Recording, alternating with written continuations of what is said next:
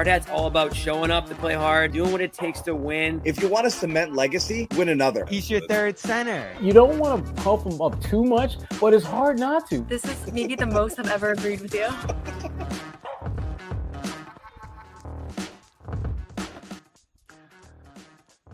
Bobby Manning back in the house. In his house for round 2 of the NBA draft. The Celtics did not invite us to the Arbeck Center tonight for round 2. And that's fine. We have Celtics will be picking early. This is going to be a quickie. We're going to do this show. Here's what we're going to do. And we'll remind you as the night goes on. We'll take you through the early part of round 2 of the NBA draft. Again, always a possibility the Celtics trade down, which they've done. We've seen them do before, trading down a couple of times. Well, I had trading up in the second so far. There were like 3 or 4 trades today, including up to 31 right in front of them. So trading up has to tell you that people think that some first-round talents fell. But again, also, it doesn't mean much because everybody's board is so different. And as we've seen from the evaluators and the experts, Bobby, you had some guys that were, in the teens that some people had ranked in the 30s and vice versa. So it really is all over the place, which is why you have so many people that think everything is an A+ pick, because so many people liked guys more than other people liked guys. So of all of the bigs that the Celtics theoretically could have taken in round 1, which many expected them that they would, all of them are still there. So, except again, Jimmy's Celtics guy. pick, except Jimmy's guy, Wolf. But you send in the Wolf.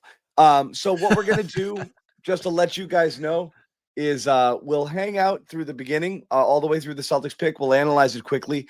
Soon after, Assistant General Manager of the Boston Celtics, Mike Zarren, is expected to address the media. We're going to try to bring that to you on this stream and kind of while it goes on here and listen to it. Bobby might dip out so he can ask questions himself while I kind of hang out and man the stream. Noah's going to join us as well in a little bit to give her thoughts on everything that's going on tonight as well. So before we get into today and the picks and what we like, just wanted to go over your thoughts, Bobby, on just spending some time doing some research, talking to some people, looking at some tape, and just kind of wrapping your head around what was essentially a surprise pick yesterday with Hugo Gonzalez in the first round out of Spain, young kid, 19 years old. Not somebody that a lot of people had pegged going to the Celtics. We didn't really think this was someone that was necessarily on their radar. And, a lot of people seem to like him a lot. What are your thoughts after, spending a little time and thinking about it today, your developing opinion, so to speak? I'm not too far off where I was yesterday. I don't think anything surprises you when you're looking at the tape, and maybe some moments on the tape flash brighter than the overall numbers do, because it's just impossible to pull from the numbers this guy puts up in such limited opportunities in all the different places he's played. So you're looking at the moments, the flashes, the things he can do, and the cutting is pretty intriguing. I talked to someone last night, John, who, I was just asking, like, who could this guy become potentially here down the stretch, playing the comparison game. And the name that almost blew me away a little bit was Christian Braun. And that's a guy for Denver who has a very unique game. Isn't a guy I was necessarily sure was going to pan out because he looked skinnier. He looked like a guy who wasn't up for the physicality of this level, but the power, the motor he played with, and the smart cutting that just became such a massive part of Denver's offense around Jokic over the last couple of years here has turned him into, I think, one of the better role players in the NBA in terms of guys who can put the ball in the basket in an unconventional way. So his cutting does reflect that a little bit here. I know Tyler Rucker, who we had earlier on today, said there's some shades of Denny with his game on the defensive end. So when you have that defense and when you have that unique cutting ability, there's definitely things you look at there and say, all right, this is something. But it's also, to me, still a player who's far away, who's not going to necessarily impact you next year. And that's fine. But it's a project. And I wrote about it again last night. I know we disagreed about it a little bit, John. To me, I think it signals their direction to some degree. Like, I don't know if they were trying to go for a championship this year. You draft a guy like this. It's fine. You go for the home run. You love the upside with a guy like this, but it's going to take some time. And does he start next year in Maine? Does he play much at all next year? I wonder too about his style. If it is cutting, John, I looked at it again last night. The Celtics were 26th in cuts per game last year. They never cut. I don't think it's something Joe likes doing because it disrupts the spacing. They like having the guys playing 5 out, spreading the floor. So is there room for a guy whose main offensive skill set is cutting?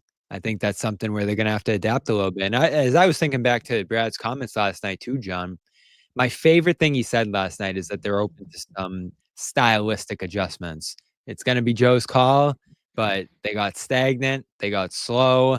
There's got to be some other ways that they can open up the offense. Yeah, no doubt about it. So, and again, I'm going to play that bite a little bit later because I want to revisit some things that Brad Stevens said before we get into the pick itself. I'm going to throw something out there just because I know Celtics fans will drool over it, but I don't know whether it's apt. But I don't know how anyone didn't make this comparison because I saw a little bit of it too, especially with some of the chase. No, stop. especially with some of the chase down blocks. And someone put it in my timeline. Did we just get another Derek White? Okay. And I was like, oh, I like that because I liked it in terms of the motor, in terms of the body, positioning, and where he was being able to get through screens, being able to battle, but possibly more athletic. And then just all of those blocks and those chase down blocks on people and just being in people's grill all the time. That was something that someone put in my in my timeline or DM'd me on it, and we were going back and forth. I'm just throwing it out there. I know D White in his 1 year in Colorado shot the ball better coming out of college. He's someone who had a more of a polished offensive game. And I think around a 40% 3-point shooter. So the shot is not there, but the defensive aspect of the game, I did see some of it in some of the clips that we saw. Yeah, and that's what's exciting is you do have one bankable skill there with the defense, and I like the idea of a guy who just plays hard effortlessly. One of the things that I'm just gonna write off a guy on completely is if you gotta beg them to play, and you've seen different guys like that come through. But Romeo, obviously, there wasn't an extreme motor there.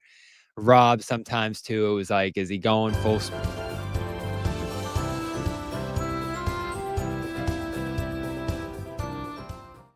Definitely didn't mean to hit that.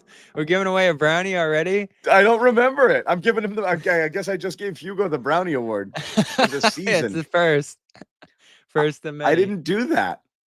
Yeah, so I was just scrolling. Yeah, I had fat fingers, I guess. Yeah, that threw me off. I love the engine. I love the defensive tools and the impact he's made on the floor already. Because again, the competition's not a question here, John. He's playing against some high level, high caliber competition. And I mentioned we had Tyler on the show earlier today who covers the draft, Tyler Rucker. He told a great story about how Real would actually use this guy as a defensive specialist, energy change of pace guy off the bench. And they were playing in the EuroLeague against what's the Greek club that Evan Fournier is playing on? Olympiacos. Yeah, they were playing them, and they threw Gonzalez in the game to guard Fournier, and he did a pretty good job. I was seeing those clips. Yep. Yeah, so that's encouraging because that might be where he fits in year one, right? Not going to play every night. Not going to have a consistent role, but if they're down big in a game or if they just don't like the defense they're playing, do you throw a guy like that in and get some energy out of him and have him run the floor on transition? It feels like he's got a pretty solid open floor game in the clips I watch. So, that's where you want to put him is in positions to succeed. He's clearly not a shooter right now. He's clearly not developed as a ball handler, a guy who can create shots for himself. So run the offensive sets that he can fit into and allow him to play in some positions where he can create some havoc out there in some short stints. So I like the fact that he's coming over. If this was a stash thing, we'd just be sitting here like, oh, all right, see you in 27. But the fact that he's coming over, I think, speaks to them maybe having some plan for him to break into certain situations right away. And number two, and more importantly, Brad mentioned it last night, he knows what it's like to make the most of 5-10 minutes like he had to this year, because that's been his life with Real. And for a lot of guys coming in the draft, John, they're stars, right? They're getting a ton of shots. They're the center of their universe on their college team or wherever they're coming from. And they don't know what it's like to play a role. So at the very least, this guy knows how to play a role. Again, a lot of his success is stuff you have to project into the future. But this is all the stuff you've talked about. It's a blank slate. It's a canvas that they can build on. And there's some real nice foundation here with the defensive skills, his size, his athleticism, which appears to be pretty good. And even his strength, which I think people were impressed by, despite him being, like 205 pounds, he's going to gain some weight. And he's already done a good job guarding some grown men, as you talked about. So, yeah, I think he grew on me a little bit overnight for sure. It's going to be a process, certainly. But the big thing that stood out to me, John, is that there were some scouts, there were some people who evaluate these guys who had him much higher than he actually ended up going here. And I think the Celtics might have gotten lucky over the fact that he just didn't play much and didn't get opportunities. And that probably made some teams stay away from him. Yeah, and it's understandable. And again, I don't remember, I didn't pull him up, but some people were saying he was higher on mock drafts prior to the season than he was after the season, with the idea that They were maybe talking they'd about seen, lottery.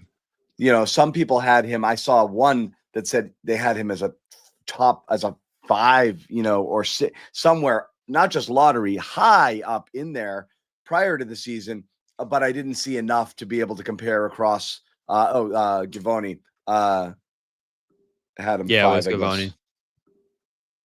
Yeah, he was the one who was very high on him. And he's a guy, I think, comparatively with the other scouts, who travels overseas, sees these guys, talks to them, and is pretty tapped into the international scouting.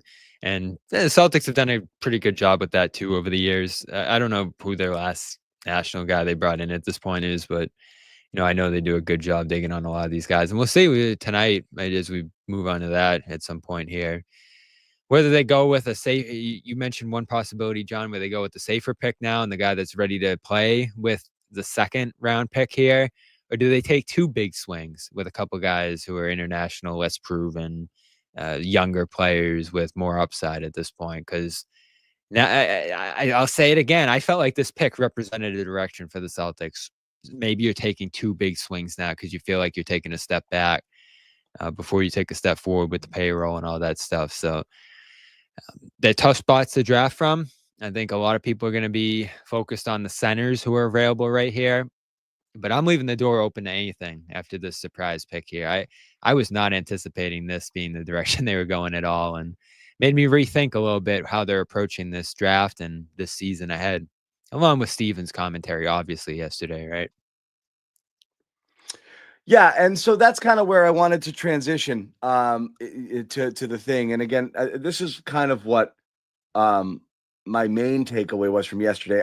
There's no point in pretending we have an idea what Hugo Gonzalez is going to be. What we know is that most picks at this end of this part of the draft really don't amount to anything. It's unlikely, it's rare that you're going to get an impact player. And again, Bobby, this is what I've always talked about with, unless you're finding a way to amass premium assets, you cannot get better hoping you hit a home run in the second round or picking 28, 29, 30 in a draft. You got to find a way to get yourself up into the lottery somehow, by acquiring those picks in some fashion, whether it be by you not being good, which I think is shaping up to be that way next season, or through trades. And if you don't do that, you're really going to struggle.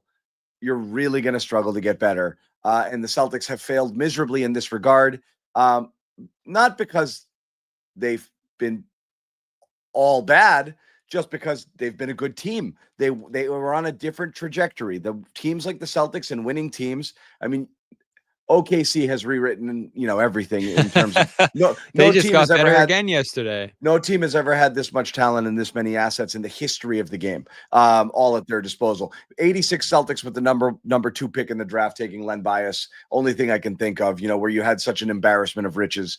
But it's absurd. It's absurd what they're doing. But most teams, you trade away that stuff in order to get Drew Holidays and Kristaps Porzingis, and all of those things. But my overall vibe on the entire Brad Stevens press conference, and I know people have been debating back here, and I'm still kind of confused by a lot of what I see in the chat and Celtics, Celtics Land. media or among fans, Celtics land in general is, what's Brad going to do next to round out the roster? I'm sure he's got something else up his sleeve. And if you watch it again and read between the lines, and we're going to bring in Noah here as well. What's up, Noah? Sorry, Noah, were you good? I'm You're good. muted. Yeah. If Can you you hear read me? between the lines, yes, absolutely.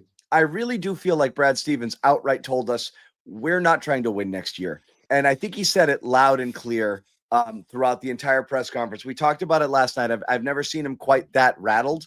It was an uncomfortable press conference because he knew he was kind of, for the first time ever, telling people and kind of lying. By most press conferences, people would ask questions about stuff and Brad would be like, okay, humor them and like, we're fine, we're good. I know what I'm doing behind the scenes. We're building a monster here. Everything's going to be okay. You can ask your silly questions about X, Y, and Z. This is the first time he knew that he was being borderline disingenuous about the idea of competing and what they're doing. He was using corporate buzzwords. And the one that he used the most, he really was. It was like a seminar. The one he used the most was flexibility. We put this together here. And here's kind of the Brad Stevens press conference in a nutshell in about 30 seconds yesterday. Biggest thing is there clearly is a need to prioritize regaining our flexibility and, maximizing from an asset standpoint what we can. We have to make sure we prioritize that flexibility. Listen, again, it goes back to prioritizing our flexibility. Prioritize the health of those two guys and then also at the same time, make sure we're regaining some of our flexibility. I'll repeat it over and over and over. We need to regain our flexibility. Like we need to maximize assets in return, and we need to regain some flexibility here. And whatever that means from a final cost standpoint is what it means. That was it. That was it. That's the Joe Mazzulla spacing. I know. Maximize Everything's flexibility. fine. It's just our spacing.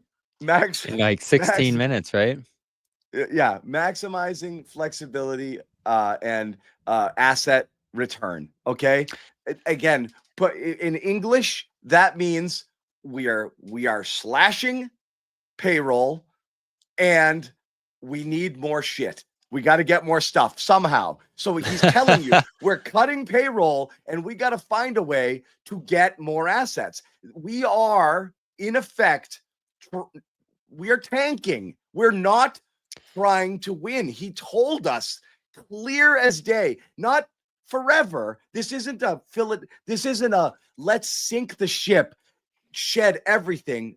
He made it's pretty clear.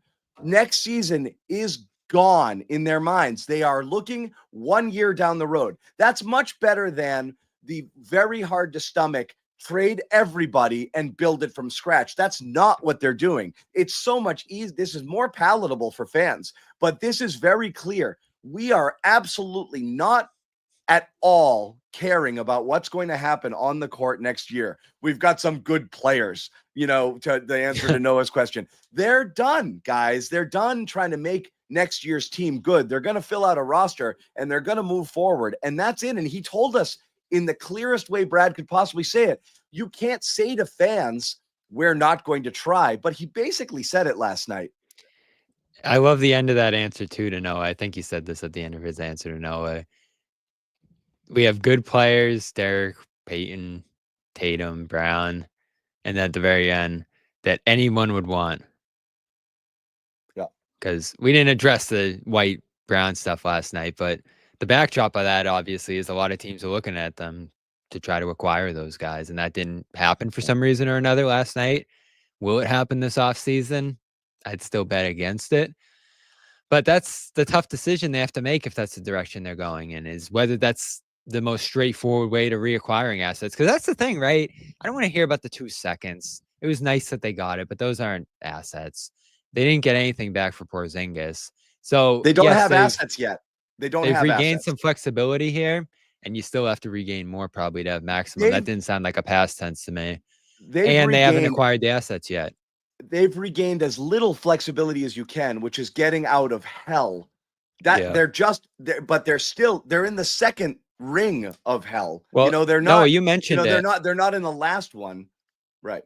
Noah mentioned it. They're in position to make moves more flexibly now, like getting below that line. So there's more work they can do now to get to those places in more creative ways because they're below that second apron line. But I think yesterday told us, no, there's more to come.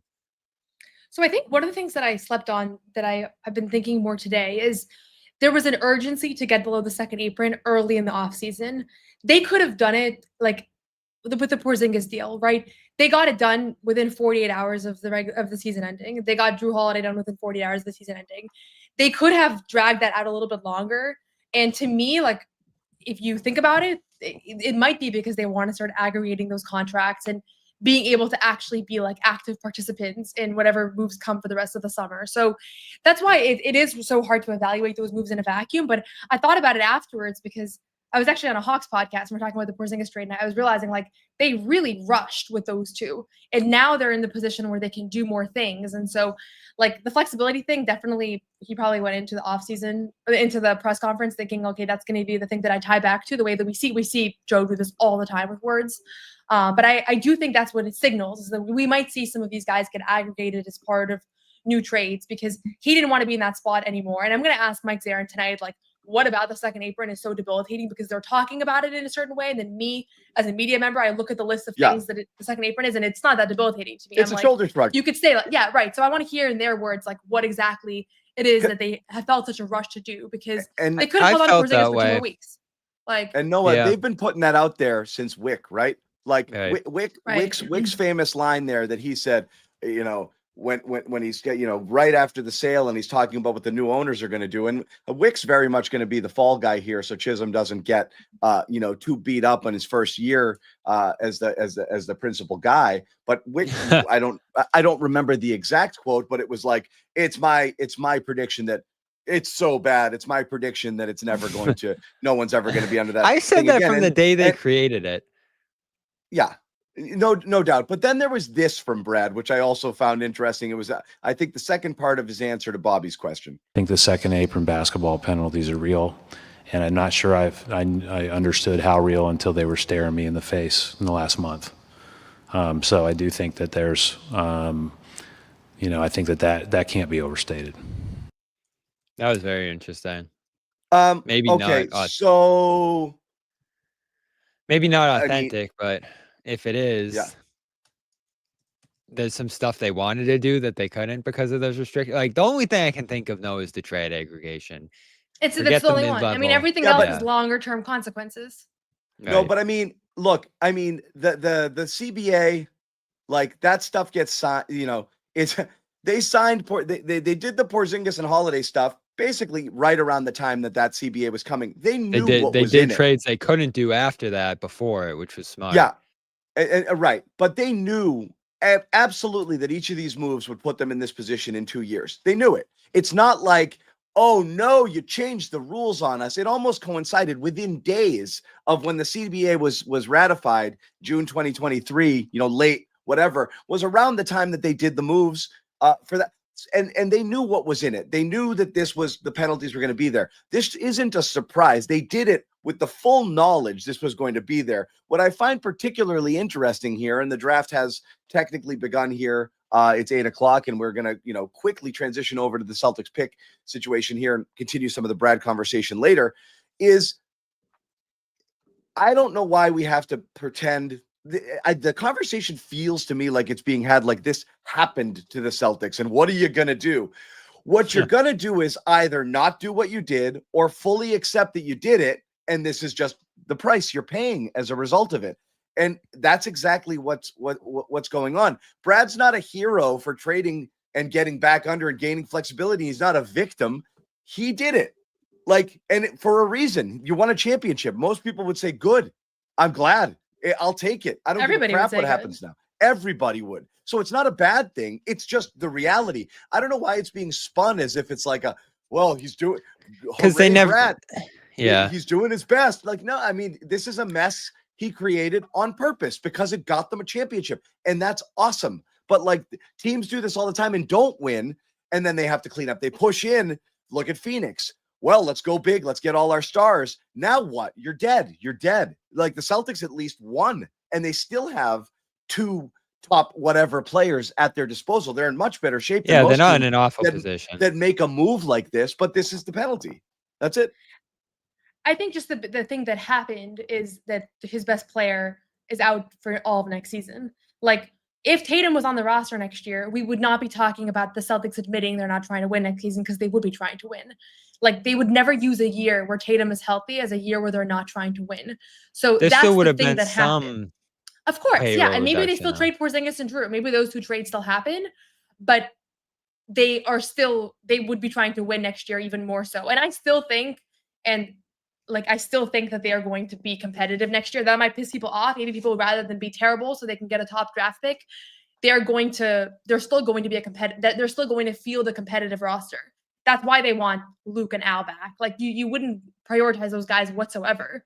And everything I've heard from this team and just talking to people, like they're not trying to put together like a they're not, season. but Noah, what would the reality be? The reality would be they would have they would have what they have now with Tatum. So Tatum alone wins you more games. Tatum, Yes. Brown, White wins you games. That's it. But they wouldn't be trying to do more for this team. They would be doing the same things. The approach would be no different. It would in fact look even worse if Tatum were around, because it would be like, geez, you're really hanging these guys out to dry. You're going to let Tatum and Brown play without a center, without this, without that. Center. Uh-huh. They're not going to start the year without a center. I'm saying, saying no matter what, the math doesn't work out right now. You have to go back into the second apron unless you make another move. They must be moving Hauser. I think they're have going to flip imagine. Simons for a center. And that's You fine. think? But then you basically gave Holiday and Porzingis away because you're not moving forward, because you're going to lose Al. You're going to lose. Well, then you're Luke short at potentially. guard. Yeah. So you're short everywhere. No matter what, you were going to lose 2 to 3 key players.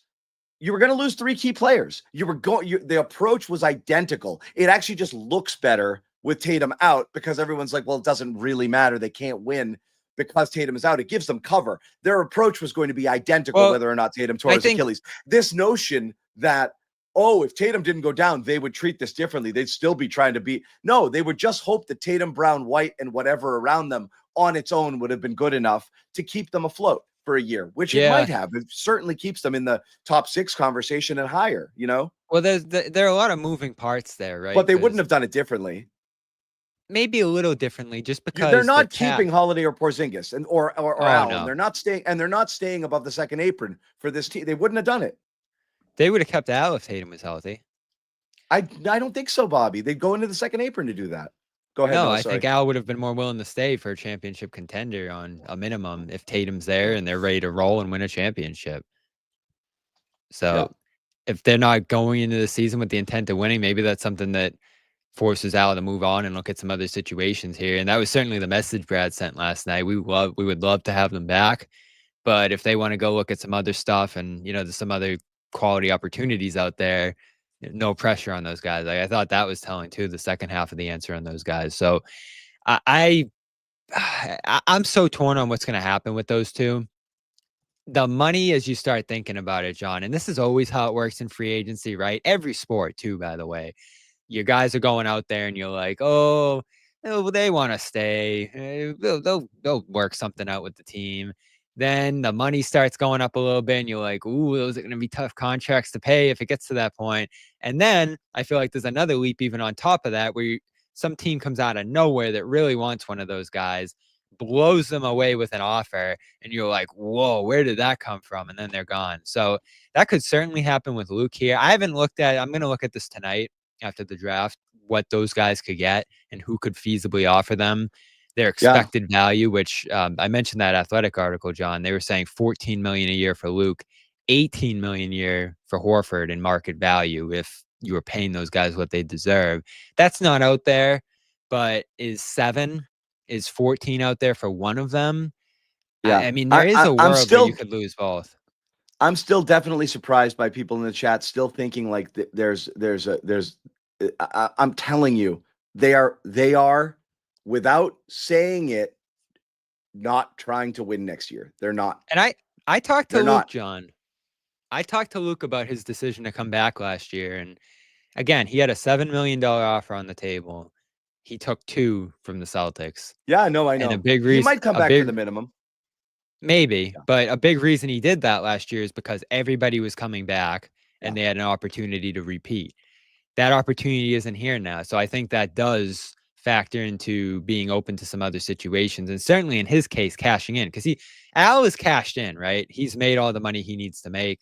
Luke is not cashed in. So I think that's a significant difference between the two, along with their age. We'll continue this convo because it is interesting, and I think the thing that's more pertinent, but we are getting very close to what's going on with the draft. The Suns did make a trade earlier, 36 and 2 future seconds to move up into the first pick of the round here. The Timberwolves for pick 31. Shams had tweeted out that they are eyeing Rasheer Fleming at 31 here, which means that let's get to our big boards before the Celtics get in here. And Bobby and Noah have some similar ones, and some of these names are carryovers from last night. And again, we'll jump back into some of the other conversation that we were having earlier. But Noah, let's go through some of yours here. And again, you still have Kalkbrenner and Reynaud in there. Fleming looks like he's going to go. Does that one bug you among those bigs? Was that someone you were interested in? Oh, wing. Oh, sorry. He's a wing. Yeah, I would like for them to pick a center here just because I think there's still some uncertainty around who they're going to be able to retain. They obviously have a better sense than us of what's out there and how competitive these offers are. But Kalkbrenner and Reynaud, I think, are probably the 2 best fits for this team right now, and they should both be available based off of the fact that there's only one team that separates the Celtics right now and the draft. So I was very surprised by their pick last night, but just given the depth of centers that were still available, I think that they had intel that they could probably draft one. Maybe I'm totally wrong, and that's not who they're eyeing, but it's those top 2 guys that I'm looking at most closely right now. Yep, and then Martin and Broom. Yeah, I like Martin a lot. He was in Florida. Like, he's just one of those guys that just had a winning career in college. Honestly, I don't know how much the Celtics are going to go for somebody like him right now. It doesn't really fit their archetype of the kinds of players that they've drafted, but I like him. So he's still available. I was looking at the list of guys. I'm just throwing him out there. Yep, throwing in Bobby's targets here as well. Again, similar at the top 3, but your other guys, Cam Jones and Kobe Brea. Yeah, so Jones, I feel less solid about at this point because I think he's a veteran, sturdy fill-in type of guard who probably doesn't have a ton of upside, but's ready to go right now. So like Noah was just mentioning, the direction has changed here a little bit for this team. So I'd be less inclined to go with him here if they were trying to win this year and fill that backcourt spot. And interesting note from Noah that maybe they're looking to trade a guard for a center, in the NBA market. There is belief from Sham saying that there was intel that the Celtics were looking Fleming at 32, which is why they jumped. I could see that for sure. And if that's the case, this is where you trade down. So we'll see what the Celtics do. For sure, right? Because there's a lot of wings left. Adu Thero, if that's what they wanted. Yeah. There's Zion James from Duke. The wings fell into the second round. And I don't love the wings in this class, including Fleming. I have some concerns about him. I think the shooting season he had might have been a little bit of an outlier. Didn't play great competition. I mean, he was in the conference with UMass and, teams like that, Rhode Island. It wasn't the greatest conference in the world he was playing in. So great athlete, enormous wingspan, 7'6", leaps out of the gym. And again, he got up to 39% from 3 this year, some driving ability and all that too. So he's intriguing among a group of wings that are flawed in this class.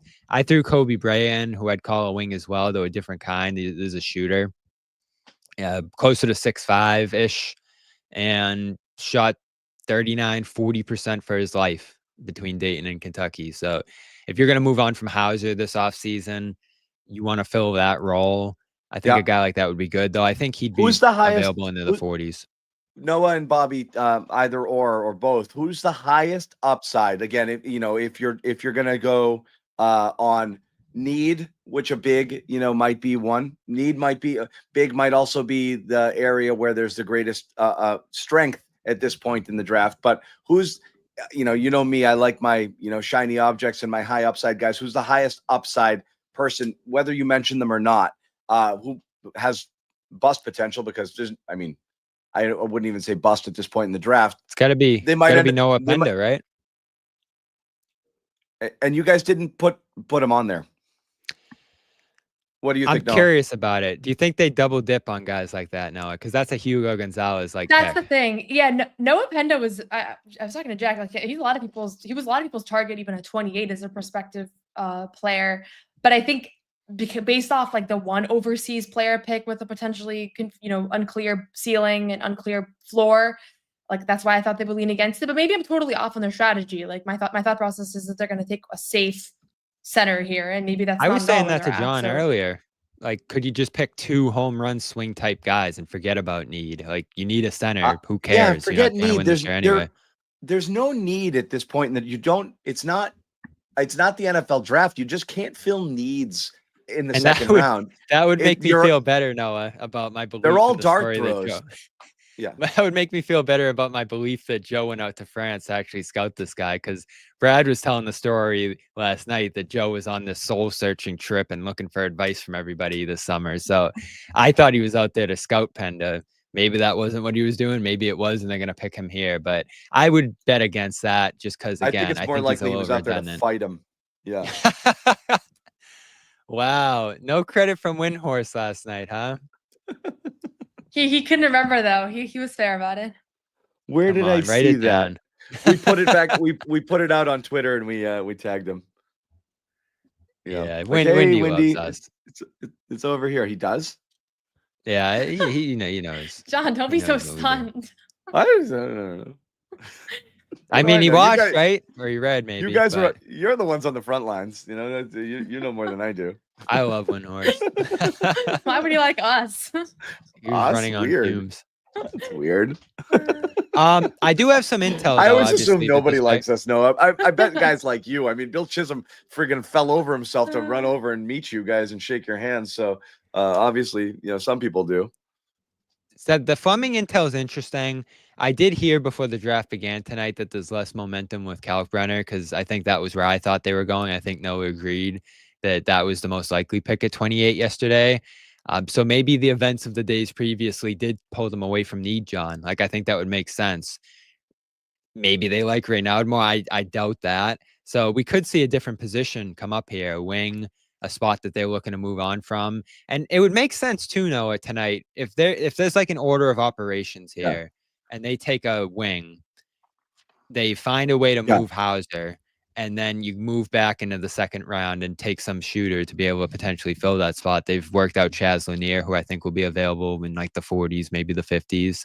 So we might be talking about the Celtics moving off Hauser tonight, trading for a second round pick, and you can just trade cash for that, as we've seen with a million teams tonight, and trying to get one of these shooters who might be available a little later. So we could be talking about multiple players coming in tonight. I wouldn't be stunned. I think people have lost their minds in a lot of different directions regarding this situation that the Celtics are in here, both in terms of, taking a big step back, having to, be one of those teams that just sends away players for nothing, and just being in this weird, unenviable position where you can't really do anything about it. Not right now. And so I've been seeing a lot of Brad is a bad drafter stuff. And like, I'm going to put this comment up here, and, not a shot at Manila here, but Brad has not drafted anyone who became relevant, unlike Danny, who drafted great players. Whatever. Brad has not drafted anyone. The Brad thing's stupid. You were tweeting about that earlier. Brad has not drafted anyone. I know he's being facetious here, but Brad has not drafted anyone. Period. That's where the sentence ends. When you're drafting 28, fine. Yeah. When you're drafting 28 and 30. Or you kick down, or you're drafting that late and you kick it down and you get second rounders. these guys don't hit, they don't hit. Like, it's just, you can't expect much out of these positions here. If you get someone who can play some minutes for you, it's a massive success. And if you look at Jordan Walsh, who the jury's still out, but it hasn't looked great. Like, he He's hasn't still really young. contributed yet. Yeah, if you look at who was drafted after him, like, there's Nothing. nobody. There's like one impact player that was drafted after him that year. So you have to look at like who was available. Like, were there a ton of players that Brad missed that ended up being impactful players that he could have drafted? Like, he hasn't really had those opportunities. But between Baylor and this, this Hugo guy and like the next couple of picks, like, we'll get a better sense. But it's way Hugo too soon. guy. For some reason, I That's how you can't say feel? his full name. Yeah, I don't even. Is that Hugo? Ugo would I've heard- be Spanish, right? H is Okay. silent. I can lean Let into me it. Look, look up it's the it's pronunciation. Hugo until they correct us. But yeah, let's not. There's no reason to try to be smart about it. Eventually, I can we'll see find out Bobby what really it is. leaning into the Spanish accent. Excuse me, Hugo. I have I a am question. so excited they have a player from Spain. It is Give me so. what- Chomps confirmed they wanted Fleming. That's You the get- scoop The here. H is silent. Yeah, you get me a Greek guy, and I'll start going to press conferences. I promise you that. You'll see me Giannis. there. There we go. Get it You done. get me Giannis, and I'll be front row asking stuff in Greek every time. Who's the Yes, second Shams best had Greek player said- ever? Shams had said they were thinking about taking Rasheer Fleming at 31, not 30. The Celtics were taking him at 32. 32, which is why Yeah. Phoenix jumped up to 31. And there was a lot of buzz about teams moving up to 31. So that was clearly a guy a lot of Now, teams like. So that's if Fleming ends up being awesome, it's gonna suck. We'll know. that's happened, right? They lost the coin flip for Hero and they drafted Romeo. They've been one guy on, and this year it's gonna be Danny Wolf, right? Jimmy's gonna be telling us every time Danny Wolf's going off down in Brooklyn. So Yeah, that stuff happens. There's not much you can. People always say trade up, trading up is not easy. No one wants to trade down unless they're blown away. And look what happened with the Pelicans yesterday, which I know you were talking about, John. That was just a ridiculous trade to make. Who knows how good that Queen guy is going to be? And you just Bobby, gave up a and- premium pick next year. Pick is in, and it is Fleming. That is no surprise here. So the Celtics are technically on the clock as we wait to see what they do. Here on round 2 of the NBA draft, Boston Celtics are on the clock with pick number 32. Fleming is the pick. Bobby, I intentionally dodged the Greek question because it's a real drop. I will tell you that from Giannis. And we're talking about Spanoulis, Kalathis, it's bad. Remember, what was the guy? Was it God? There was Kostas Koufos. I forgot that. Rambis had a little Greek in him. We don't really claim him though.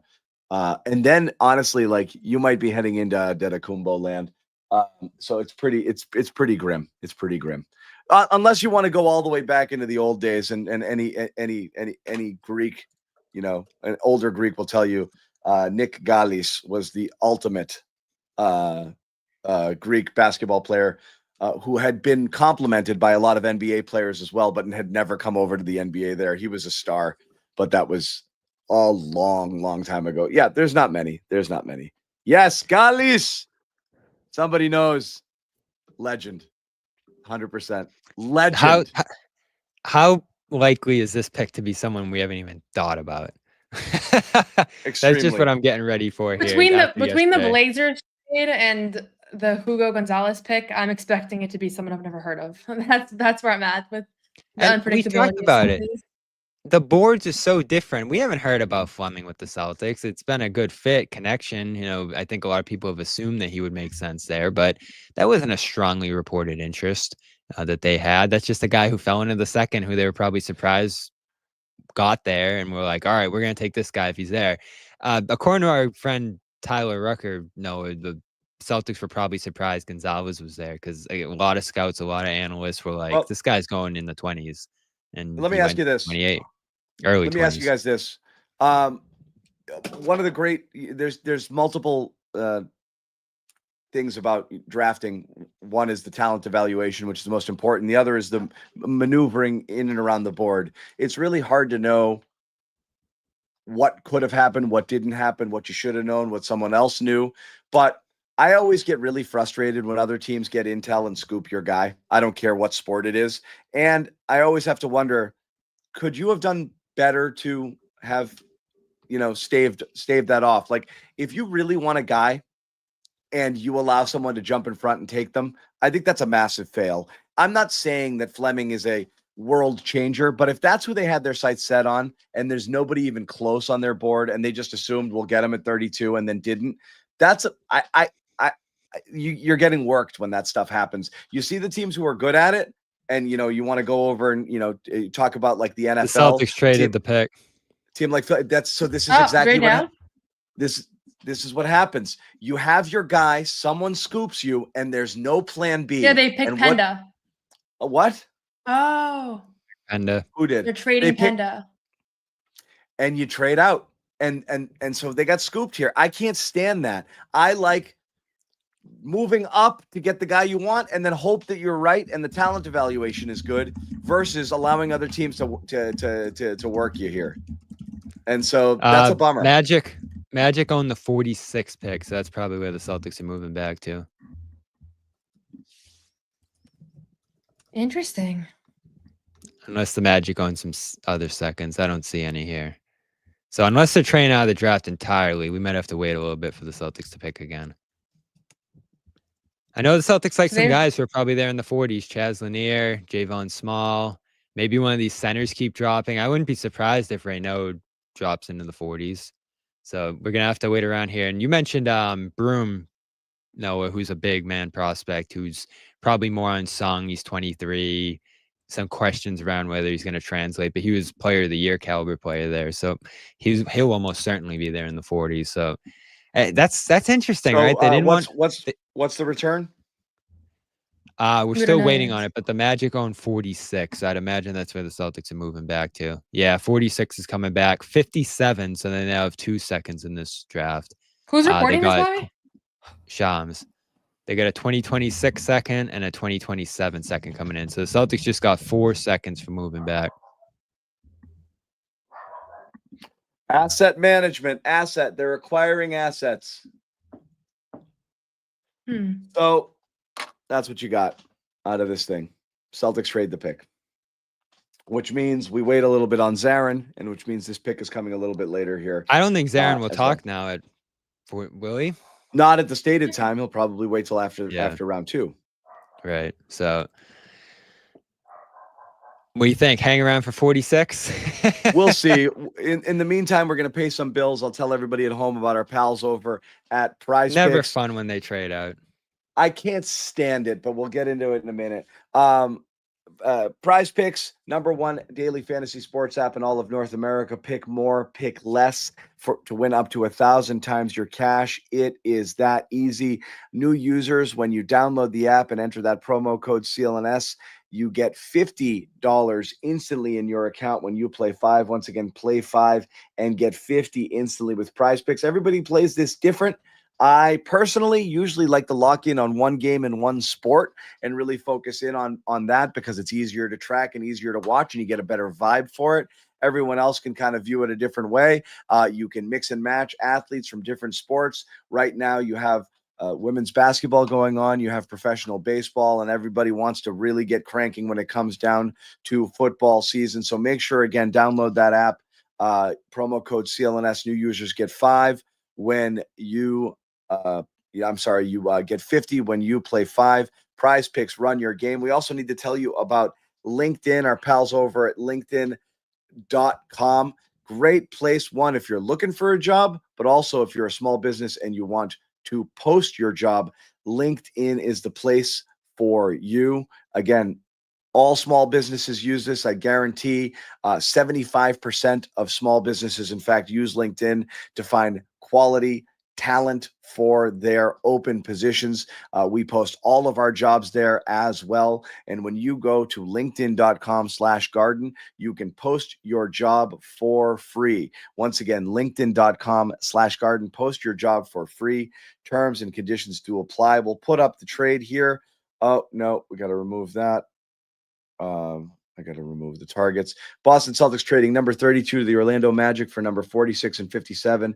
2026 second rounder and a 2027 second rounder. And again, Noah, as you mentioned yesterday, the Magic are going to be good. So these are low second rounders. You have a bunch of picks in the late 40s and 50s, most likely coming from Orlando.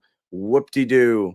I know you can use these as currency to make moves later down the road, but this is basically trading dirt for sand. You know what's so funny too? They got this 32nd pick from that draft 2 years ago where they traded back 100 times. So that's the power of second round picks. It's like, just kick it back forever. Again, you flip them in so somebody feels like they got something when you're trading players. Oftentimes they're sweeteners. They're never going to be the thing that tips you on a certain deal. And again, they do have some value for some teams that are looking to round out the back end of their roster with very cheap deals.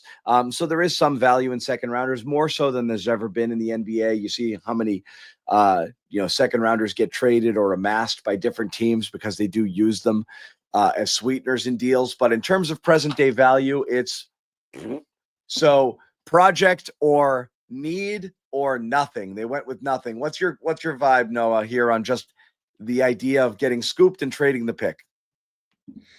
I don't like that. I don't get why you get scooped, because like why does that intel get out there? It's very unlike them to have that. So I don't know how that happens. I don't know if the draft rule is a little bit different because there's so many reporters that are in the mix and scouts and everything. But if they didn't really care that much about Fleming, like I don't want to assume that this was like their end all be all. Clearly, if they wanted him that badly, they would have taken him at the 28. So I don't think that they were obsessed with him as a concept. Yeah.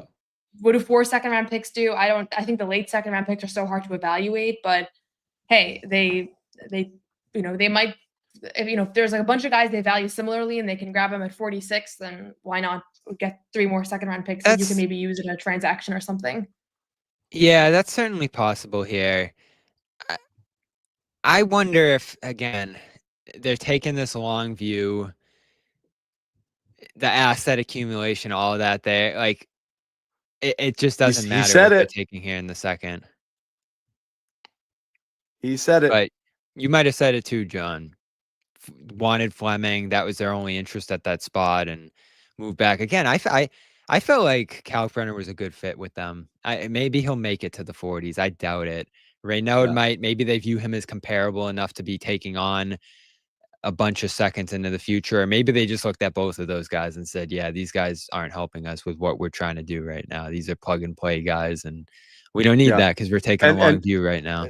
Jonathan put it up there too. It's either asset management or you can always move back up theoretically if the player you want is around at 38 or 39, whoever was next on your board.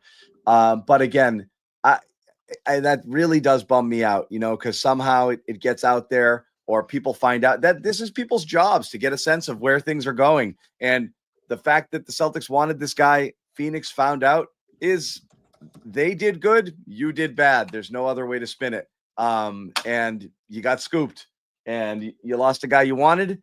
And if you were going to stick and pick at 32, Bobby, I think that goes against this idea of approach. Like if their approach was, I want to amass assets, they would have traded no matter what. But that wasn't the case. It seems, if the reporting was true, they wanted a player, and they wanted that player at 32, which is basically a first rounder. And you didn't get him.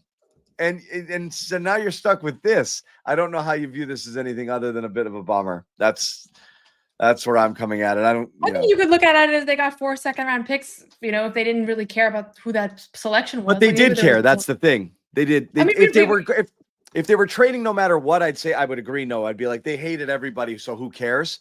And realistically, you're not going to hit, but they liked the person and they lost them. And that's what bums me out. Yeah. So anyway.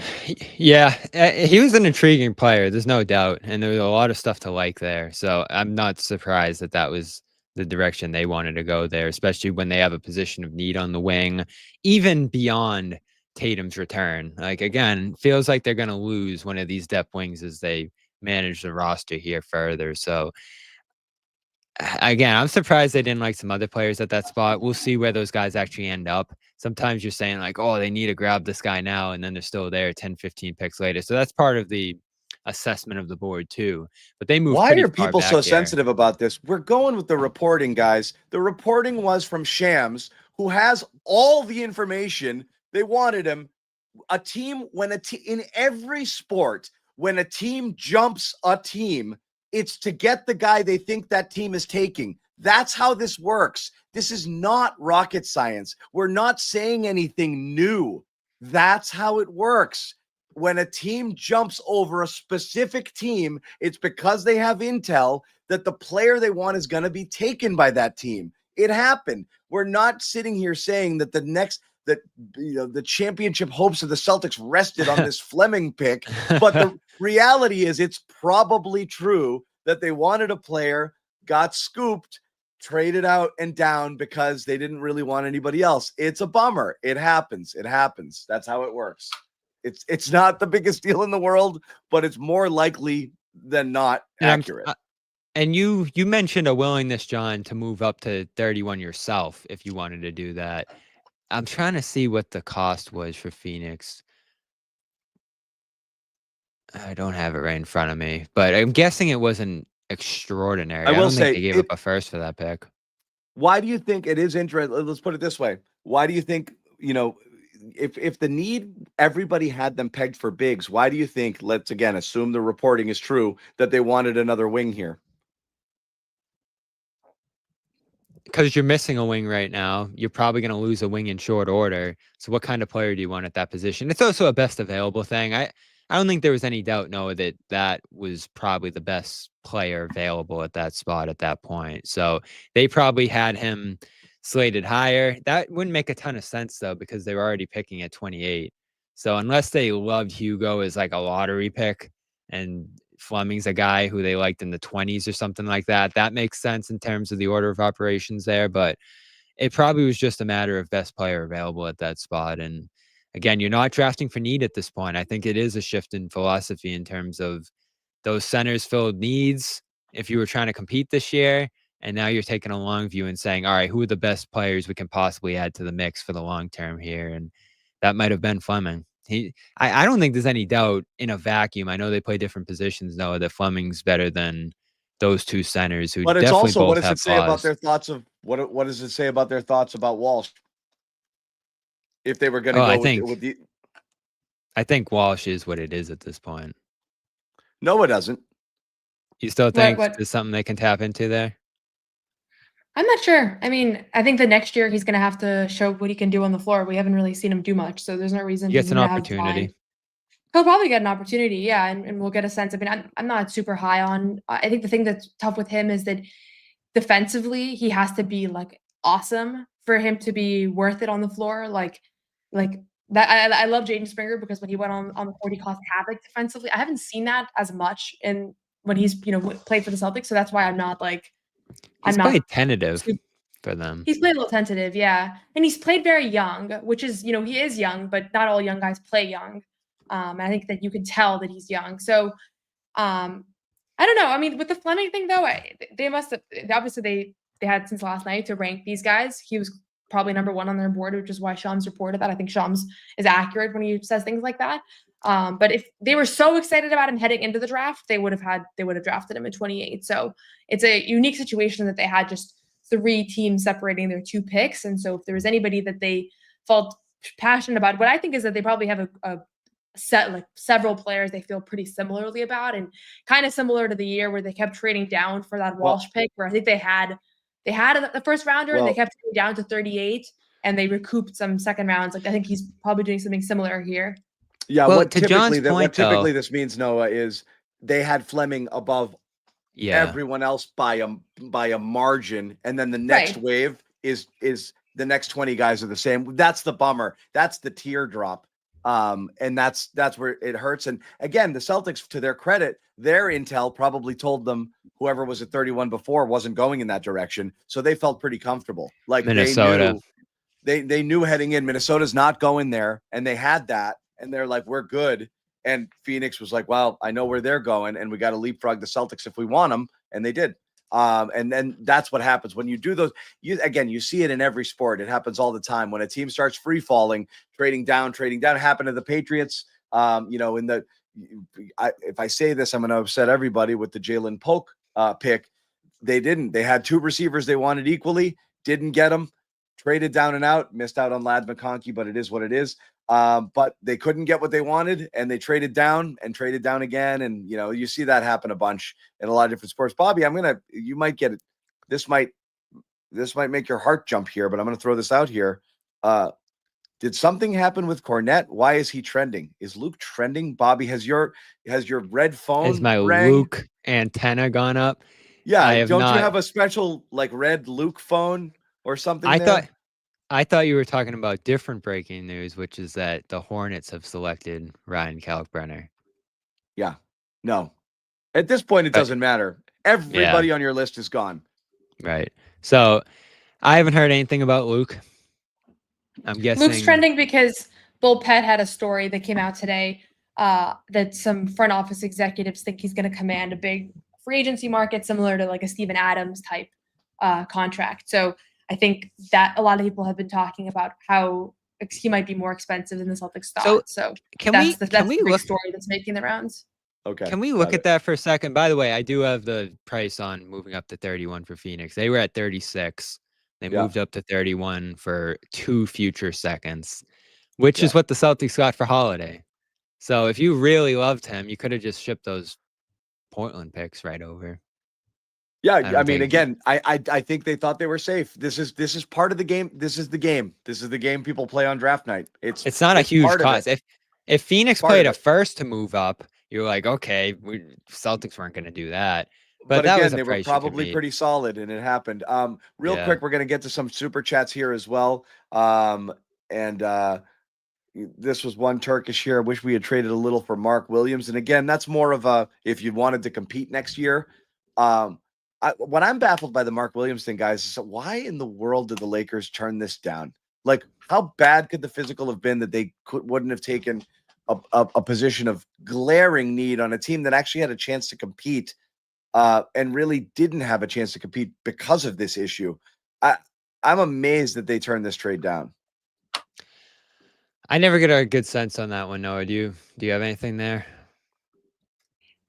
I mean, he was available to play for the latter half of the season. He says he's healthy. So I don't know if they for them to have to turn it down, I would imagine there has to actually be something that was proven. So sure. I always wondered about him that's somewhat degenerative, that's like longer lasting, that made them wary. Like I think about it, Rob Williams. Like there's a guy that has an injury right now that you're not sure about versus something that you have reason to believe that it's going to be long lasting. I'm just surprised there was no reporting on it after the fact. Maybe there's some confidentiality there with his health. I mean, I'm sure they didn't want to like hurt his career in the long term after already doing something that's kind of uncomfortable and like pretty much probably like the most uncomfortable thing that could happen to an NBA player. So that's probably why they kept it so up to speed. But it's so unusual that happened. And I was surprised that then Phoenix was comfortable trading 2 first-rounders, especially when they have so few picks and so few assets. Yeah, I know, and they're in a transition period too. That was a bizarre one. I'll say this: I always felt like they probably got cold feet, had limited assets. There was a physical thing there that they could get out. Sure, it seemed like it was more of a desperation move to begin with, so I was surprised that they did it. Throwing a few more super chats. David Andrews here, former Patriots center. Why is everyone so against bottoming out for 1 year?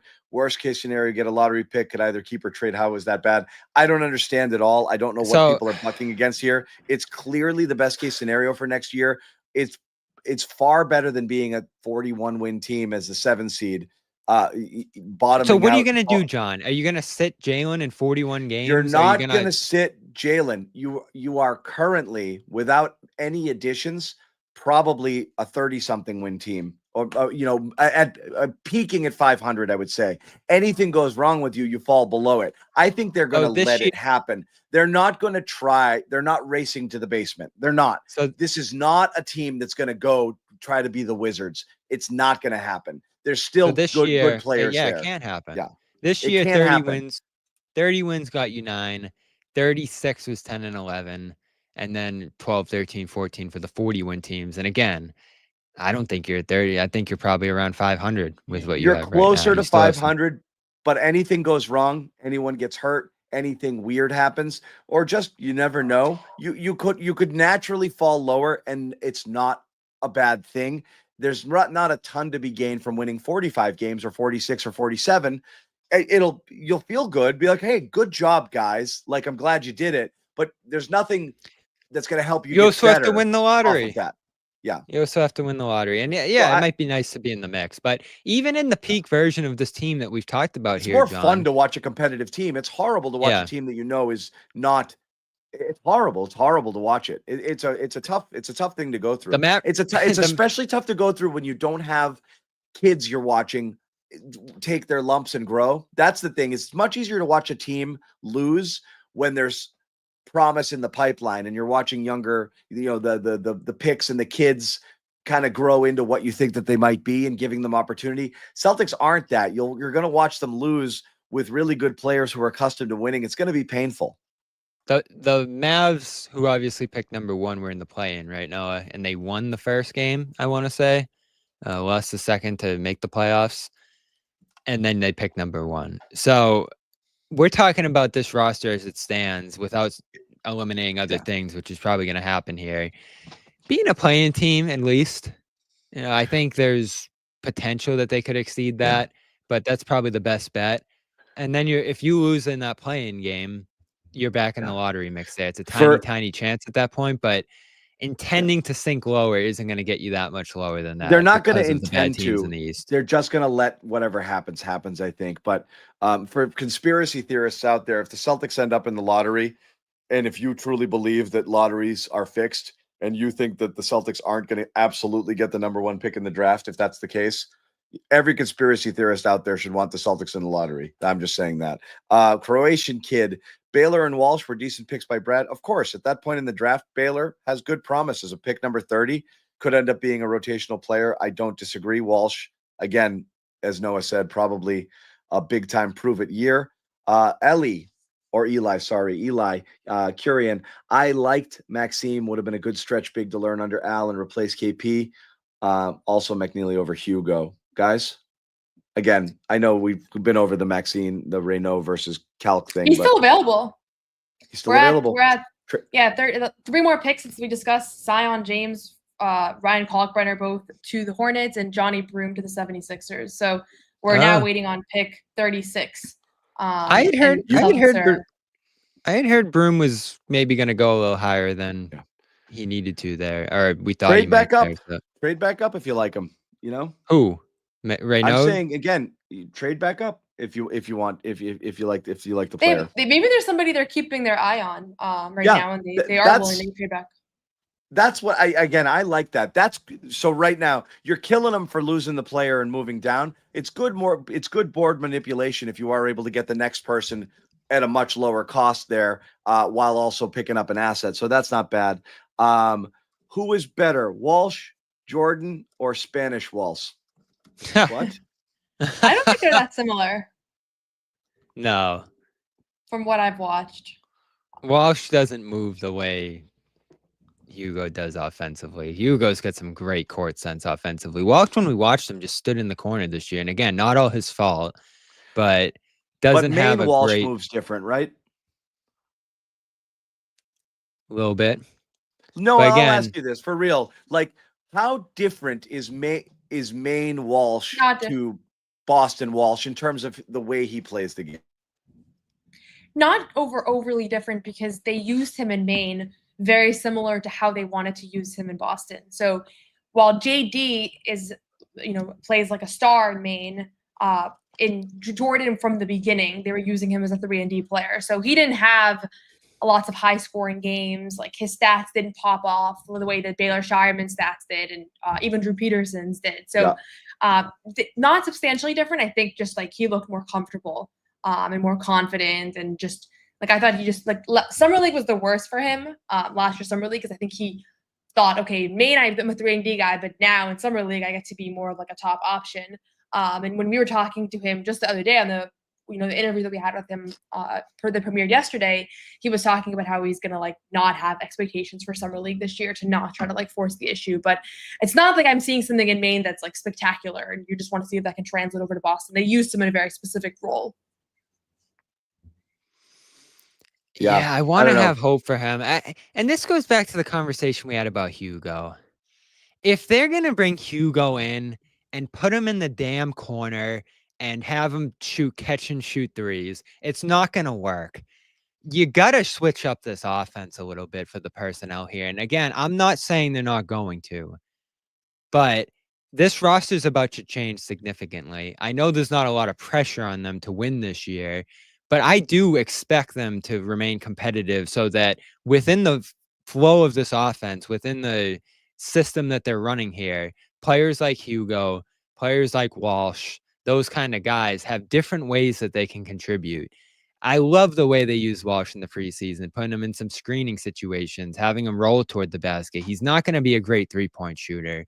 So to put him in the corner like they have in different situations here and have him live and die off 2 threes, I think is so ridiculous, and why numerous prospects, not to say that he's the greatest prospect in the world here and this guy that's been a big disappointment because he was a flyer to begin with, but they haven't put him in a position to succeed offensively in my mind. I think this team has gone too far with the role players toward just having them space out and having them hit threes off the catch. And listen, you have to do that in this league, there's no doubt, but not everybody's going to be an elite shooter, especially guys who you're picking later in the draft. You have to find other ways to get them involved, and you can't just bury them because they can't hit a three. It's going to drive me nuts this year if that's where they're going. I didn't have Bobby getting mad about this on my bingo card. It's just annoying.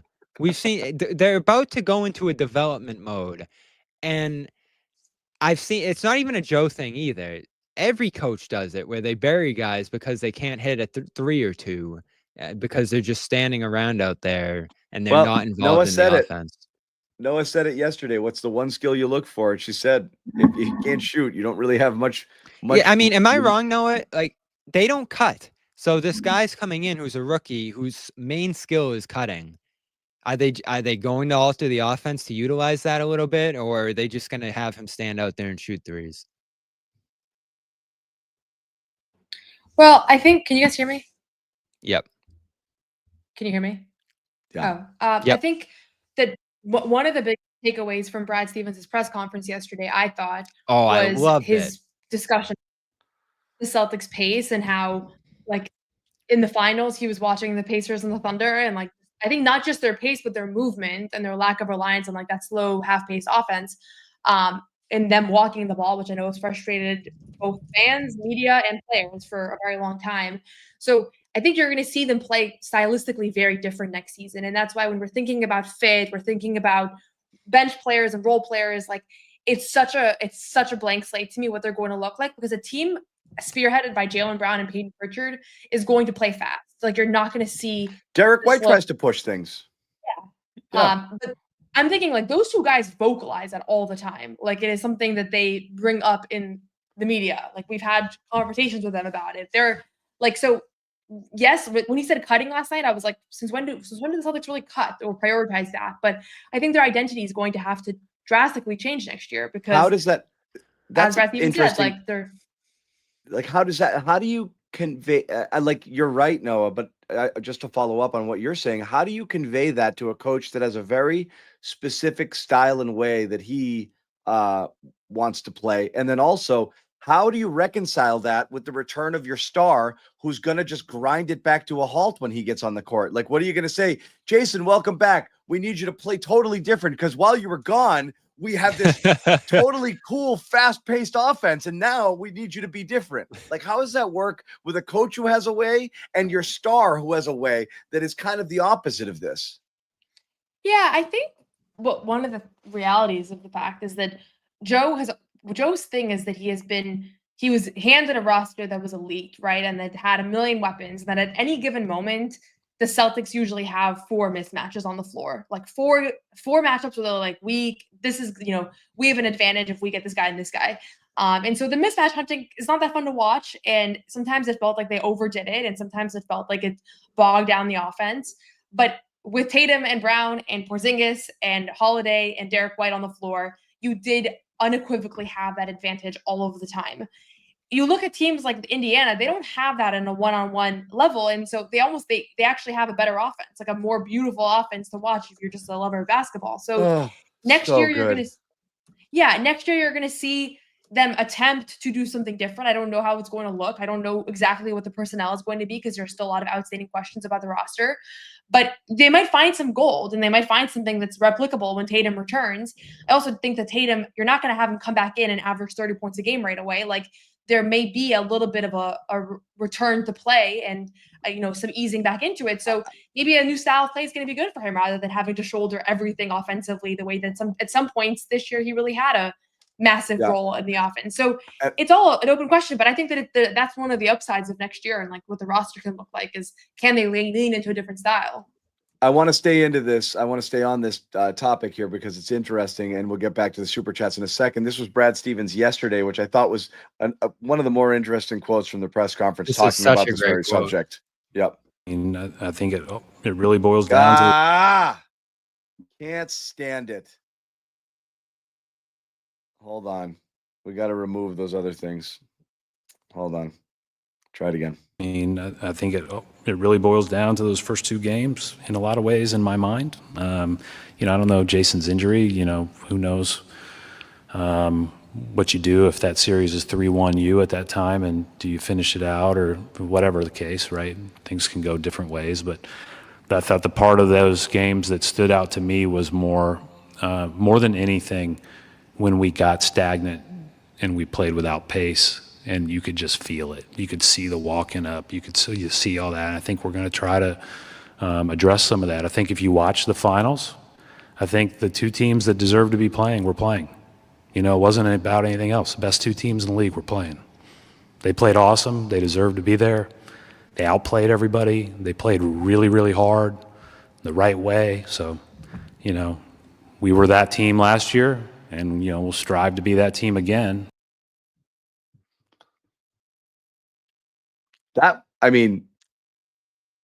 That's a dig at Tatum. The whole team really, but like that was surprising that he would openly say like, I hate the way we play that. It's interesting that they've allowed it to get to that point because it's been a problem, but when it's your best players doing it, your best players are your best players. You're going to kind of let them play the way they're going to play. Can I say this too? I got some criticism late in the year for pointing out that they were 30th in pace down the stretch. You mean Joe yelled at you? I'm not saying anything, but I received some criticism for pointing out their pace down the stretch. Yeah, it was real. It's a real problem. And I'm not putting it all on Tatum, though. And I think he does not play at a high pace. It's but always everybody. Tatum. Tatum is the absolute center of the problem, but it's not entirely him. But when he's your everything and you're putting the ball in his hands as much as you do, it's Tatum. And he plays 40 minutes a game, it's Tatum. Tatum is the pace problem. I think so too. And that's why I'm curious to see what this team looks like next year without him, because your whole identity is going to be completely different. And so you have to lean into something. And that's part of why I have optimism that they can actually surprise people, because I think that style of play will really play to some of the strengths of some of the other players of the roster. So Tatum has I think that he has so many things that he does great that if this is his biggest problem, you live with it. But I can say the few games that I sat courtside when some of the away arenas where I had really good media seats, Joe was yelling to go faster, like literally nonstop. Like it is an ongoing thing the entire game. So I think there's a question of how is Joe content with the pace? Probably not. Joe doesn't criticize anything the team does to the media. Brad Stevens already has multiple times as GM. He went on during an NBC Boston game this year for a quarter and was pointing out things the team wasn't doing well. So I think Brad is just going to be honest about what he sees on the floor. And I think that he felt like this year that they were not the better team. And he made that very clear in both of his press conferences. We always disagree on that, though, or me and John at least. I think there can be some public messaging to what they need to do. Like if Stevens is comfortable doing that from his seat, I know he's not the coach, but it's just honesty. And sometimes I wonder if things are resonating to the team because of the fact that Joe is always so defensive of everything they do publicly. Like there's never any problems, at least from the press conference table, with what they're doing. And listen, him saying it on there isn't going to fix it, but that needed to be solved down the stretch of the season and into the playoffs. And for some reason or another, they couldn't figure out a way to do it. And to your point earlier, Noah, and I caught on this during the year too. There were players on this roster who wanted to play faster. Horford always wants to push the pace. You mentioned Pritchard, who probably should have played more into the playoffs because of the style he plays at, but he ended up buried on the bench too often, specifically in that Knicks series. And it was a big reason I put that series on Missoula, coming out of it with the rotations and their inability to play the way they need to offensively. Very quickly, I know Noah's got to dip out for a little bit, but she might be able to return if Bobby and I are able to hang long enough to get us through the pick. But before you do, Picks Noah, are flying now. I think we're good. Yeah, it's a shorter clock. Before you do, Noah, there's a super chat directly for you. Dancing Dog 60. This is for Noah. Been a Celtics fan since the days of Rex Morgan, who played with Artis. You youngsters give me hope. I bleed green forever. Can you translate that? Does that mean something to you? I don't know. No. But thank you. I appreciate it. No. Okay. I thought this I'm was glad- something like The a secret plural makes handshake. me think I'm in this too, but shout out to Noah. Steve Kaburski went later and was a good player. None of this, Noah? No, but I'm not Dancing much of a Dog? history buff, so I don't know. Okay. I'm sorry, but I do appreciate it. $7. Okay. Thank you. That's That all goes going to to Noah. Noah. John, I'll accept Goes that in to- a separate payment. That's fine. All right. Look out for it. Anyway, so Noah's got a jet. Bobby and I'll hang a little bit later. We'll filter through your comments. Bobby, let's get through some more super chats real quick. Let me just rifle through because we did have some. Oh wow, there's a lot. There's a few in here. Nate, team has no centers, wings, youth, or depth. 30 wings. They went from they don't- 3 centers to no centers. They don't have a 5. They don't have a 4. They don't have ascending players. They don't have premium first round picks. How Again, did they go from 3 centers to no centers? Again, this is not complicated. You're a good team for as long as they were a good team for. Your picks are always late. It is what it is. The treasure trove of picks they'd gotten in earlier deals, they dried up when they went, back to back with Romeo and Neesmith. They got those late lottery picks. They weren't as good as you would hope there. One was a Sixers pick, one was a Memphis pick, I believe. It is what it is. You didn't hit on those, and since then you've been picking late 20s or not in the first at all because you've been trading stuff. You traded out to get off of bad contracts. You traded what was the Desmond Bain pick. You got decent players. You got Grant Williams, who's a solid pro. You got Peyton Pritchard later in the draft. You didn't hit a home run. So you never had that. You never got your Tyrese Maxey. You never got that guy who could be the next up and coming star in and around where you were picking. It happens. Then you traded everything, went all in, spent your money, and you have no youth. You have no young up-and-coming players. You have no draft picks. The only way to get them is to trade really good players, but you're going to be moving way back if you do. It's a conundrum. The only way to get premium picks is to trade Derek White or Jaylen Brown, but when you do that, you're going to take a massive hit on the court. It's what do you want to be? You want to be a middling team and hope you can pull a miracle, or you want to take a big swing? They're in a weird spot right now. I think people are having a tough time reconciling this, Bobby. Like, there's no magic solution here to get better players in and around the good players they currently have. Like, how do you get them? Like, you need that flexibility. You need to get lower so you have some money to spend and some flexibility to make trades. But the only thing you have of value to trade are the 3 or 4 good players that you need to build around. It's not, there is no, you don't just, everyone says Brad will trade. Trade what? What are you trading? You only have a couple of valuable pieces, 3 really, that'll get you something strong of value in return. The hope is, again, in a couple of years, other teams are going to be in the same position you were in and have to shed salary, but then you got to take salary back, find yourself in a weird position where you're going to be threatening that second apron again. You got 2 supermax guys. You don't have a lot of financial flexibility to be going out and taking other people's bad contracts. Like, I don't think people are seeing the whole puzzle here on how challenging it is to rebuild from the position the Celtics are in. They're not rock bottom because they have Tatum, Brown, and White. But alone, I don't know that that's enough right now. And getting support around them is going to be tough. It's tough.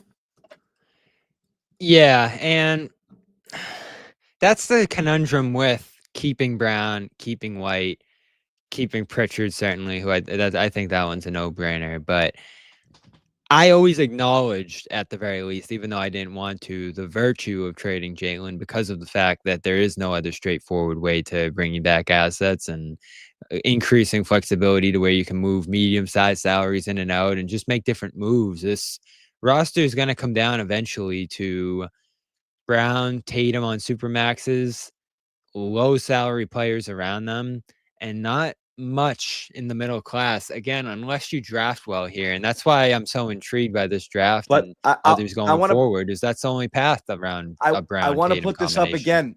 I know you think that this is an own, but this is kind of my point. You can do this again. You can trade other players for salary, veterans who make money, but you're going to go back over the tax. You guys get it? Like it's not the lesser players on this roster outside of the big three remaining talent on their own have value. Pritchard has value. Hauser has value. Not enough to go get stars. They probably have as much value to you as they will to anybody else.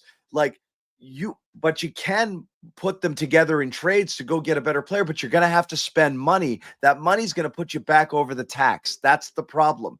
They're flirting on a line here that they're not going to be able to, they don't want to keep crossing back over it, right? They have to get younger and better. And it's hard to get younger and better in the position that they're in. It's a tough spot. It's a tough spot. When they do trade, when they do the reverse, again, they're going to go. They just traded two $30 million guys. What are they going to do? Go trade for two new ones in a year? Like, you can't do that. You just got off it for a reason. You're not going to go and get them back. You have to find younger, cheaper players somehow. That's the key. That's the key. And the only way to do it is a big swing, which no one wants to talk about. And I'm not going to say it again because I've said it too many times. Yeah, my point with those, and even Hauser here, it doesn't look like a Hauser trade's imminent. You can be patient with that stuff because as much as they need more flexibility and assets, they don't need them tomorrow, and they don't have to get below the tax line until the end of the year. So I know those were reasons I would have kept a more full-fledged team together going into this year. But now that you've done your second apron business, you can keep what's remaining and see what you need. That's it, though. You can't. This is another comment. You can't do this. You can't get role players. You have $4.7 million or you're back over the tax. You have to go backwards more, which means you've got to probably flip Simons, which I think is going to happen. Everyone's saying they got a good player in Simons. I think they're going to flip him or Hauser, probably Simons. It's an expiring to deal. Noah's theory, if you're flipping Simons for a center, that makes sense why you'd pass up on the centers who were on the board. It does, but whether you do, you're doing it partly for the player, partly for the asset. Maybe you get a pick coming back, and partly to go even lower and have your payroll go down. You want to get under the first apron too. You're doing it for multiple reasons, but you got to keep moving backwards to move forwards. You can't just get role players and free agents, and you can't soft reboot. You don't have money to do it. You don't have it, and you don't have picks to make it happen. I'll throw this one out there for Ryan Smitty. The NBA rewards poor performance. It's the quickest way to get better. Tatumless year, go rock bottom and start digging again. And then you're not going rock bottom. No one intends on losing, but the roster's not that good, And again, next year's lottery, be stoic.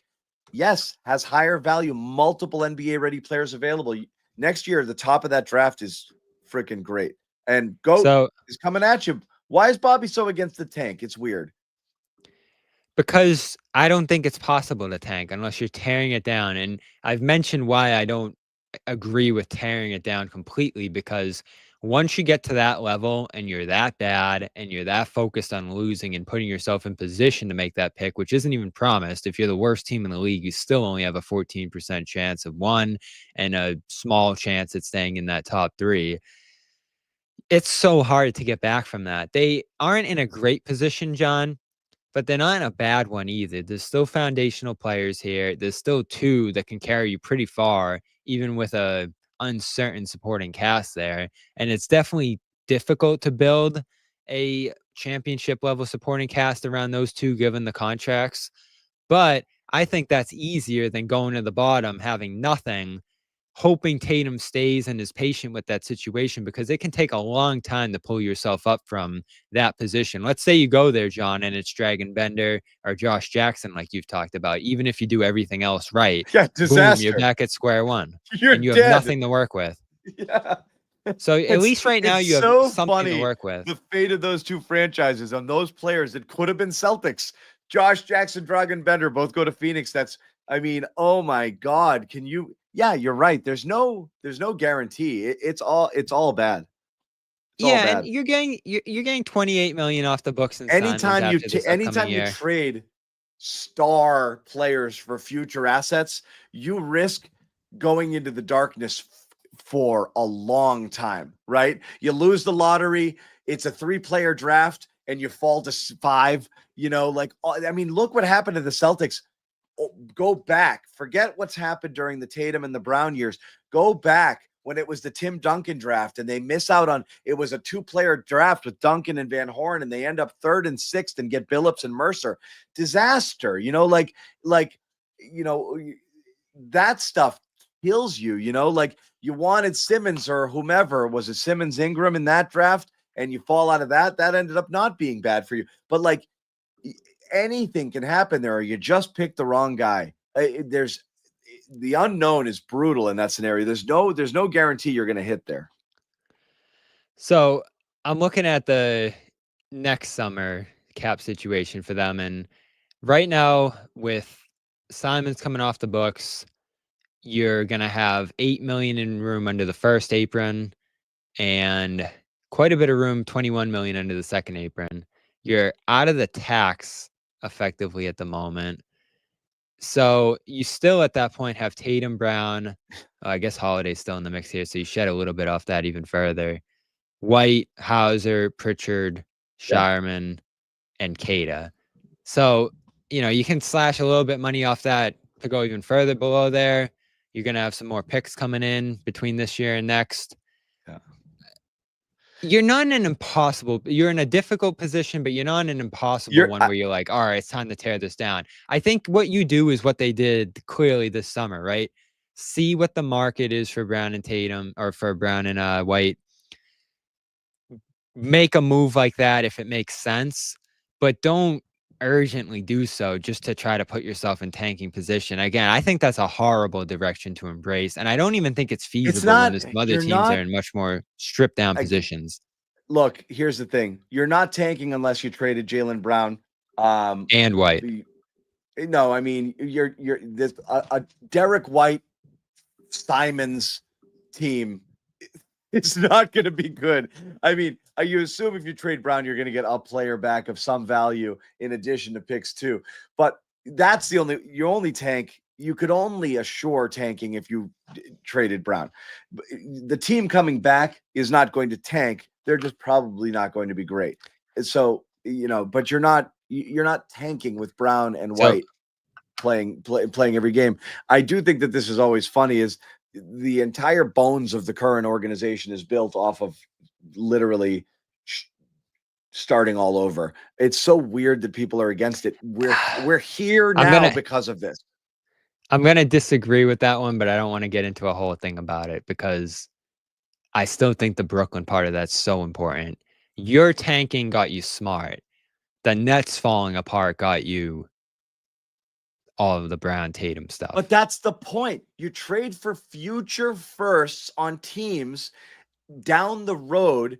That's what I mean. That's how you get them. Those teams are good for a couple of years and then they fall apart. Under the new CBA, a team that loads up for the now, chances are long-term success is not assured. And you're right.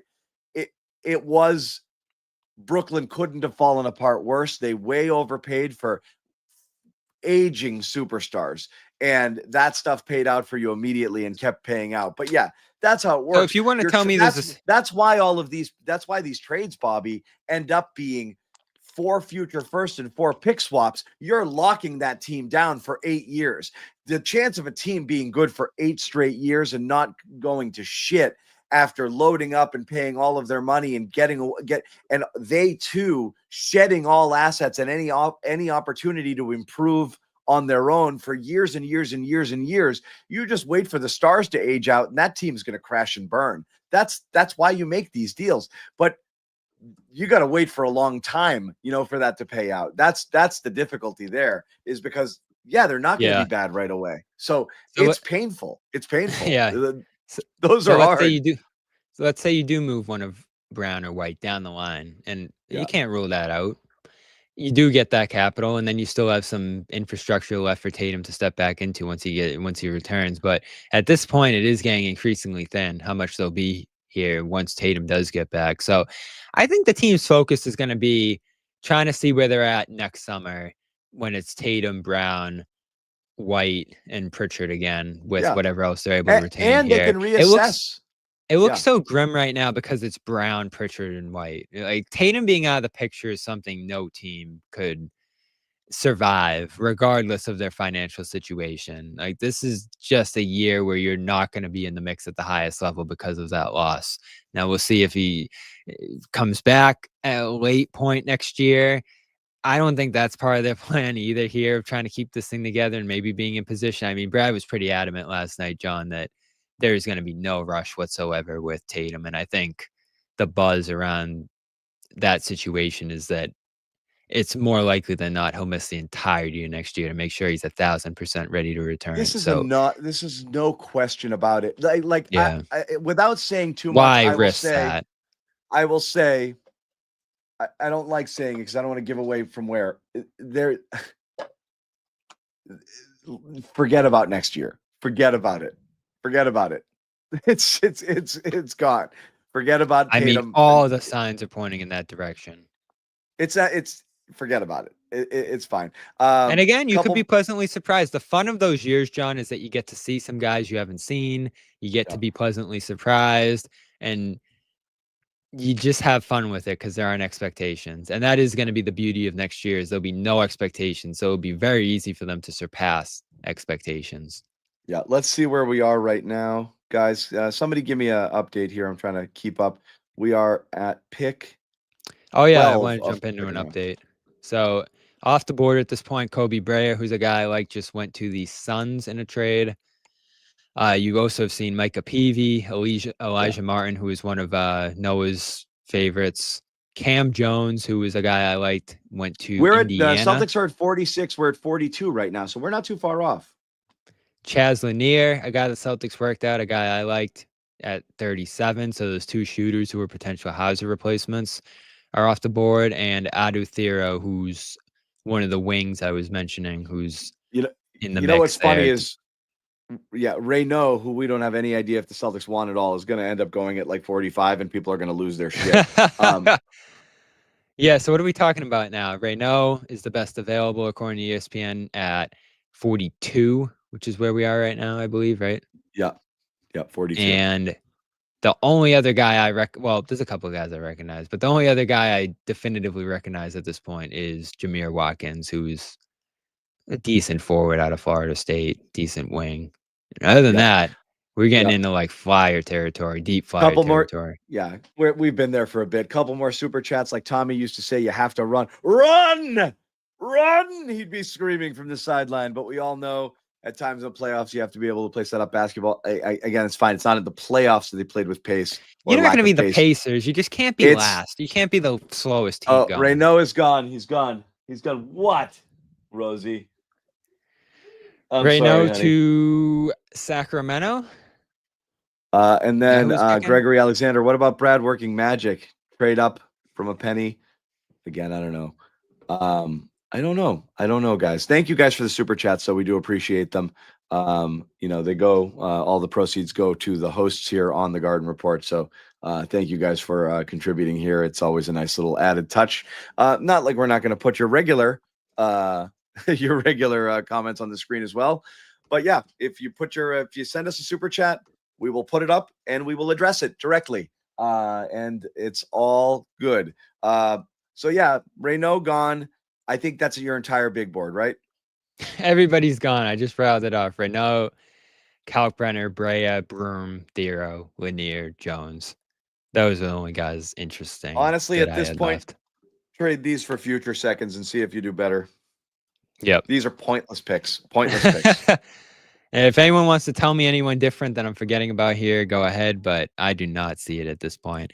The best available players right now are Jameer Watkins, again, a guy I looked into a little bit as a flyer.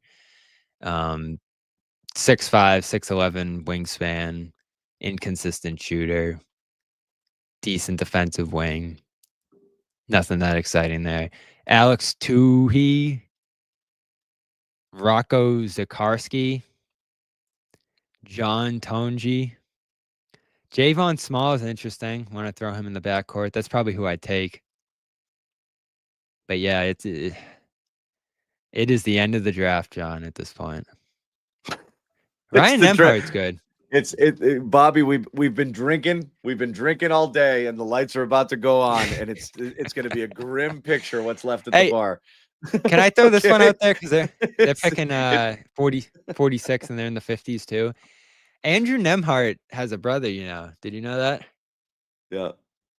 He's really good. I've been surprised that he's being seen as a late second round pick here. So wouldn't mind that. Ryan Nembhard had 9.8 assists per game last year at Gonzaga.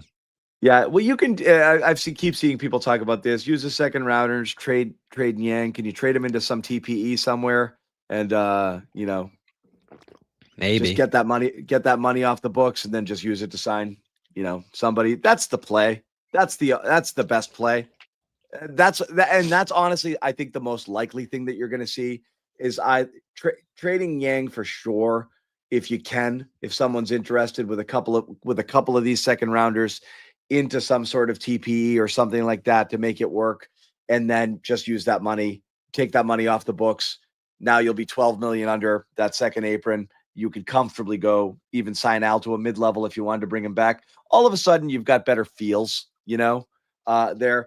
Here's some of the assets that we have here. Ah, man. Hold on. I got to get rid of Brad. This is what they've got kind of coming up here in 2025, picks 46, 57. That's coming up here. Their first round, their own, a second rounder via the Knicks, Minnesota, NOP, or Portland, a second via Orlando, another second right to swap with Indiana or Miami. 2027, first rounder, their own, and a second rounder from Orlando. And then 28 is the first round swap with San Antonio. This is what they're looking at in terms of future assets here. So again, plenty of seconds that they can move if they really wanted to kind of, do something here. I don't even know why we're waiting for this pick here, but we've been going this wrong. Yeah. And watch them trade it again. Yeah. Watch them trade it again. So that's what we have for that. And then, going into the future, I think they've amassed, somebody counted 10 second rounders between now and 2032. Here. Yeah, I had them pulled up here. I just routed through them. So they have 3 next year, and they're actually pretty good ones. This year's was pretty good, and they just traded it. It was number 2, so that doesn't really matter. But they have the best of Portland, New York, New Orleans, Minnesota, I believe.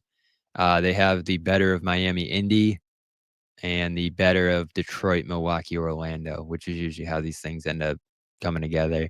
27, they got the Evan Fournier second rounder back from Orlando, John. If you remember, that's like an early Garden Report trade. Yeah.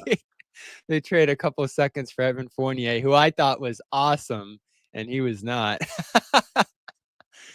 So they got one of those picks back from Orlando here, which is going to be the better of theirs, Orlando. So Orlando does keep one of them, but Celtics will have the better. They sent out 28 in a trade. I forget what one that was. We might as well do this, John, right? Because we're just waiting for a couple more picks to come through here. They traded that one for the Bol PJ Dozier dump.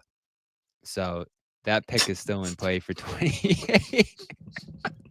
If they're bad enough. You know what? I'll tell you right now, because I'm remember when we freaked out over that one? They traded Bol and PJ Dozier to get under the tax, and we were like, they won't pay the tax. Yeah. What I'll say is this, because it's almost 2 hours in, and I'm going to get punchy in a little bit here. What I will have no patience for are people whomever gets drafted here at 47 and 56 who take to Twitter and be like, I looked into this and this guy can play. This guy could. I don't want to hear it. I don't want your Anton Watsons. I don't want to hear it. No one. I here like can play. Javon Small. Hey, if it's Javon Small, I might have to do it, Jack. I'm gonna tune out. I'm tuning out. Okay. Send it to Amit. Leave me off the chat. Okay? Don't even text me. I did a little film review on blah blah blah. I don't want it. I don't want it. Let's see, Vladislav Golden. I know it's happening, and I don't want it. I'm hearing a lot of hype around Dink Pate in the chat. I don't want it. He played in Mexico City. Oh my god. Tell that to Jimmy with his Hugo take. Hugo. I hope Jimmy's ready to look up one of these guys. Oh my Who else? God. Let's look for some good names. I don't want to make fun of anyone. Oh, Amit's out too. He's out. That's it. Bobby, you can edit it. Let's see. Will Richard, Caleb Love. He's been pretty good in college. We are now pick 43. As we said, where Reynaud went 42. Jameer Watkins went 43. Jameer Watkins just went. Oh man. Watkins went 43 to Washington. I don't know if that pick's been traded or not, or if it belongs to somebody else. It's Washington. Again, I'll say this because I just, why not? Everything sucks. The dumbest, two of the dumbest things in sports, but one right now, and everyone's railing about it on Twitter. It's not an original thought by any means, but the fact that it goes in the register as the team who picked him and that's how it will remain forever for the rest of time, that the Celtics drafted Noah Penda was drafted and has always been and will always be drafted by the Celtics. And he goes up there and he's wearing a Celtics hat, and that's his draft. Oh, I didn't even think about that. It's the dumbest freaking thing. Like Kobe Bryant is a Charlotte Hornet. Like this stuff is so, yeah, that's what we got drafted by. It's so dumb. It's so dumb. It's that, and my second most annoying, among the more annoying things, because I moaned about this earlier, is he that is a Hornet. Yeah, they make that's how it goes down in history. And I didn't know that pictures with the hat. They're pictures with the other team's hat. They walk into the stage knowing they're not playing for that team, and they make a post with that stupid hat. It's been going on forever. It's so frigging frustrating. And then the other one that drives me nuts is, that golfers have to fill out a correct scorecard in order for their score to count. Yeah, you were talking about that one. We watched this thing on friggin' national television. A guy wins the Masters, the greatest moment of his life. Then he walks into like basically this office, and he sits there for 20 minutes writing stuff down. Like, that's another one that drives me crazy. Yeah, there's Kobe. There it is. Yeah. Wow. Celtics legend. Yeah, Celtics legend Desmond Bain. Let me see who the Celtics have drafted. Yeah, Jokic was 41st and Tom Brady was 199th. We're not talking about outliers, okay? At this point, you're drafting future firefighters. Wow. I'm surprised Noah's back to talk about Dink Pate. Dink Pate. Go, Noah. He's my favorite player of all time. 500 words. John, how are you handling things? As I was watching the selections, I was worried about what I was missing. I almost called it a night. John, tell Noah what you told me about your stance on what's going to be said about the 46th pick. I'm just saying I'm gonna have to block every young reporter on Twitter who's gonna be really excited about actually this 46th player is good, and let me tell you why. Like, I don't want to think about being excited about these guys because they're not. Right now. Because this is Noah.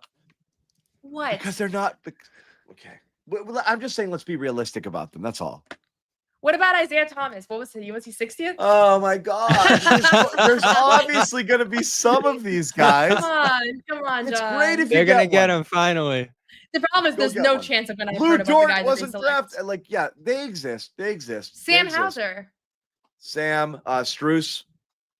There we go. Want to do this since we're those guys are undrafted. Yeah. You can find diamonds in the rough. There's no question about it. It's just playing the percentages at this point.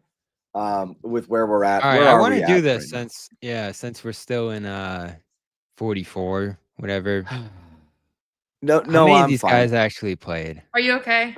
Thank you for checking. Thank you for Yeah. asking. The chat doesn't think I'm okay. One person suggested therapy. Bobby, look you know at how this. I feel about these things. If you put shock charts up here, Bobby, we're gonna have a This problem. isn't a shot chart.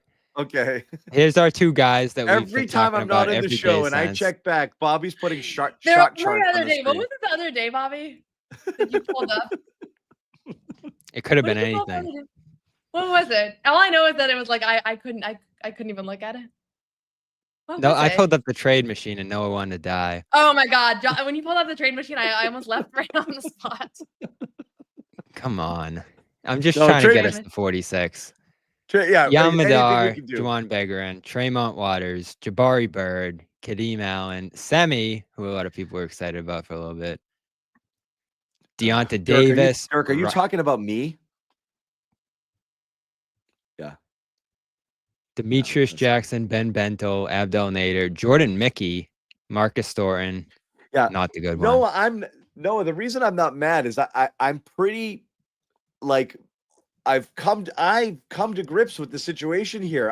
I'm John, continually you did not handle the trade down well. The 32nd I didn't. pick. That You didn't bothered me a handle little. it. Okay, fine. Fine. That got me a little. I think you were right about that. I want to know how much we collectively know about Rasheer Fleming because it was a lot of panic. I couldn't tell you I couldn't tell you if he's white or black. Like I don't have no idea. I don't know anything. Literally nothing. I don't know. He's gonna be a anything. Hall of Famer. He's gonna be a Hall of Famer. John will be shouting from the mountaintops. I knew it. He was the Hall one. He was the one. Hall of Famer Rasheer The only thing that John knew about Rasheer Fleming is that he was the one. That was the only thing. Well, it was it was guy. the report. Yeah. I'm just look, Noah, I will openly I admit, understand. I base it on other people's reporting. Yeah, and all I mean, and opinions too. You always like a guy where the consensus is higher, and it's like, oh, they grabbed him here. So yeah, absolutely. Semi Erden was 60, John. Man. Semi-Erden. I went to the Semi-Erden press conference. Despite the whole Greek Turk thing, I did. I went there. I was there.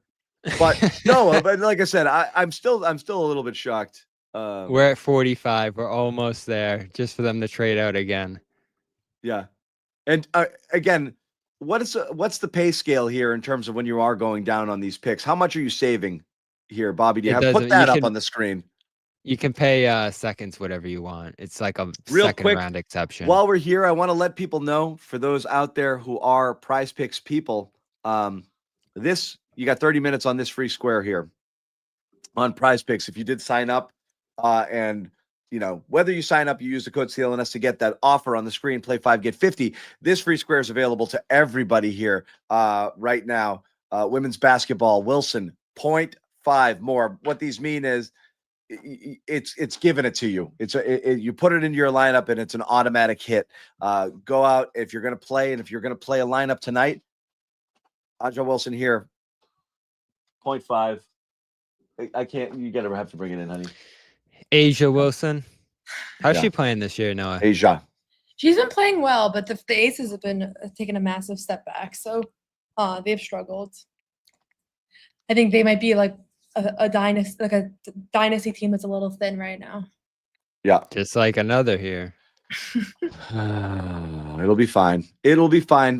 Brooks Barnheiser. Brooks Barnheiser. One that got away at 44. Oh, yeah. From Northwestern. Sorry. Okay. So here are the best available. Alex Toohey. Bogojub Markovic. I'm gonna Just take Markovic. Just take Markovic. Being, what's his name? I'm not going to even try to pronounce it. Give it to me. I'm good at this stuff. Bogoljub.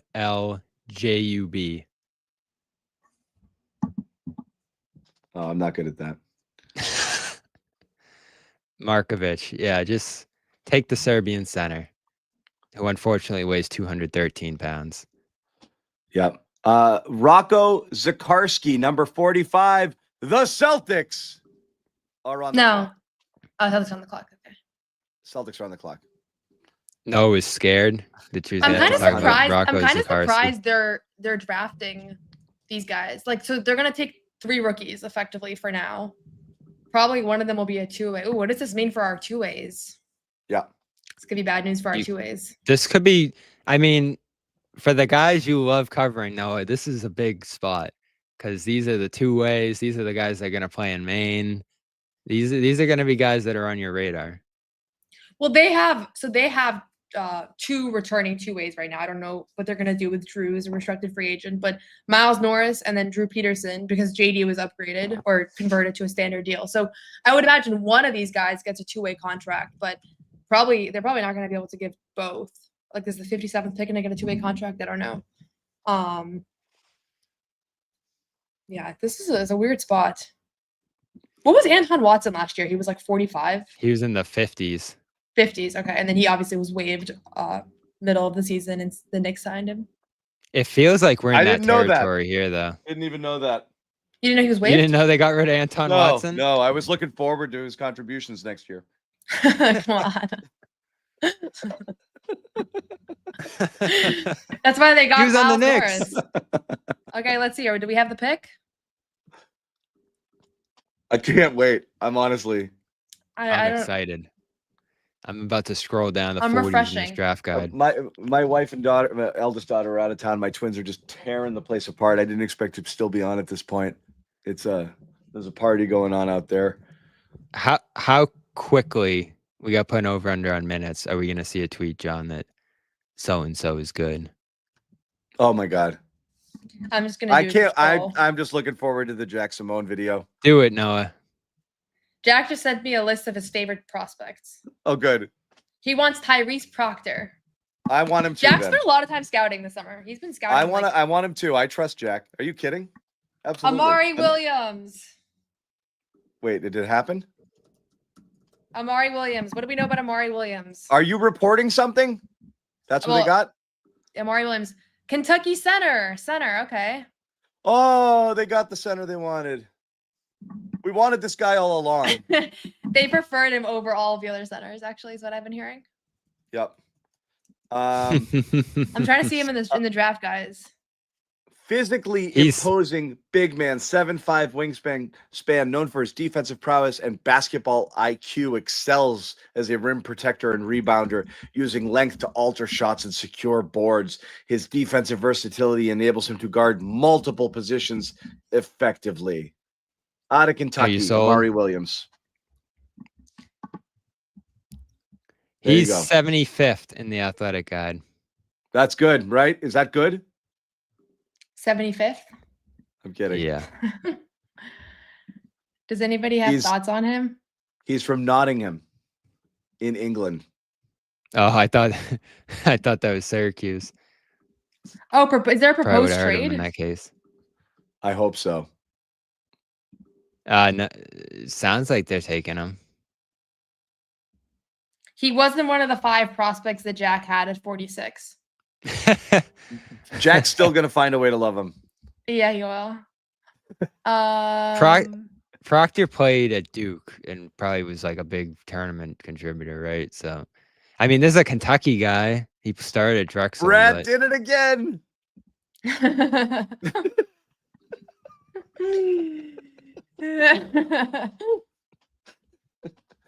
Way to go. Let's see if What's there's wrong? anything interesting What in is here. so bad about trying to find some positivity in the basketball team that you root for? I'm laughing, aren't I? But like I know the whole green teamers thing. Like, what's wrong with being a green teamer?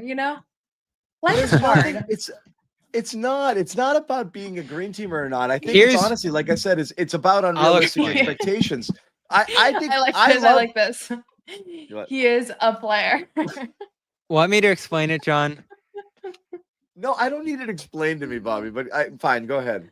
It's because if everything is going to be great, any potential move they make, any draft pick, any decision under the sun, any suspension levied, any the route Brad takes on his GPS. If everything is the greatest thing ever, how can we believe you when you say it? Because it's always going to be good. So that is my problem. My problem is in like saying it like in Brad we trust sort of stuff is like weird cultish behavior. Like just thinking everything is good because the Celtics did it. What's the point of even saying it? Is it's what just a cults given. do. What's the point? What's the point of having an opinion? Like it's strange. I hate this whole well, geez, what you think you know more than Brad? Did you ever play basketball? That's just dumb critiques. Like it's good or it's not good. Who knows? But like the likelihood here that something is good at this point in the draft is low. So you're not going to be geeked up about it, but we'll certainly be pleasantly surprised if somebody shows up to Vegas drafted in the second round, lights it up. That's going to be exciting. And even that doesn't mean anything because it's still Vegas. So people will get excited if they see something. And yeah, there are diamonds in the rough. They exist, but don't sell me on, well, actually, like, I don't want the, well, actually, like, this guy was rated 75th, but actually, and this and that. And the ultimate indignity here is when you're drafted during a commercial. Was he drafted during a commercial? Not that important. But yeah. Anyway, it doesn't matter. I'm bullish on everybody. I want to see him, and I will absolutely do backflips if they hit. I think they're great stories when you do get someone like this or find an undrafted player. It's great when you find them. We do it with that. Look, Noah, again, I know you're all basketball, no football. This is football all the time. People are going crazy over 5th and 6th and 7th round picks. Right now, one of the most exciting players in Patriots camp is an undrafted free agent. The hype train gets out of control. You see them on the field for a little bit. You see what they can do. You get excited. I'm all for it. Yeah. And now that we're in this I'm fine with it. There's no difference between this guy, 57 or wherever they're picking next, and undrafted. It's all the same. It's all going to be the same, and one of those three guys might work out. So I'm not putting too much stock in this one compared to who they bring in for the summer league team, compared to go get them, who they signed to a two-way when the draft day is done here. Like they worked out a lot of guys, Noah, again, who I didn't really hear of. A lot of them went back to school. And that is the thing with this class, too. I'm like, why does this feel so thin now that we're into the 40s? There's so many guys who went back to school. Yeah. So, yeah, it's going to be tough to find hits here at this point. But, yeah, seems like a passing big man. Seems like a guy who generates some free throws. He's 255 pounds. Yeah. And this is really more of it. It's a pointless exercise. We love the underdog story, but that 90% of the time, I mean, the amount of second rounder, like, the Carson Edwards and the amount of second rounders that people did backflips over, like this was a steal down here. It just doesn't hit very often. So I'm not optimistic, but let's not reframe it. Everybody has the guys they wanted. Now we know the guy the Celtics wanted, and they just drafted a guy nobody had anywhere on their radar. Let's not be excited. Let's just take it at face value and see if they can play. That's all I say. Yeah. The minuses are something. Not a high-level athlete, a bit out of control, kind of a his strange pro player comp, to fit Isaiah into his team. Hartenstein. Hopefully. There it is, Noah. We got him. We did it. I can't believe we got Isaiah Hartenstein at 46. I'll take a Hartenstein. The comparison thing's funny because would anyone ever compare someone to Yabusele? Is not a good example anymore because he turned it around. Ed Davis, I don't know, like just random player X who crossed through the league and left. Like, would that ever be a player's comparison? I don't know. Like I said, nothing matters. And yeah, the Fab Melo is the guy.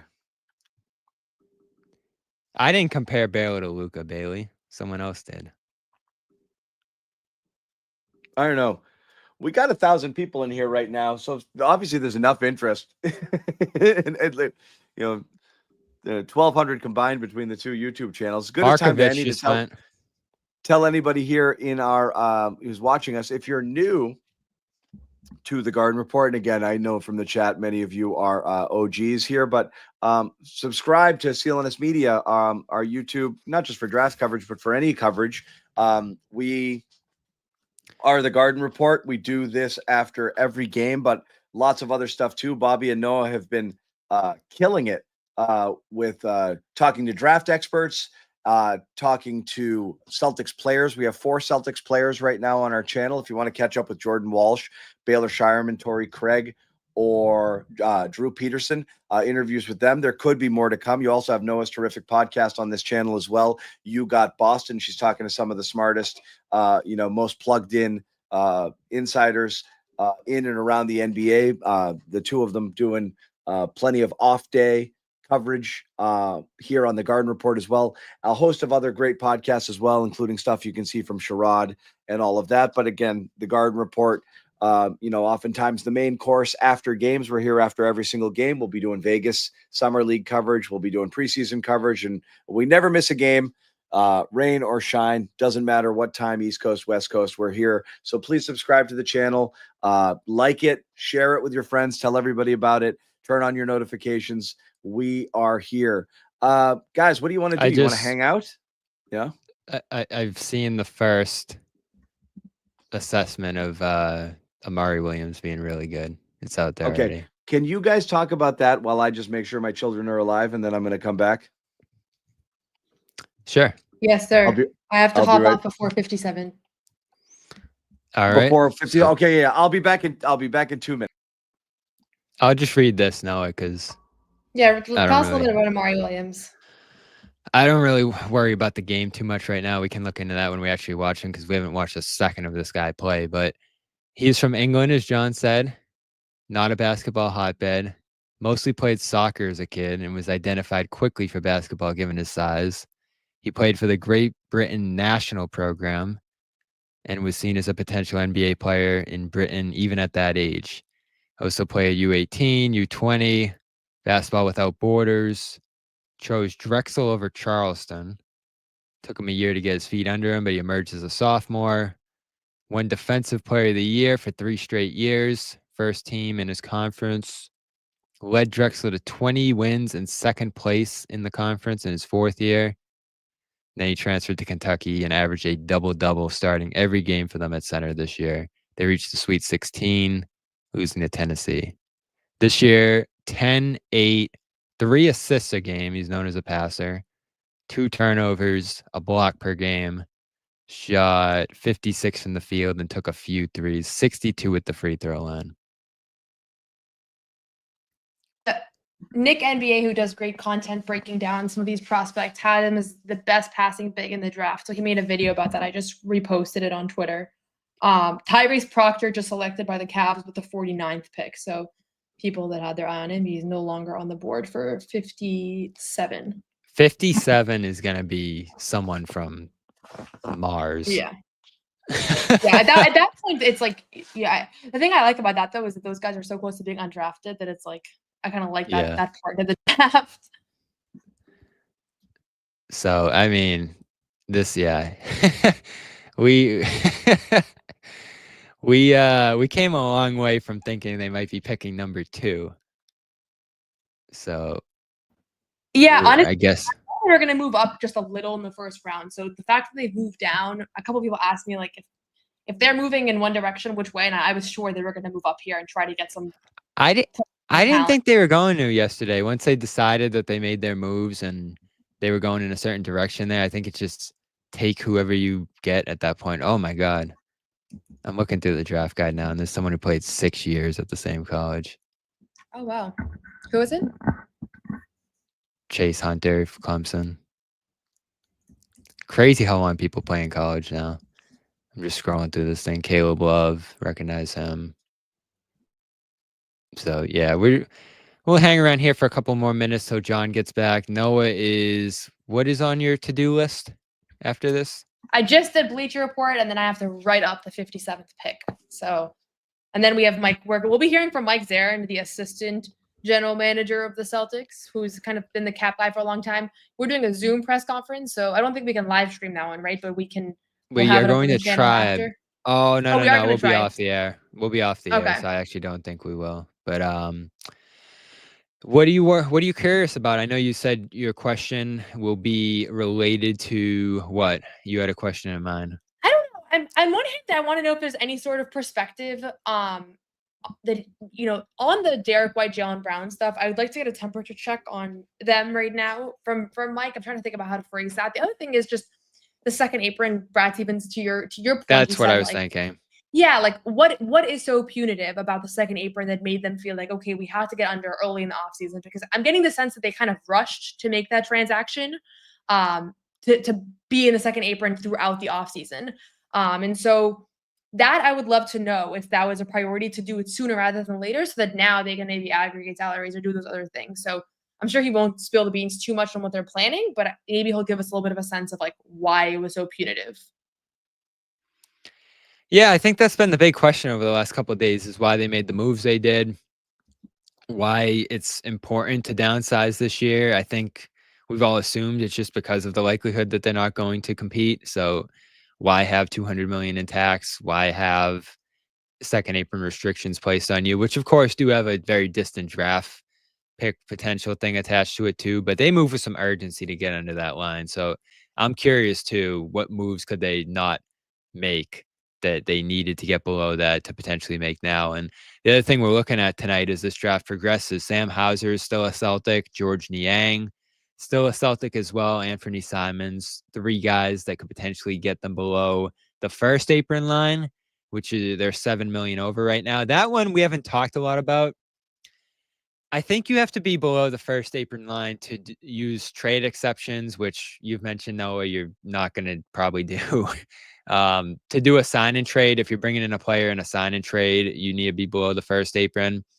If you want to use the full mid-level exception, you got to be like 14 under the first apron. So that would be like going below the tax, where you'd maybe use that. And then I think that's it for first apron. Yeah. So there's some restrictions there too that they might need to get rid of. The tax is the big thing though. 69 million right now. Are they going to pay that to keep what's on the roster now together? Obviously you have to pay to keep Luke and Horford on the roster at this point. And I wonder, we've just seen so much before we let you go here, Noah. So much pointing toward this being a step back year at this point. What does that make you think about Horford and Kornet's future here? I think honestly, I lean right now towards both of those guys being on the roster Both? next year. Yeah, but they will have to take pay cuts. So both of those guys are going to have to make a decision if they want money elsewhere, and it'll probably depend on what the state of this roster looks like. So that's what I'm but asking you. Do you think they're going to? Al, just where he's at in his career and like how much of like a legend he is in Boston, like unless he gets something that's like lucrative and a great fit and he thinks he's going to play and it's a good city for his family, like there's a lot of criteria for him at this point. I don't think he's going to find something that's going to be overall more appealing. Luke, I don't know. I don't know if they're going to be able to pay him, but hey, listen, like if they really view him as a valuable part of moving forward and, they can trade, Simons and offload some of that money and sign Luke for something a little bit more. And like, so I mean, I have a feeling that it's going to work. That's the thing. And like Brad explicitly saying yesterday that it's like a priority for them to sign those guys. I thought that was one of the most substantive things that he said during his presser yesterday. Like he said a lot of things that were, hard to read. You're reading between the lines, but that was pretty substantive ultimately. So I want to rattle through the teams here real quick. Who can offer the full mid-level exception to them, which is 14 million? Brooklyn can. They're not going to Brooklyn. Memphis can, but they got some stuff that's floating around there, and I don't know if that's necessarily going to be the case once they're done with all that. They're a team to watch, though. They like playing big, ease down to start the year. Not for Horford, but more for Luke. Chicago, probably not for Horford. Luke lived there previously, so maybe I doubt it. Pistons, they have to pay Malik Beasley, so I doubt them. Hawks just got Porzingis. They're not going to sign a center. Spurs, they've always intrigued me slightly, and they had some interest in signing Porzingis or trading for Porzingis, so maybe they'd be a Horford team potentially. Dallas, no. Charlotte, no. Utah, I mean, they already offered Luke, so maybe they'll do it again. Houston, no. Washington, no. Milwaukee, no. Indy, maybe. Probably not for Horford. Golden State for Horford. Lakers, let me ask you a question. I got to go back to the same question I asked before. Why are you Why are you yesterday? Why are you re-signing Al Horford for next year? If he wants to come back, you welcome him back. Why? Because he's been a staple for your team. You're trying to keep as much continuity together as you can here. Maybe he's ready to go the year after when Tatum's back still.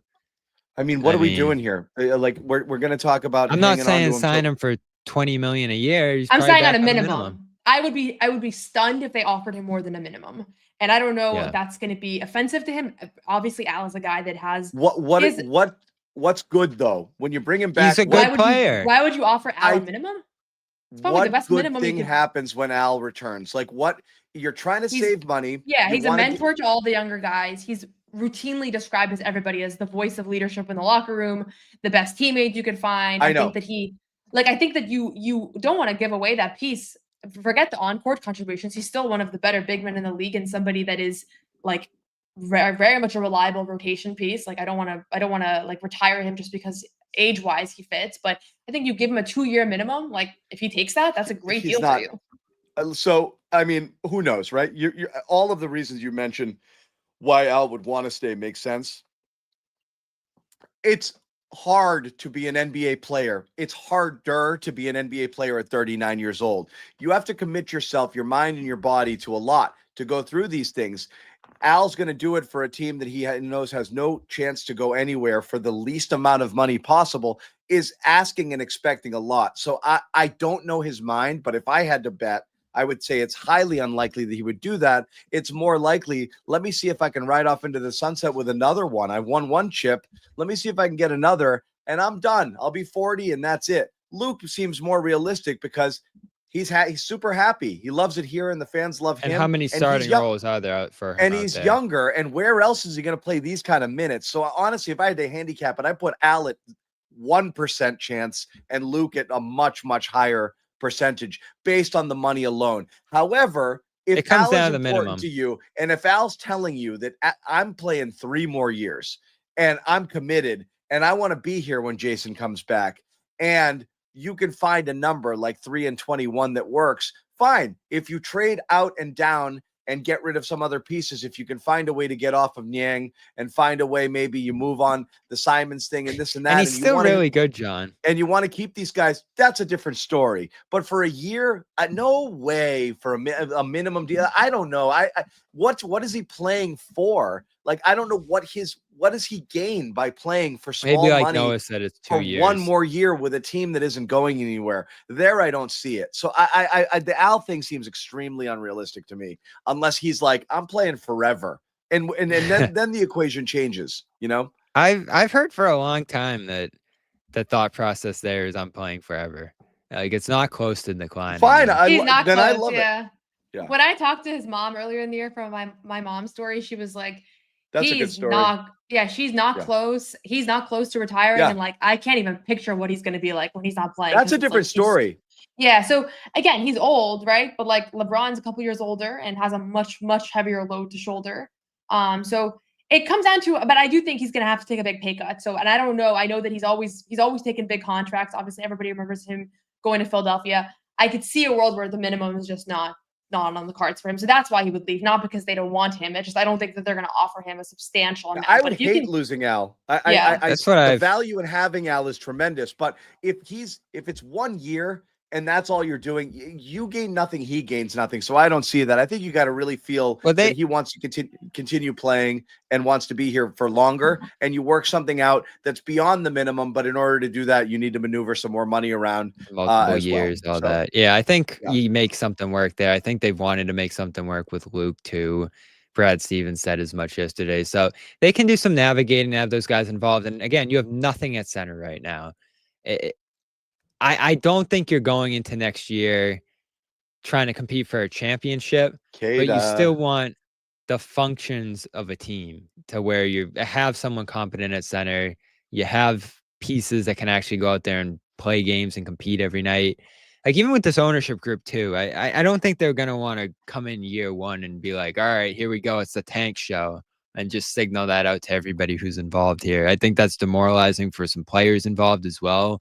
I think it puts them in a tough position to succeed and fit into something.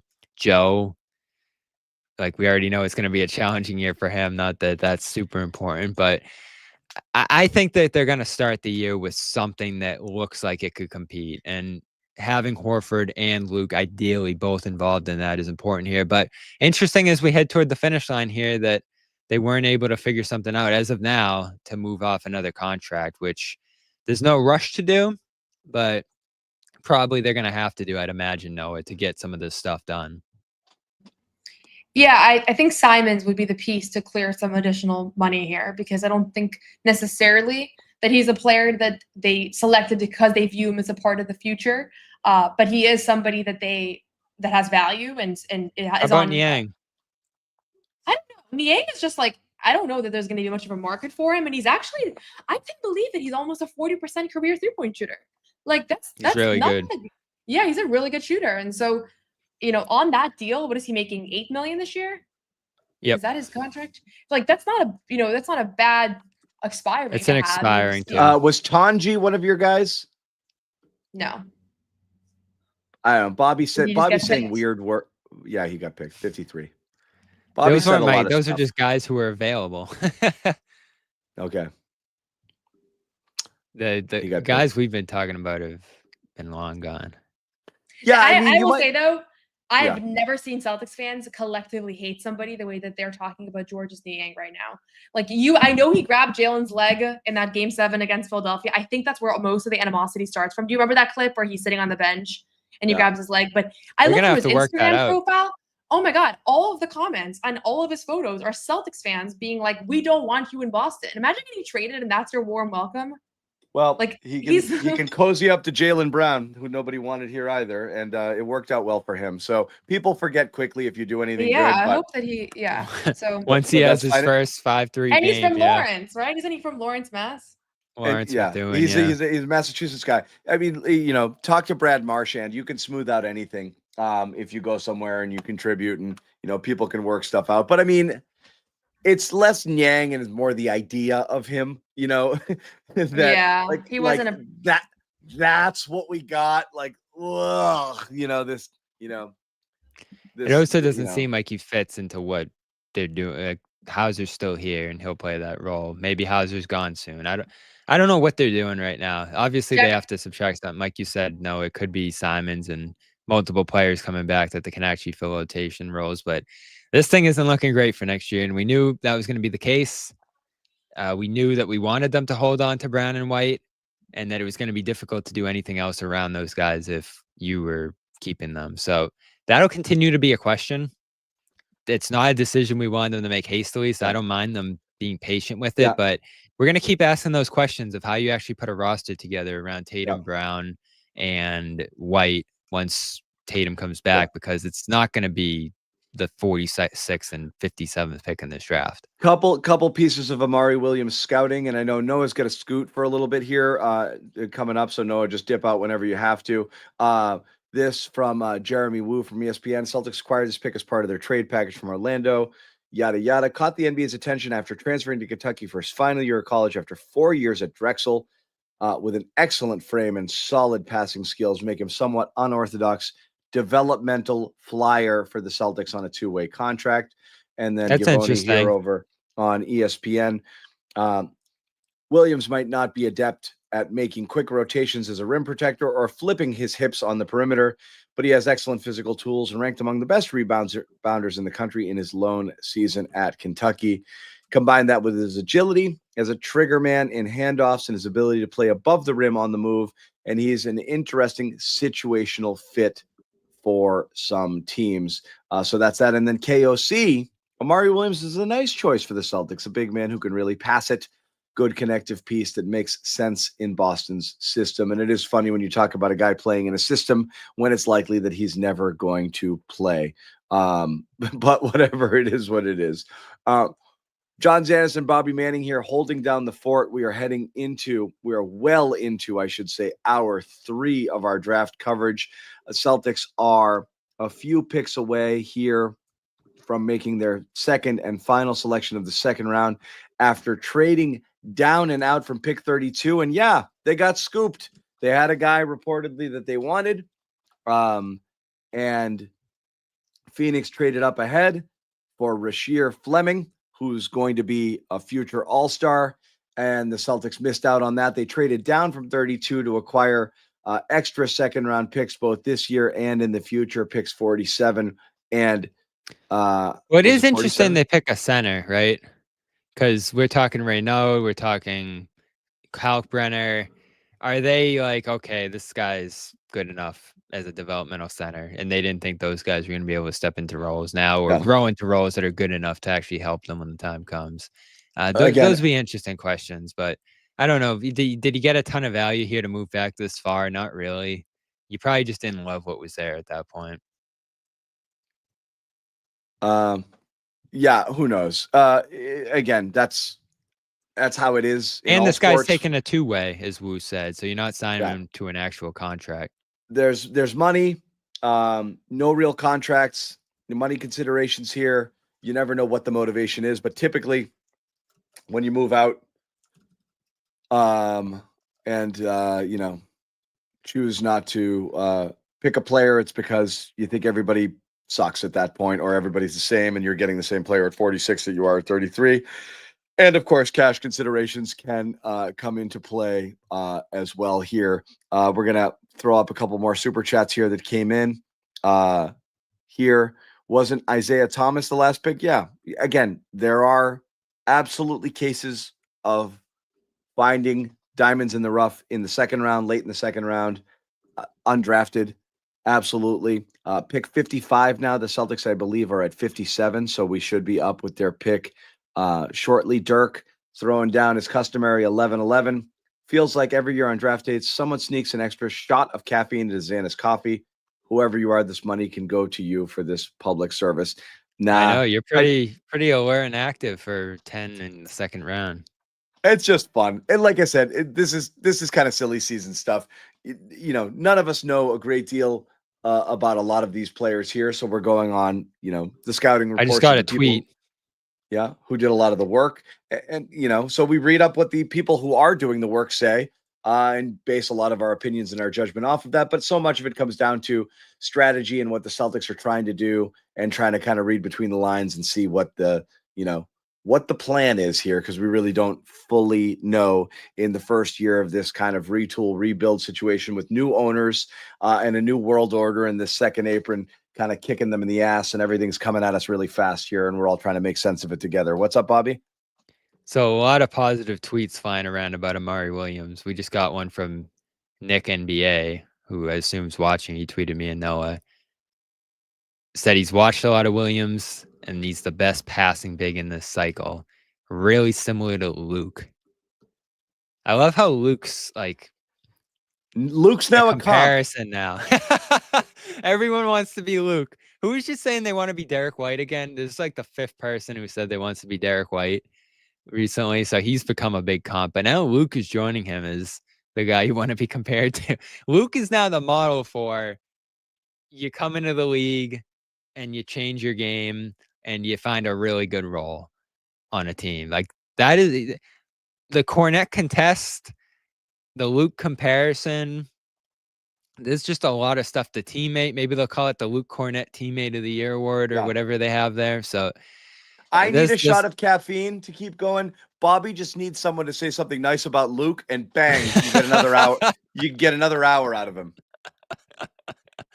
Oh man. By the way, Bobby, I'm not kidding. I freaking love passing bigs. I think it opens up your offense in such a way. I've always been. I think everyone's looking for one. Hanson Yang went 16th because of his passing. You like Sabonis. His dad was friggin' unbelievable. Vlade Divac. I love Sabonis.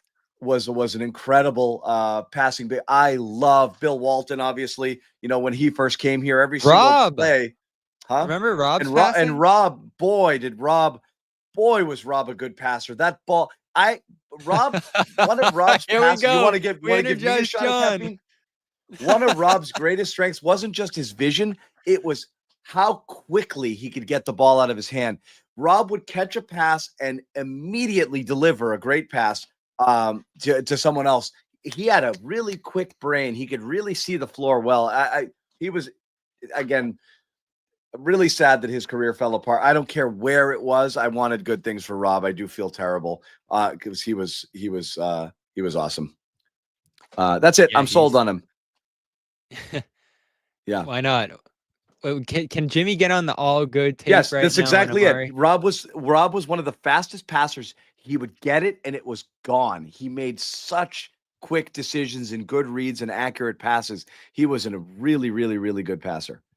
Yeah. Anyway, I love passing bigs. Love it. Shout out Time Lord.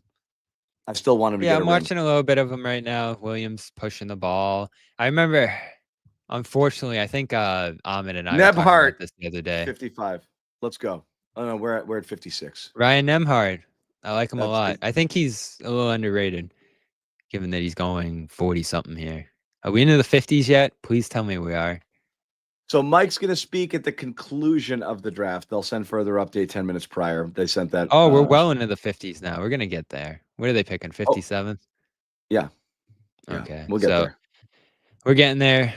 Tuhi, John, Tanji. Am I caught up here? Or have there been more picks since then? We're a little bit behind, I believe. It's on pick 55 right now. Oh, okay. Perfect. I believe. I don't know who went 54. 54 was, I don't know. Should be on the Twitter log here somewhere. Or people just giving up on breaking stuff now. Everyone's taking bathroom breaks. This is where you get the commercials. When guys are getting picked. Pacers took, I don't know how to pronounce it, but it looks like Talon Peter. Okay. Taelon. I'm sure he was the best available. Let's see. I mean, this is what it looks like when everyone goes back to college. How are the Lord. Pacers not drafting Nebhart here? What the hell are they doing? So Nemhart still isn't gone? I don't think so. Let me look. That would be a no-brainer, I would think. Although they took my guy there, Cam Jones. But still. Yeah. I haven't seen Nemhard go. Maybe oh no, you said they took what's his name, right? Yeah. Peter, I don't know anything about him. Played at Liberty last year. Shooter, 45%. Liberty shooter from basketball. Talon Peter. Okay. Yep. I haven't heard too much about Liberty basketball. No. You could have told me they didn't have a team. Yeah, Nebhart is still available. That'll be fun. At least it's a name we know. Let's do it. Yeah. Why not? His brother killed the Celtics that year. He turned into Michael effing Jordan. I would say I was as impressed by him this postseason run as any player out there, and mainly because he did seemingly the impossible and just stayed. So Ahmed stayed glued to SGA for an entire series. It was unbelievable. He was awesome. And the way he lit the Celtics up from three and inside, it was unreal. The East Finals that year. He can at any point in time turn into like the best player in the it's unreal. That he can find. That should keep Pacers fans hopeful. Particularly in the playoffs where it matters most. He plays a different game altogether. He was unreal. So I'll ask you this, and real quick, Ahmed was saying Travion Williams the other day, which is funny because I feel like this is the next Travion Williams, the summer league passing star, big man. I was doing backflips over him that year. But Indiana, John, I feel like we haven't gotten your thought yet. Losing the finals and losing Halliburton for you, they just got the Tatum thing happen to them. Are they going to be a player now? Olbrick from Australia goes here to the Lakers. Anyway, So go ahead. Celtics are on the clock. I want your thoughts on the Halliburton and Achilles tear. I say this with all seriousness. I felt it about to happen at the moment that it happened. It was the weirdest thing. And then I just felt sick to my stomach. When he was running around trying to get free there, I was like, I don't like this. I don't like this. I don't like this. Something freaked me out about it. And just, God, the whole thing, the way he started and just launching those three, heat check threes. And I was like, oh my God, something's happening here. This is going to be great. It just, something felt ominous about it. The whole time, I was every scared minute going into game 6. Every minute that he played, I thought for sure. I was like, he's tearing his Achilles for sure. I was like, I know what these guys are doing, and I know you've only got one shot at the finals. As much as I say, like, you commend the battle and the the decision to do, to play and to risk it all, I don't think it's worth it. I don't. Like, you're messing with Really? your career. Yeah, and not only that, like, you're messing with the long-term health of the organization. He's out a year now, and who knows who he's going to be when he comes back. If that's the one injury I wouldn't mess with at all. I really wouldn't. You're Jaylen Brown, you're playing through what you're playing through. Sure, fine. In the playoffs alone, that is what it's going to be. That made me sick. I don't think I would do it. I don't think I would do it with Halliburton. I felt the same thing, Bobby. I was like, in Game 6, every time he moved, I was like, and he got away with it, and then I just felt it was going to happen, and it happened. It was just gross. I felt awful, and then it took everything off of a great final series. You wish you could just pause and do it all over again and let him play the full game and just see what happened. It sucked. I think going into Game 6 after the injury in Game 5, because he was questionable, right? I texted Noah and was like, I'm worried about him going into this game. And he was fine. He played it 24 minutes. He wasn't great, but he got through it, and they won that game by 1 million. So I didn't go into Game 7 nervous because he got through. And then he hits the 3 threes, right? Like you said, and it's like, okay, he's fine. And he wasn't. And it's a massive risk. Every time you hear calf, you think about it now because of that. And 8 tears this year. 3 for that team, by the way. James Wiseman started the year. Wiseman right out of the gate. Yeah. Isaiah Jackson. So they lost all their centers right away, and then they still made the finals and almost won. Are we on the clock? They're on the clock. Celtics are. So what do we got now? Let's read some names. I'm being told Eric no. Dixon. We're Did at they 56 trade? still. No, they're at 56 still. Trade to what? There's nowhere left to go. Oh, the Grizzlies are up. Who said trade? Did I say trade? No, they didn't trade. Oh, the chat. Eric Dixon, Vladislav Golden, Victor Larkin, Dink Pate still available. Hunter Salas, RJ Lewis, Nemhard, Chucky Hepburn, Mark Sears. I will say, Bobby, to continue on the Achilles thing, I'm one of those olds that actually is pro load management. I think it's funny that most people complain that the season is too long, and it is too long. I just think that the level, the way this game is played, in the pace and space style, and the physical toll that it takes, and the level of athlete that's playing in this game, and how strong and how big their muscles are, and how much they're putting on their joints and all, and their tendons and their ligaments, and cutting and jumping and landing.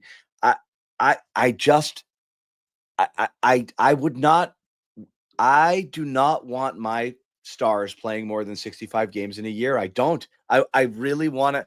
I want to minimize impact on them. I don't want to see it. I know everybody's like, you get paid, you should play. I think it's insane. I just, you're seeing this stuff like. Well, when you're seeing this stuff, they have to make some adjustments in terms of the way games are spread out. I know you don't want to change the amount of games, but I mean, every year I'm like, oh my God, they're playing 3 games in 4 nights this week. And it's tough for us. And the USA basketball coming off the finals, it's too much fucking basketball, man. Well, like I said this. And this is another thing. I wouldn't do that either. Like, I really wouldn't want to be playing it. Like, everyone's like, oh, you don't want to play for your country? Like, I do, but like, I can't play this much. Like, it's my life. It's my livelihood. I don't want to do, I hate it. Warriors traded up 56 to take Will Richards. So whoever you want, Celtics are on the clock. It didn't matter. Yeah. Ooh, all right, here we go. Yeah. There's a Spanish guy named Eisen Almanza. He's a center, though. Just take Dink. Let's end this. Let's have some fun. So I'll throw out 2 names because they worked them out.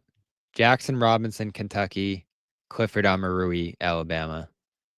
Since those guys are in the building, I'm guessing it's one of those 2. But let's see. Okay. Nemhard, at least give us Nemhard, because it'll give us something to talk about for 5 more minutes. We just need to stretch it. Okay, let's see. This is where the picture just fly off the board, like in the fantasy draft, John. Yeah. When you get later and we put the timer down to like 10 seconds because everyone just wants to finish it. Yeah.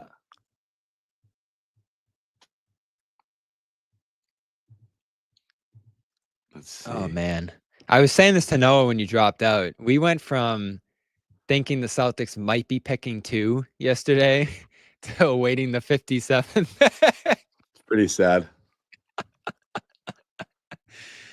Oh my God. We thought we were going to be off after 2 tonight and then on with our night. What's going to be Let's funny when see. we find out that Golden State jumped up because the Celtics were going to take the guy that they took, and then I'm going to lose my shit. Oh my God. They wanted The what's his name? Celtics got jumped twice. This is the next Jokic. Will Richard from Florida. Oh, he played on Florida. All right. Let's see. Is it in yet? No. Someone just said great get for Golden State. Uh-oh. I'm amazed how many people are still hanging out in here too, because this is funny. So Kings got right now. Thank you to Hornet- everybody who's been watching along with us for real. You know, Hornets got Kalkbrenner. Celtics might be. Max Yolga. Interesting. Interesting in that this is the first time you've ever heard that name. Yeah. It's like Anton What? Watson last year. Because that's what I find interesting about it. We thought it was Max- going to be Maxime Reynaud, but no, Max- they got Max Shulga. Shulga. Yeah, best So he's- rank 46th. He's worst 47th on the not board I'm looking at. That's not dead bad. eye catch and shoot 3. 43.4% on catch and shoot threes. So I feel like I've heard of this guy. Crafty scorer, elite change of pace, jab steps, high level touch, creativity at the rim. This sounds like the best player in the draft. Smart and selfish playmaker. So he went to Off-ball Utah. mover with purpose, attacks, closeouts, high feel on defense, willing on-ball defender, underrated rebounder. Weaknesses: lacks vertical pop and burst, limits finishing ceiling, struggles to finish through contact. Pull-up shooting is streaky, inconsistent handle. Doesn't create advanced passing reads, below average lateral quickness. So seems like not a terrific athlete, is what we're trying to say here. Yeah, I was wondering why I might have heard of him. He played with Nemesh Keita at Utah State for at least a year. So they VCU. overlap. Yeah, he was at Utah State for 3 years and went to VCU. So he's a 5-year Yep. guy. From Ukraine. I think you mentioned that. Yep. It definitely seems like there's some shooting potential here. And we said that was a need. Again, Yeah. as a flyer. So Yeah, he just turned 23 yesterday, so an older player. that was so funny. The scouting report really is pretty awesome. He flies around screens, 4 assists, 7 turnovers. He's freaking awesome. Not just a shooter, comfortable off the bounce, tight handle. I mean, this guy should have won in the first round. Yeah. Yeah, he's good. 40% from Taylor. 3. Adam Taylor wrote him up for Celtics Wire a couple of days ago as a potential target for the Celtics. And that was thinking they were picking at 32. So 15 points a game, 5.9 rebounds, 4 assists in 35 games, 39% three-point shooter. He's 40 for his career on 400 threes. Yeah. So not a big mover. A little bit of a slow release, I guess, but some versatility. And I don't know, is this a guy competing for a two-way? They might be out of two ways. Is Drew Peterson back? I don't know, but there you have it, Max Shulga. What else do we have to say about that? Quite similar to Sam Merrill. That's a comparison that gets made a lot too. Small shooter who finds his way in the league. How tall is this guy? Yeah. 6'4". He's on the shorter side. So there you have it. Summer League. You gonna send me to Vegas for 2 weeks, John, for Shulga and Williams? Oh my God. Is We're not even getting Hugo's playing or not? Hugo's not playing, I don't think, but it's What? TBD. You didn't hear that Why? last night from Brad? Maybe. Their season ended yesterday, And so they don't Is want he to play. tired? Yeah, I guess he's tired. I mean, if he really wants to play, I don't know if you stop him. Bobby, But I'm just going off screen for one. so I was saying this earlier, and like I was mentioning, Hugo Gonzalez might not play summer league because of the and there's Shulga. Hugo Gonzalez might not play summer league because of the season just wrapping up. He hasn't played since late May, so maybe that won't be the case, but probably unlikely we see Gonzalez in Vegas, at least for very long. Maybe he'll play a game, but he might play in Eurobasket, which gives us something to watch in August if he plays for Spain in that. So that starts in late August, goes through early September. I'd rather watch Gonzalez in that than Summer League, which I don't always think means a ton. It's a So much if better we- indicator of what he can do. If he's playing in Right. that level of competition, you're going to see him playing real ball against real players. Vegas is a joke. Yeah, Vegas is just a scrimmage. So I'd rather see him there if it's going to be either or. And I'm sure, like you said earlier, John, guys want to play for their country. So I'm sure that's important to him. So I'm going to check in on what his plans are over the next couple of days. That's the guy we're looking at here. Shulga will compete for a training camp spot. It looks like Williams is a two-way coming in. I'm sure they'll sign another undrafted guy tonight. And we will hear from Zarren shortly on what they are doing here in Boston, because it doesn't look like they're trying to compete.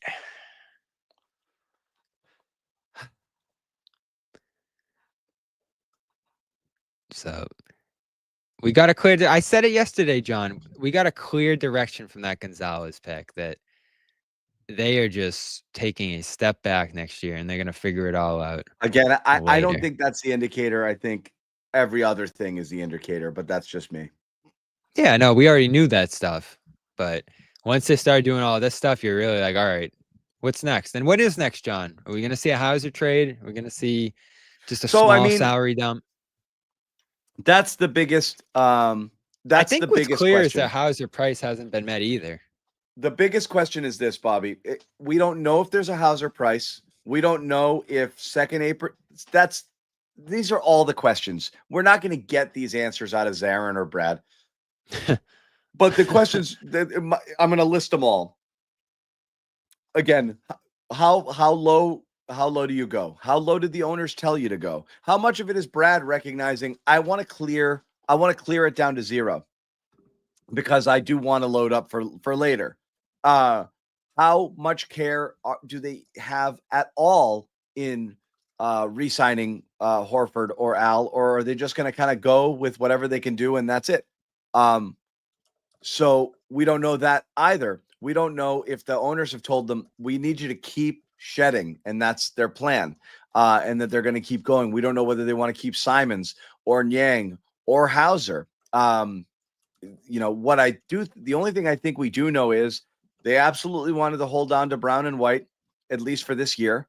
And then they can reassess what they want to do next offseason if they feel like they need to take another step back in order to clear the deck with more space and try to amass more assets, or hope that they can put themselves in a position where they can start to retool and reload a little bit on the fly, playing around those guys, let it happen organically, and who knows. But really the most interesting thing is, which direction do they go now? Are they trying to get players and move forward, or are they trying to continue to cut costs right now?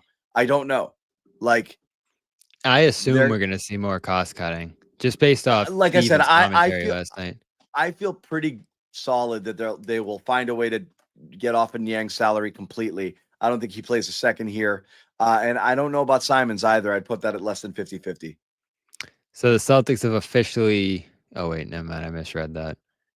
But the expectation is Williams is going to play on a two-way, it appears. Yeah. So, yeah, I mean, I expect more salary reduction here. I think Noah's on point with maybe doing so creatively to bring back some players that can fill different needs for you. The center thing's going to be so interesting, John, because as we talked about earlier, I think so much of Horford's intention on returning and Cornette's willingness to not explore his market in full related to this team's ability to compete. And that might be out the window right now. So at this Cornette, moment in time, Bobby, your starting lineup at right now is Derek White, probably Pritchard. let's say Simons over Pritchard, just theoretically, if you want to leave Pritchard on the bench. Let's just say Simons over Pritchard. Jaylen Brown, George Niang, and Namish Keita. That's your current starting. That's your starting NBA lineup, which we think is going to win 40 games. The center thing's a puzzling. That's your starting takeaway lineup. from the night. And then coming off the bench is Pritchard, Walsh, Shireman. I mean, put it on paper. Yeah. This is a potential. I know the East is bad. Your hope. Losing Tatum hurts. No, it makes sense why they're going in this direction. You missed Hauser, by the way. He's still here, but I know people keep saying this. Guys, I'm sorry. Where are the other players coming from? You have to get rid of some of these guys to get others. You can't that's the thing. get other players. You've got to trade either Hauser or Simons to get a center. That's how it works. Best case, Luke takes the minimum, and he's your starting center. So your starting lineup is Luke. Who knows what at the 4? Maybe you go really Horford. small, and maybe it's JB takes on the 4 with Hauser as your 3, and then two of the guards. That's your best case starting lineup. Their best case starting lineup, right? Yeah, and listen, you're gonna keep. I think that's actually probably what you're gonna do. You would go with 2 small forwards. You would go with Hauser and Brown, 2 guards. Let one of them come in off the bench as your scoring one with like a Luke at a center. That's it. That's your lineup. But the bench is right now 20 plus minutes of Walsh and Shireman each coming off the bench. And that's a fact. And Yang, that's your bench. That's your rotation right now. Yeah, it's incomplete, but we'll see what ends up happening with the centers. If you're losing both of those centers just because of the roster situation here, your financials, you're about to be in some big trouble. And that's where you make some difficult decisions, I think, beyond this. And those might be inevitable anyway because of where they're at. So I have said all I have to say, John. We did 3 hours on Dink Pate and Williams and Shulga. So I think we can I think we can call this thing. It's not looking good. And now all eyes are on free agency on Monday, 6 o'clock. I think negotiations can start and those agreements can come in. I'll say this. I think they'll make a competitive offer to Luke Cornette that at least puts them within range of trying to keep him while shuffling some other things around on the roster to make that possible. I think Horford, as Noah said earlier, may be welcome back on a 2-year minimum. If he wants to move on to another situation and compete for a championship, I don't think anyone would knock him at that point. But both those guys are welcome. Both those guys are parts of this team when Tatum comes back. And next year is going to be rough. We knew that. Guys, it's not Tatum is 20 wins. It's Tatum and Kristaps and Holiday and Al. Well, I'll say this, John. It's 4 of your best 6 players. They're not here, guys. They're not here. I'll say this. And you already did not have you had a bench that could support a lineup that had 6 starting borderline all-star caliber players. You don't have a bench that could be a starting lineup with the deep bench to come in and support them. That's the problem. It's, everyone's punching above their weight class at this point. Like, you're asking more from people. Pritchard is a phenomenal sixth man. Hauser was good off the bench coming in and draining threes. Are you getting 35 minutes a game, 40 minutes? I don't know. Anyway, I'll say this. Next year is going to be rough. The year after, you do have a little more flexibility, expiring contracts coming off the books. Yeah. And Tatum, Brown, White, and Len, it's 4 because Al's maybe not under Luke. contract. It's 4 players right now. Al's not under contract. Anyway. So we'll see what happens there next. Again, I think there's some hope for next summer when Tatum's back of making some stuff work. And just compare it to the other situations around the league. Oklahoma City is the only team in a great spot with all this stuff right now, and their time will come too. You're just trying to put yourself in position to where you can maximize on that when it's your time to take on some of the stuff that other teams are going to have to lose here. So it's definitely going to be a little bit of a process here. It might still involve moving a Brown or White down the line, but I think Monday you're going to get some answers on whether this team can be competitive or not next year. And if you do have some offers later of things that can set you up for better position long-term, like Brad said, asset accumulation and creating that flexibility for the future, you're probably going to have to continue to explore that stuff here. So I will not slam the door on any route being taken at some point down the line here. But for now, it does appear no one's met their Hauser threshold. As much as they explored it, no one met the price that they were looking for White or Brown. You don't want to just give those guys away to try to tank. So you can hold the line for a little bit now because you're below that second apron line. The tax number is reasonable at this point. And just see what some of these young guys have stepping up into bigger roles next to the veterans to start the year at this point. So yeah, it's an incomplete roster, John. You're totally right. And if those two centers decide they want to go to some better situations, you might have to make some more tough decisions in short order here. So next up, Monday, free agency, 6 p.m. And yeah, so we'll do a show we'll do a show in and around that.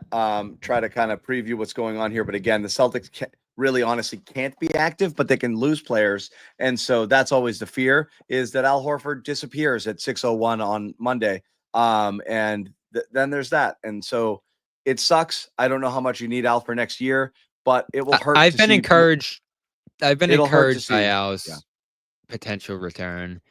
I haven't heard anything on Luke. Just, there was a report today that he could get 10 million open market. One evaluator How's that thought possible? You haven't heard anything, Bobby. What have you been doing with the last couple of years of your life? I feel like you've wasted it. It feels like it, yeah. No, we'll see. But we'll go down that path next year because I do want to see what the actual market looks like for him. Because we can say 18 million for Horford all day long. Who will suffer more? You next for year, losing Luke, or me for you for losing Luke, or me for losing Rob? Who? I don't even think I'm going to be able to appear on the show Monday. I'll be here, right? I'll be reacting in real time if it happens. That'll happen quick, right? He'll be one of the bigger free agents in this class. Yeah. So he's either coming back quickly or he's moving on quickly there. The Horford thing, I'm sure, is probably a wait and see thing because that's a much bigger decision for him. But I'm pretty convinced at this point that he's going to play next season. So things have changed here over the last couple of days, the last week. I think that factors into decisions like those.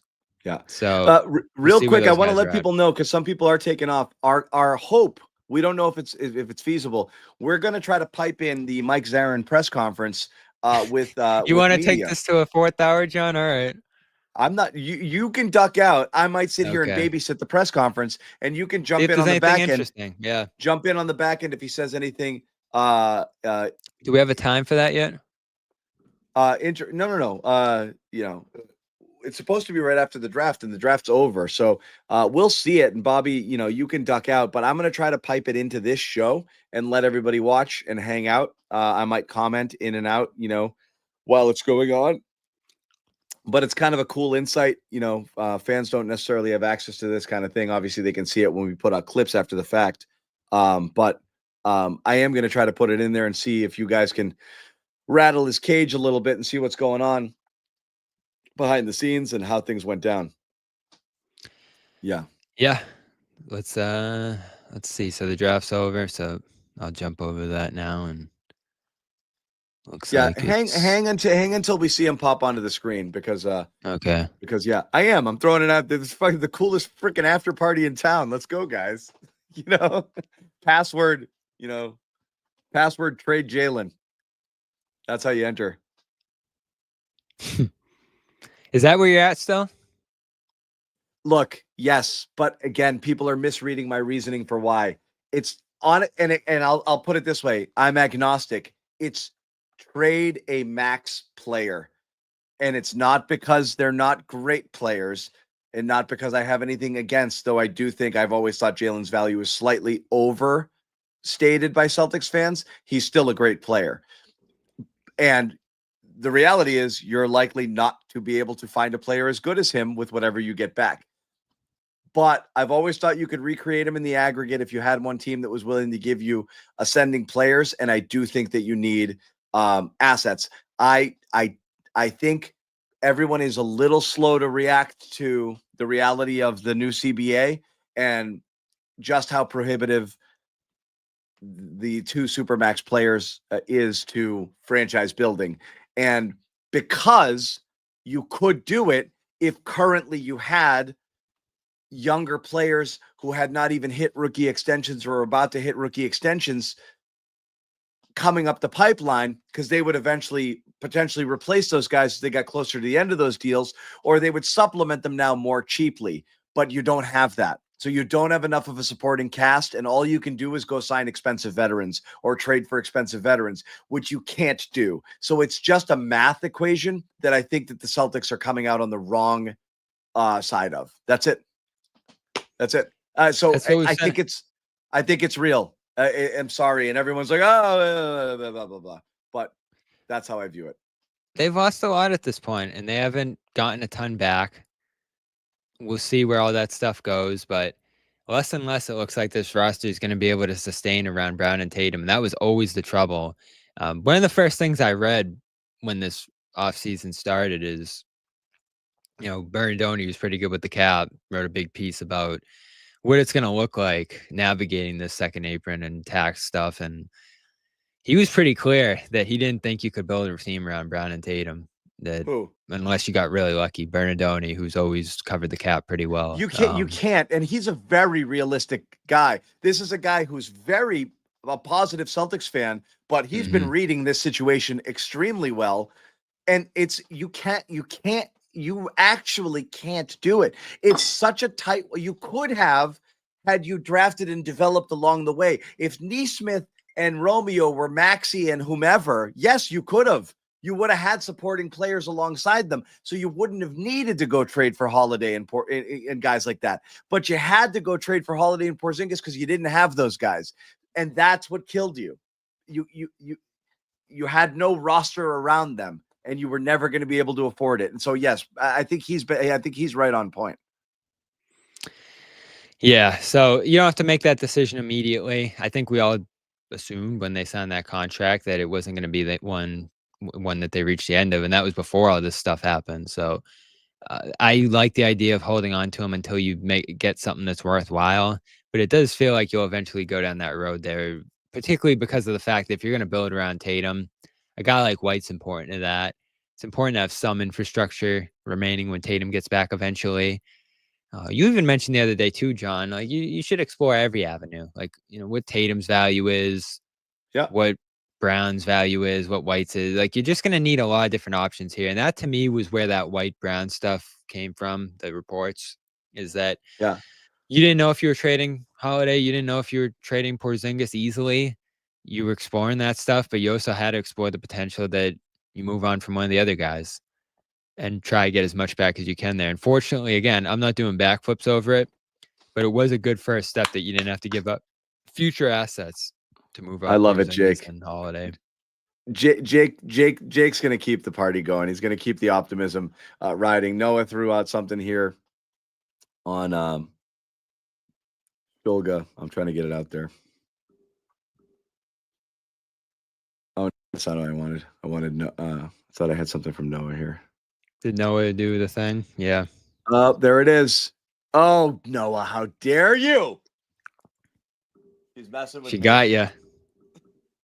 She got me. Hey, You you were know? impressed by the scouting report. I was. Are you kidding? It kept getting better. Each line was better than the last. You know, I'm really liking this guy.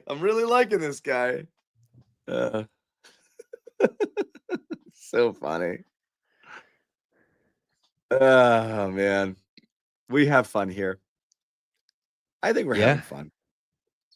We've tried. We've tried. Amit, I'm going to let you make the call. Do you think we could do this? You think we'll be able to do it? And do we have any indication of how soon Zarren's going to talk? Because I would like to get it out to the viewers. I think it'd be cool. Are we having fun yet? Anybody who likes comedy and hasn't seen Party Down seasons 1 and 2 from the original run, and then the third one that they did and resurrected the show, freaking great comedy. Let's Go try. watch I it. mean, they might be signing some other guys potentially here, but or maybe not. I don't think they have the room to even do that. So yeah, I think he should be talking soon. But while we wait, I'll do the Shulga report here that I have in front of me, John. Oh, good, I know good, you read good. one. Are you going to So- share screen? Because that's fun. No, I'll just read it. Grew up in Kiev, lived there until he was 13 when he moved to Spain to further his basketball development. He lived just outside of Madrid. I wonder if he knows Hugo Gonzalez. Hugo was found by colleges while playing at youth level events in Europe for the Ukraine national team. Played U18 in their B division, averaged 13, 7, and 3, 53% from 3. He led his league in scoring in Spain. And then Utah State recruited him, where he played with, as I mentioned earlier, Keita. Didn't play much. A little bit sophomore year. Started as a junior, averaged 11 shot well from distance, helped Utah State make the NCAA tournament, and then followed his head coach to VCU. Almost went to Villanova, but decided to go back to VCU for a second year. And then boom, draft. So 6'4", 6'5" wingspan, good athlete. 40% from 3 on 400 threes. 43% off the catch and shoot 3 after 42% the season before. So the shooting's there. Feels automatic when he gets a clean look directly off the catch. Bobby, can I ask you a question? Who's our up? third center? They have 0 centers. But you I can't said go that into the earlier. season. You can't go into the season without a third center. No. I do Luke want to might be point the this out. first. Throwing up this comment from Andrew. So our drafting is caught up to us. I don't think that's I don't think that's fully true. I do think the miss / lack of development on Romeo and then Neesmith hurt. But again, there's no sure things at 14 either, but it would have been nice to hit there.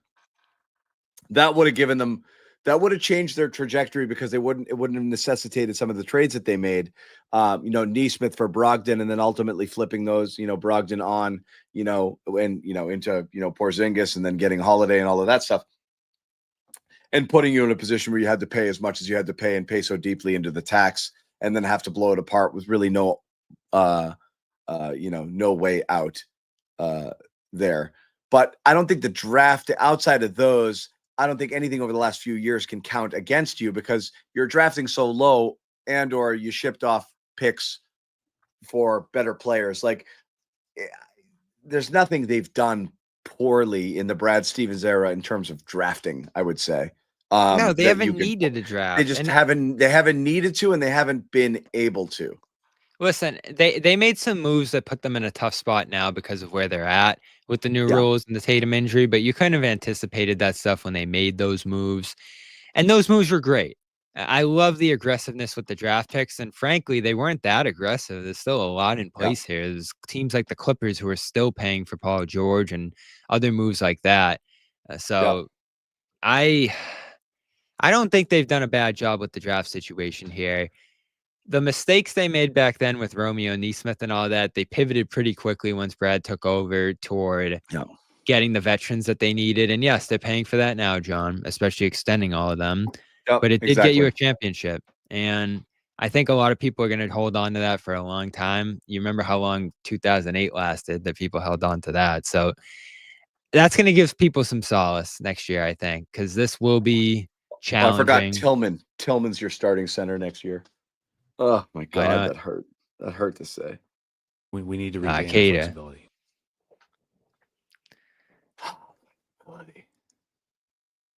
Is this press conference? Is there concern about this press conference after how the last week went? I don't know what's going on here, but Luke, Luke, I've never needed Luke Cornett so badly as I do this year. I mean, can you imagine what the morale is going to be on Monday if they lose him on this show? For real, like that. So on a sentimental, personal level, because like I said, when I talk about this, I'm literally just looking at wins, losses, and this and that. I try to not be emotional, trying to assess like what I want to see happen versus what I think needs to happen. But on a personal level, losing people like Holiday and Kristaps were great Celtics, and they were so good. They were such pros. Kristaps, just the way the press conferences, what he brought out of Jaylen Brown in terms of unlocking his playmaking and his personality, I thought was such a cool thing. Luke Cornett and the morale boost and just the joy that Luke brings to the locker room and all of this stuff and how much people like being around him. Al Horford, it'd be so hard to not have these guys. They're all great Celtics. Like, it sucks that this is where we're at. If I have anger directed at something, it's this stupid freaking CBA. Yep. It's not just, wow, we follow the Celtics and you're being mean because you won't let us keep the team together. It's not. It's just, I don't know what it accomplishes having a team build itself up to be good only to have to be torn apart. I think the whole thing is silly, but it really does suck because continuity is great and having people together is great and being able to play with teammates for a long time is great. And I just don't know what's great about any of it. So when I'm talking about trades and this and that and pros and cons, it's strictly looking towards what's the quickest path or what's a path to getting them back to being like great again. Because right now there's nothing there. You have to do something. But it really, really, really sucks. Like the idea of Luke, you're right.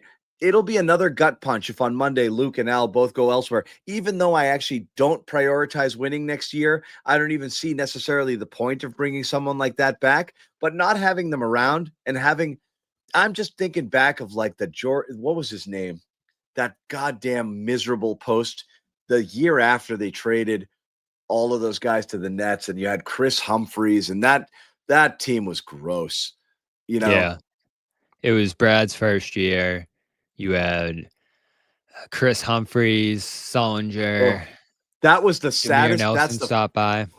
That's the funniest, saddest press conference I've ever been at when they introduced all those guys. You were there? Yeah, and they're just looking around, and I still have pictures on my phone. I think I'm gonna post one. It's like so random. Yeah, I used to go to everything, Bobby. I covered all of these things, but yeah, that was it one. Courtney Lee.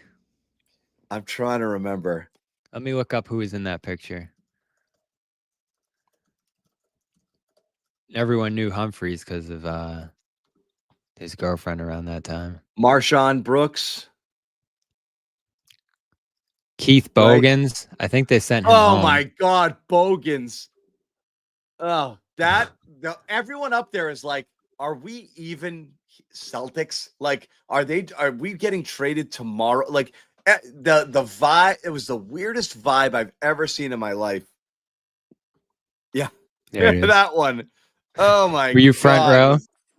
I was there, man. It was the vibes in that room were so freaking funny.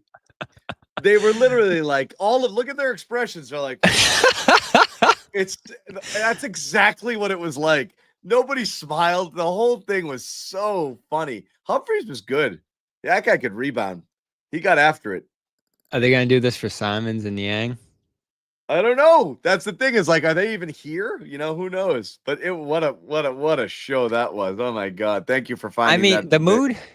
the mood was a little higher the other night when it was like, whoa, Simons is coming back with a couple picks for Hall. Like, it looked like the momentum toward, all right, maybe they can try to start to figure this thing out here. But that Porzingis thing going through. This is a great comment. It really did. It's like turn left, turn right, you know. It's so funny. That's what, yeah. Gerald that's what I Wallace, where feel was about. he for that? He got traded Gerald in that Wallace.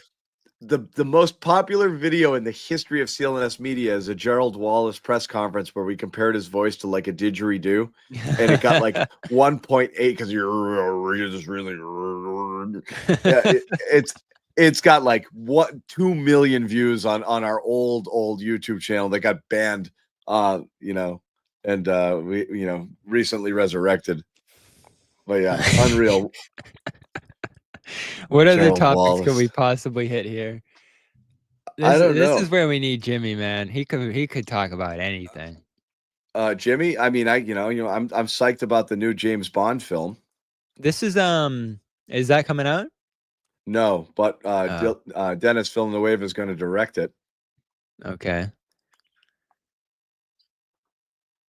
I could be into that. Yeah. So James Young.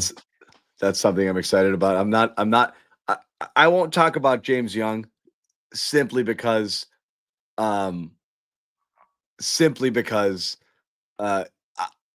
while I was at NBC, you talk about green teamers. Holy crap. Did those guys just drink gallons of green Kool-Aid, like just by the jug full? And the amount of time we had to spend, the sane people in the room, to argue with the people there who kept telling us that James Young was going to turn into something was just taking crazy pills. Jawan Johnson, good story here. It was literally between him and Jimmy Butler. Everybody, and Ainge was dying for that stretch, that stretch four, that guy who could, whatever, and went Johnson, even though a lot of people in the room wanted Butler. That was a brutal pick. How in the world are our numbers going up? It looks like the Zoom's starting, so the Zoom might be starting. When we see him pop in there, Bobby, you can jump over. I will let you guys listen in here as Mike Zarren addresses the media, should he pop up here in just a little bit. As soon as he pops up, Bobby's going to dip out. And then, Bobby, jump back in here to put a close on this thing, and we'll just react to some of the Zarren comments here. But I think we should be able to get this press conference to the viewers here who've sat patiently with us, some of you for 3+ hours, which is freaking awesome. I myself might step away too, because again, I have to make sure my children are alive. Yeah. I did not expect our second round show in 2025 to be the longest Garden Report ever, but here we are. I don't think we went this long for the championship. Well, we did. We did if you aggregate the two shows. Yeah, we do this with the Patriots stuff all the time. It's freaking wild. We'll just get up there and we just go. But thank God, for guys like Taylor who've like studied film of 150 players. But yeah, no. Cheers to you guys. I'm glad to. I'm happy to share. I'm happy to share the night with the fine people here in the chat. So thank you guys for hanging out here. Yeah, a lot of people love James Young. Simmons, I don't know. There was a couple games there, yeah, where you looked like he was turning a corner. We see your comment. What's going on? Man, they got the backdrop for Zarren. They got the whole setup here. He's in the hot seat tonight. This is great. DJ. What are you asking, John? Right here? What's your question for Zarren? Look, again, it's all about the math. The question is really, are they looking to go are they looking to go lower? Like that's like, you know, it's really the first two questions you guys asked Brad Everyone yesterday. might should be joining momentarily. As a reminder, if everyone could use the raise your hand feature, if you have any questions, we'll do our best. All right. Yeah. So really, it's those two things. Like the thing you asked yesterday is just, you know, is ownership demanding this, and how much lower can you go? Like, are you being asked to go lower than the second apron? And is the goal of the team to continue to cut costs heading into the season? And then again, the other is, you know, how concerned are they with fielding, you know, kind of filling out the roster to have a competitive team this year? Currently, they don't have a center. Curious about where they're going to find money to be able to sign someone like Luke. And hi, Brian Olive. Looks like we are underway here. I'll put him up in a minute. I don't want Brian to have to get too much FaceTime there unnecessarily. There's Okay. Nope, it's still Brian. Yeah, Think I don't we're want ready. to. I don't. Here we go.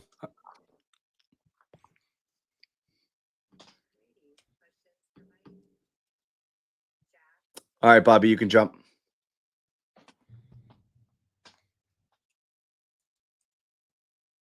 Can't hear him, guys. You're muted. Amit, can you guys unmute it? It's trading 32 tonight. Jack, all the time we're looking for the ability to get more assets we can use in the future and still get a bunch of good players. And we felt pretty confident that there'd be guys we liked lower down in the draft, and we had the ability to add a couple of really good future draft picks in addition to getting those guys. So that's what we did. And then Brad talked about it a little yesterday, like the balance of drafting for fit versus best available. How much of that goes into when you consider like second apron penalties and how important drafting is nowadays? Like, what's your guys' draft philosophy become with all of these new CBA penalties in mind? I don't think our draft philosophy has changed that much relative to the CBA. The draft pick contracts tend to be relatively small relative to the rest of your cap. So most of the time we're looking to get the guys that we think will be good contributing NBA players, particularly later in the draft. Most people aren't that. And so we're looking for the guys who are. And, because of that, you can't spend a lot of time thinking about what your team need is. So mostly we look for the best players we can get, with an eye towards the fact that you got to have an opportunity for them to contribute at least a little bit to know if they're going to be successful or not. But for the most part, it's go get the best guys. Thank you. John, and then Bobby Manning. Hey, Brad yesterday talked about he phrased it pretty starkly. The second apron penalties are real. I didn't realize how real they were until they were staring me in the face. Can you add any sort of context to that, and just how punitive are these things that they were, I don't know, maybe as shocking as Brad mentioned? Yeah, I mean, these draft nights, these days are long. We're talking about trades and picking people all day, and then we go through a pretty hectic draft moment over a few hours, and then he comes out here and talks. But we've known about the second apron penalties since basically the CBA was signed. We certainly knew about them when we made the trades we did a couple of years ago. And I think Brad's just talking about the feeling of having discussions about, trading good players, which we have to do sometimes. And the penalties are real. It's, you can lose your future draft picks. They can move down, that they can be frozen and then move down to 30. That's a big deal because you use those to go get good players a lot of the time, in addition to just using them to pick. And there's a bunch of transactions you just can't do when you're up at high levels. So, we sort of had a good idea of the realities of all of this a couple of years ago when we made trades to acquire guys who became key pieces of a Celtics championship team. Now we've reached the point where we have to think about what to do moving forward. And, I think nobody enjoys that. And that's what Brad's talking about is he's well aware of what all the penalties are. But it's not fun when you're facing them, and that I think that's all he meant yesterday. Okay, and is there any I guess, advantage to being kind of like that first wave of teams to have to deal with this, insofar as that you are the ones that have to kind of lay the blueprint out, and then when it's your turn to kind of capitalize on other teams, you kind of know what might be coming more than maybe some of these other teams. Yeah, I get where your question's coming from. I mean, I think the first thing I'll say is there was a period of transitional rules the last couple of years as these rules got phased in, and we sort of realized where we were a couple summers ago that we could take advantage of the situation with the assets we had and the salary situation we were in and the quality of players we already had, and could make a jump sort of before the rules got as punitive as they were going to get. And that was a very conscious decision at the time, and it worked. So we feel good about that, obviously. But we don't spend a lot of time thinking about, the cycles of other teams, except insofar as it affects our ability to go compete for the next Celtics championship, which is what we're always about here.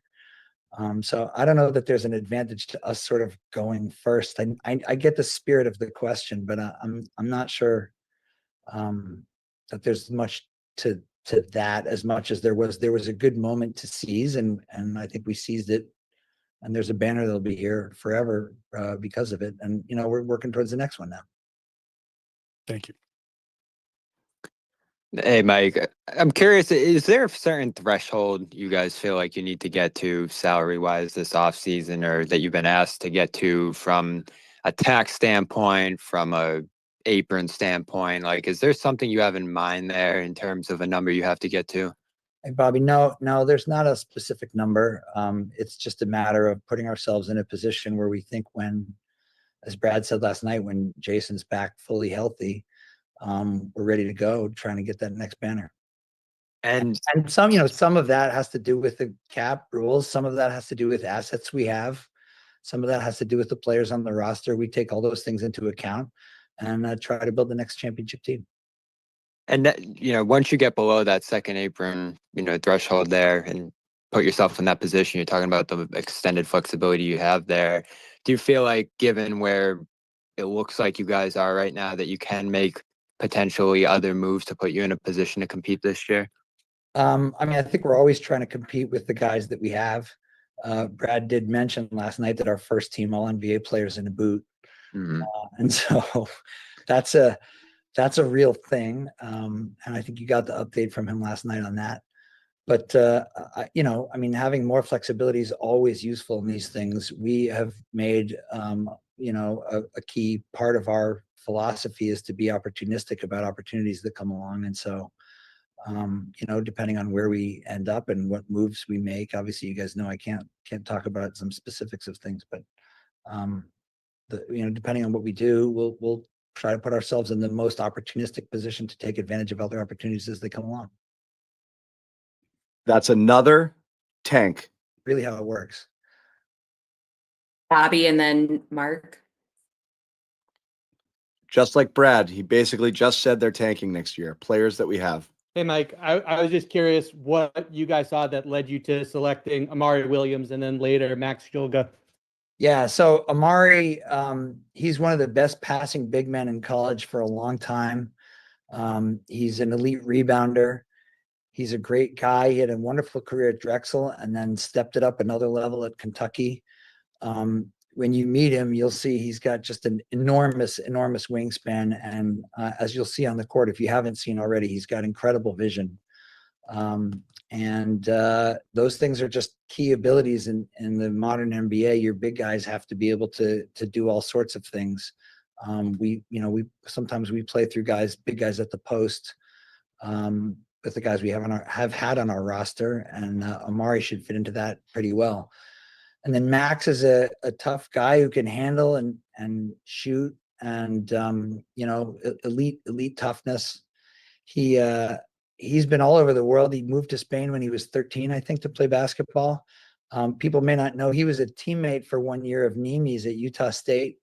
Actually, when he was here for a draft workout a couple weeks ago, I think they went out to dinner and caught up for old times. So I think that was great. But he's just a winner. I think they won 18 of their last 20 games or something like that. Was the A10 player of the year. We've been watching both these guys for a long time. They had long college careers, and very, very successful players everywhere they've been. So, we'll see how they do at the next level, but they're both just really, really successful winning college players. And as you guys regain flexibility here, you gained multiple future second round picks tonight. How important is it to just continue to build out that draft capital? Well, as I think you've seen with our moves in the past, you need those assets in order to be able to swing trades for great players later, or to move around either in the draft or with guys you've got. So, that adds additional flexibility. We got 2 picks both tonight, both of which should be good future picks. They're the best of 3 and 2 teams in some upcoming years. I think we'll put the press release out shortly on that if it's not already out. But that's a key part of our strategy. We've used picks to go acquire a lot of good players over the years, and hopefully we'll be able to do that with these if we're not also drafting them. AZ, in your first answer, you were talking about adding the assets that you just mentioned, but also being able to get guys that you guys wanted later on. What made you feel comfortable that these guys that you wanted would be available in the range of the picks that you received? Well, you never know exactly which guys are going to be available at which pick, but we've got a big list of guys we like, and we have some sense of where they're going to go, and we're in touch with their agents who also have some senses of which teams like them and don't like them. And so you put all that together and you say, okay, if we move down or up to this part of the draft, who could we probably get? You're never sure. There's a bunch of risk taking involved, and you weigh the future asset return. When you're moving down, you're weighing the future asset return versus the guys you think you can get. When we looked at the guys that we could get a little bit further down this year, we thought it was not so much different from 32 that we wouldn't take these future assets that'll also be useful for us. These are 2 really good players. You never know how well guys will play in the NBA for guys taken in the second round, but both these guys have been very successful where they've been. Thank you. Last 2 questions, Jared and then Noah. What's up, Z? Jared, how are you? Good. I'm going to bring it back to second apron, shockingly. Okay. Who saw that coming? You mentioned you won a championship. That is true. Yeah. And I'm wondering, the second apron was designed, it seems, to kind of shrink these windows of 2 or 3 years. And I'm wondering, now that you're on the downslope of getting out of that, how does just, I guess, as a emotional decision maker who tries not to be too emotional, how does the fact that you won the championship help grease the skids to getting out of the apron, and how does that affect your decision in the future to climb back into that second apron one day? Yeah, I mean, I don't think it's automatically the case that you have to be over the second apron or the first apron or anywhere on the salary scale to win a championship. But the fact of the matter is the new CBA is set up so that teams can't spend enormous amounts of money for long periods of time. And so you guys mostly know I'm a Celtics fan and have been for a long time, and you never like to see each year's its own year, but you have a group of guys and they win, and that's the best. And when it's not this, it's almost never the same group of guys 2 years in a row. Not this summer, but the previous summer was a real exception to how almost every team operates. So anytime and I've been through a lot. This is my 22nd season with the team. We've seen a lot of good players come and go over that time, and some you get to know better than others, and it's sad when they leave. But so there's a bit of wistfulness always when guys move on. But at the same time, the rules are the same rules for everyone. And, we've got a lot of good players here and a lot of good assets here, and we feel like we'll be set up to compete really, really well in the near future. So that's always heartening when you know that you're in that spot. There's a lot of teams that feel further from that than we do, I'm sure. So that's exciting, particularly when you're working for the team. It's always exciting to think about the future possibilities, and the draft night's like the perfect example of that. It's the embodiment of that. You get these guys at the start of their careers, and they're so excited to get the phone calls and come in and see everyone and meet everyone and be a part of this really, really special thing we have here. So that sort of tempers any sadness you have of the season ending. However it ends, for most teams, it doesn't end with the championship. But you get to have the draft soon thereafter, and it's the excitement of building a new team and the chance to go try and win it all over again. Noah and then B-Rob. Hey, Mike. Over the last few days, there was a lot of discussion and reporting around teams being really interested in acquiring one of either Derek White and Jaylen Brown. Curious from your standpoint, as you think about being opportunistic and thinking about the future, where do those two guys kind of fall into the vision of this team? Those two guys are really, really great NBA players, and there hasn't been anything close to serious about trading them. And so I'm not sure where all this reporting came from, but those guys are key parts of our team, and we're lucky to have them here. Thank you. Sure. Hey, Mike. Just want to check, is the plan for Max and Amari to be two ways, or is that still in flux? And were you guys able to talk more of Hugo today? And is there any plans for him to come over this summer league, et cetera? What's kind of the update there? Yeah, I think you'll see Hugo here next week. We have still some stuff to work through. There's a lot when you draft an international guy, there's a bunch of things you have to do, but he'll be in town at least next week, and we'll know more in the coming days on that. And then on the guys we drafted tonight, I think that's likely that they're two ways, but as you may know, these things like the draft ends and everybody just wants to go home, and our group is here. I actually pulled away from it. Our group is upstairs working hard on summer league roster and things for training camp and other things. So we'll get all of that stuff ironed out in the coming few hours and days. And you'll probably know more next week. Thanks. Sure. All right. Thanks, Mike. Thanks, everyone. Thanks, everybody. So good stuff, Bobby and Noah jumping in there on the Mike Zarren press conference, assistant GM with the Boston Celtics.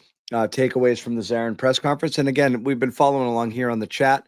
I do think, again, I'm biased. They're my people, but Bobby and Noah, I think, asking the two most relevant questions in that press conference.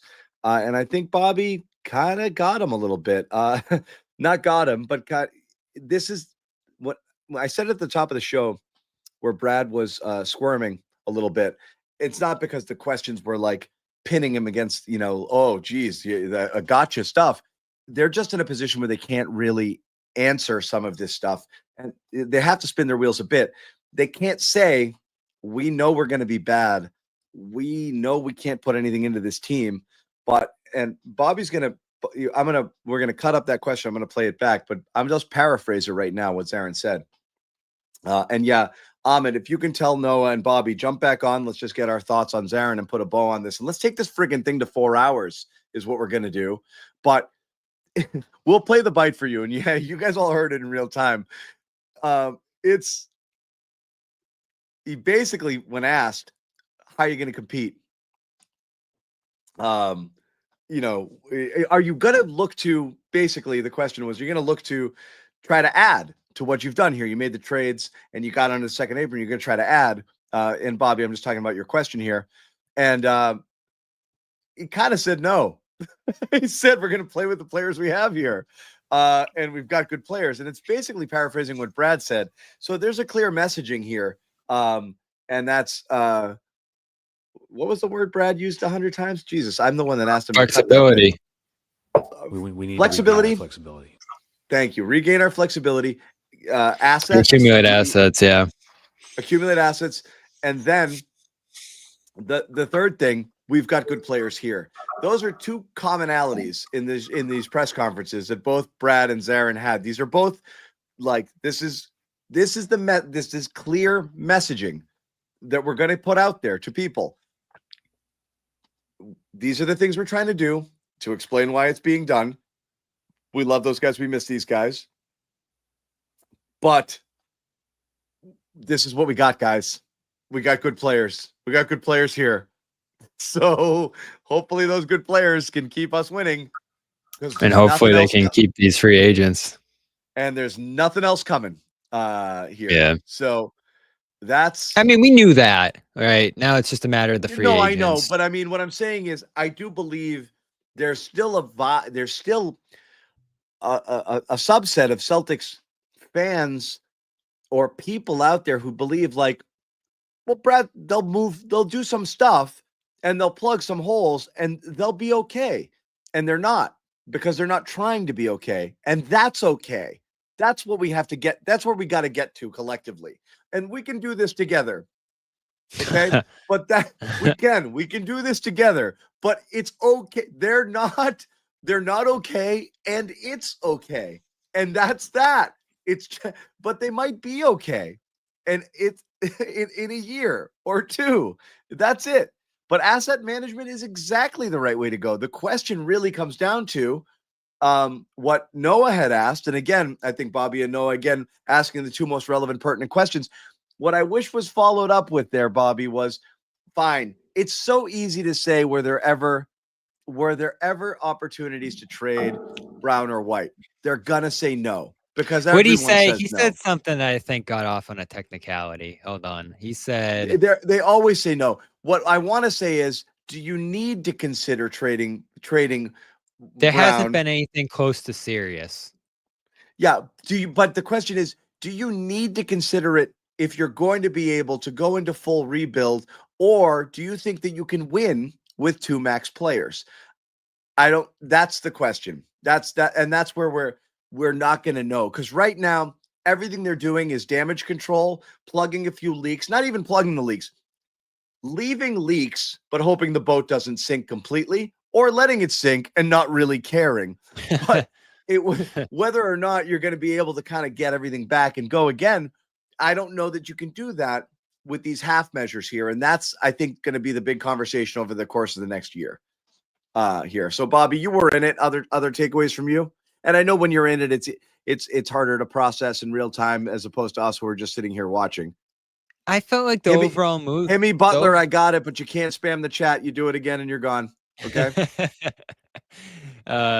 Yeah, the overall mood of that thing reflected Brad's quite a bit, that they're resigned to the fact that they're in a tough spot, and they're going to try to do some stuff that comes up that could help them out, but there probably isn't going to be a lot of stuff that allows them to do that. Now, when I asked about how much further they need to go, that didn't sound like there's necessarily a need to go further, which is encouraging, I guess, but they're probably going to have to if they want to keep some other stuff here. So everywhere they drop off some contracts to keep stuff afloat and, aboard the boat here, to keep using that analogy, they're still going to be losing something in the process. So are you a net neutral in moving off Simons and keeping a center? If you can keep two centers with that move, maybe you do that. But then all of a sudden, like you said, you plug in one hole and all of a sudden there's a hole at backup guard because you only have Pritchard and White. So they are so tight up against, just to remind everybody, they're 7 below the second apron. They drafted Hugo, so I guess they're like 4, right? A minimum gets you to 1, and that's it. If you're not going over the second apron line, you have the room to sign one of the centers to a minimum if they'll take it. Sign Hugo. That's your 14 players, and you're off. And it's Pritchard, White, Brown, Niang, and Hauser, and one of Luka now. Yeah, I do want to put this up here. I'm not calling you out, Fritz, but I think this is the danger. Tatum, Brown, White, Pritchard, these are their untouchables, untradeable. Everyone else is on the table. There is no one else. There's nothing. This is the danger. This is all you have, and getting more or better doesn't happen without trading one of these people.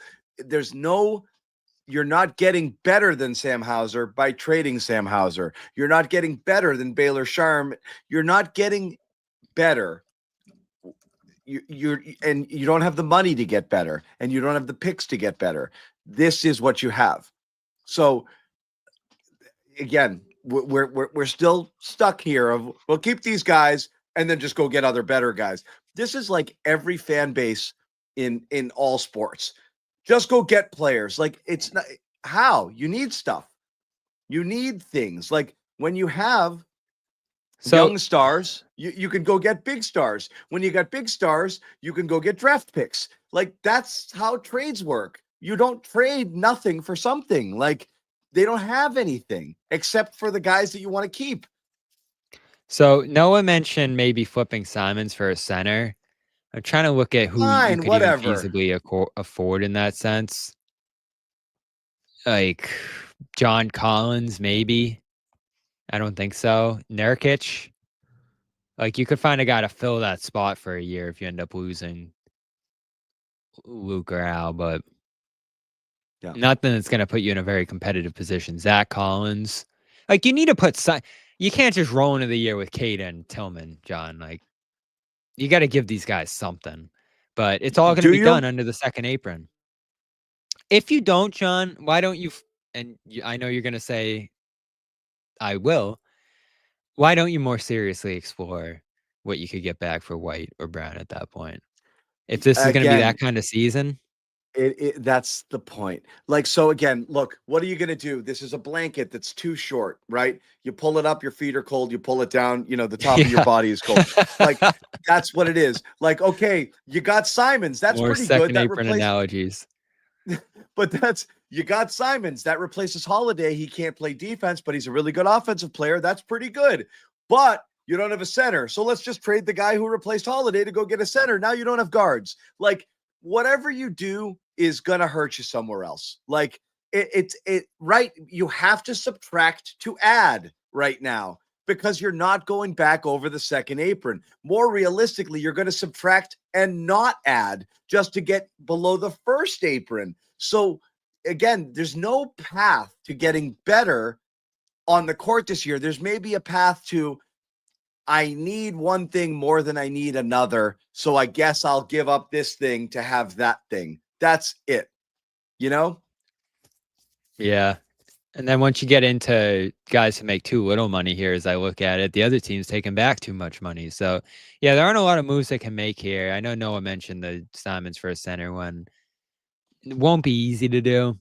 And again, what's the point, to your point, John, of trying to make something like that happen if it's not going to move the needle at all? Because then you're thin at guard. And I prefer Simons to some stiff center, just so you can say you have a center. Personally, do whatever you. You got Amari Williams.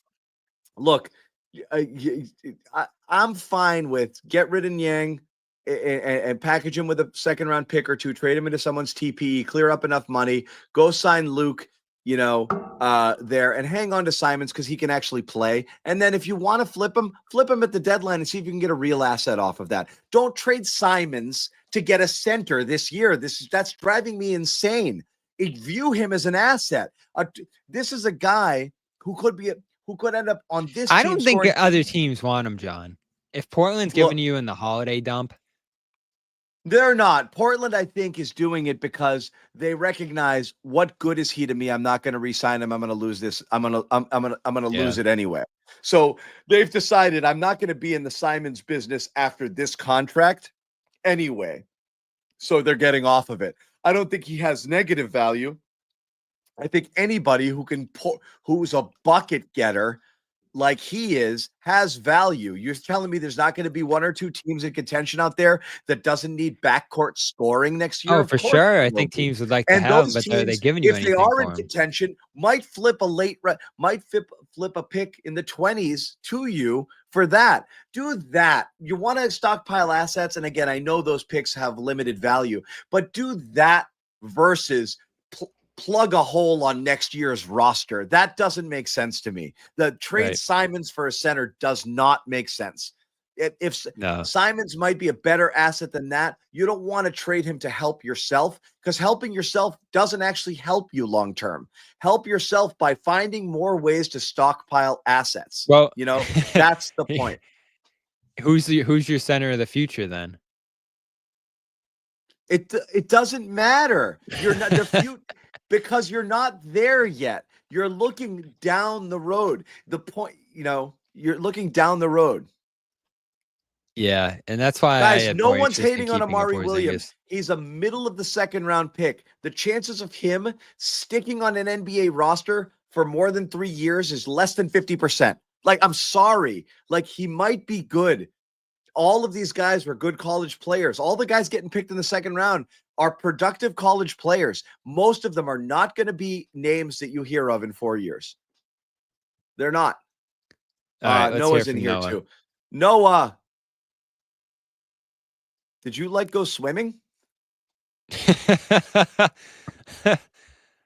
Okay, 2 do you want days to too actually late know what on that. happened? Do you actually want to know what happened? I had a basketball game and I joined the stream 1 minute after the basketball game. That's what I thought. And yeah. after the 57th pick, I wrote my article, and then Mike Zarren still wasn't on, and I said, I have time to shower, and I did. Yeah. Yeah. So Good apologies. usage we of were talking time. about it earlier. Let's bring Noah back into the conversation here. The tone of Zarren, I think, was very similar to the tone of Brad. And just in terms of recognizing that they're in a tough spot and really not having answers to some of the questions. And I thought, again, you and Bobby asked, two of the more relevant questions that are on our minds outside of what's going on with draft picks. And we're starting with Bobby's here.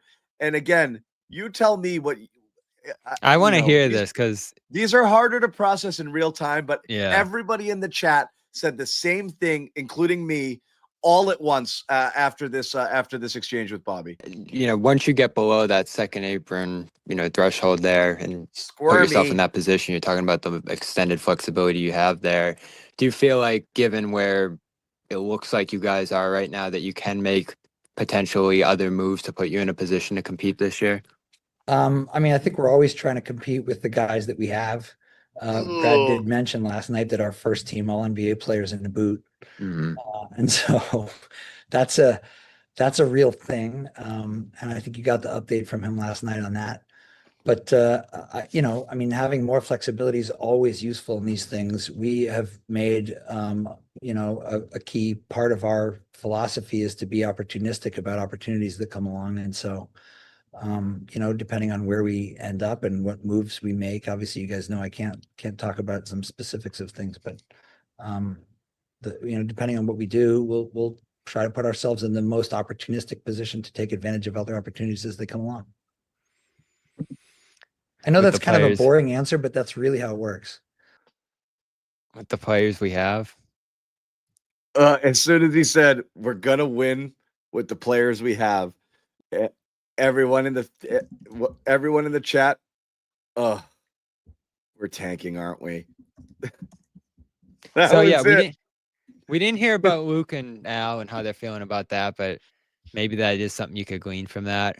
The players that we have, and we're going to be opportunistic as opportunities, hopefully opportunistically opportune themselves to us. So again, it's we're still going to be aggressive. We're looking to build this roster. We have moves that we think we can make that can bring some good players here and possibly resign. None of that. We got some good players here, and we'll look for opportunities as they come. That does not signal that there's much coming to add to what's going on here. I don't know. No, I don't know if you view it the same way. I understand your interpretation.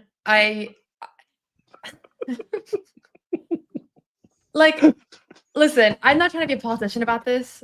What's your interpretation? I think there's a middle ground between tanking and saying we're going to try to be competitive, but we're not going to do that above our future assets, like they're not going to do something. They're not going to try to acquire players for next season if it's going to compromise future things, which inevitably it would. And so I still think you're going to see or this add team payroll. be yeah. So John, in that case, this is actually one of the rare arguments that we can actually we'll get an answer to, because next year either they're going to be in the playoffs, which is what I think, or they're going to be near the bottom of the standings, and then that's tanking. And so that's right. I mean, if you're going to be in the playoffs next year, then you were not tanking. That was not your approach. But maybe to me, it's like you can't keep Jaylen Brown and Derek White in that case. Like, no, you can accidentally get into the playoffs. You cannot try to improve the current roster and still have these guys play well enough to get into the playoffs. It's possible. If you're in the playoffs, you're not tanking, though. Yeah. If you have made the playoffs, you're not tanking. I don't There's think no that can be considered tanking. players don't tank though. That's the whole point. Is like 7 the through players 10, you out could be there. in the lottery. Organizations tank though, and they tell your players to sit down. Like Walker Kessler spent his entire life in jail. Like, so what I'm saying is the organization is not going to like do the Al Horford's not going to play for 40 games thing. You know, like organization's not going to pull people off the court to tank. They're going to put the players out there. And then as the season progresses, some things might happen along the way, but they're not trying to tank in the sense that I'm going to burn it to the ground. They're just saying, you don't have a center. Well, do what you can with what you've got. Like play Cada. That's the point. Like that is essentially management tanking. Like if you start the season with Cada as your 5 and Tillman as your 4, you're tanking. Like that's tanking. Like you're not supporting Brown and White and the players that you have. If you trade Simons for future picks and a reduced salary player that can't help you, you're tanking. Like that is tanking, no question about it. So we don't know how low they're going to go, but it does sound like they're not looking to address holes on this particular roster right now. So call it tanking or not tanking. It definitely feels like, guys, this is what we got this year. Do the best you can. And they might be pleasantly surprised that they play well, or it might go to shit, but we don't know. That's okay, more what I'm fair. saying. I can agree with you on that. Yeah. Okay, I can agree with you on that. That's how I view it. Not that they're I get you. I hear let's win 20 games. Like that's not how they're viewing it. I think they're going to walk into next season and say, let's see what Peyton Pritchard's capable of. Let's see how Jaylen Brown, if they keep him, can perform without Tatum on the floor. And I don't think that they have the answers to that. Like one of the things that I've realized over the last few years in this job is that we're just guessing. The front office is just guessing. We're all trying to be as educated as possible. But why do teams draft so poorly? Because nobody actually knows to project. Why does ESPN predict every series wrong? Because it's just, that's basketball, right? Like that's what makes it fun, is that we have no idea how things are going to pan out.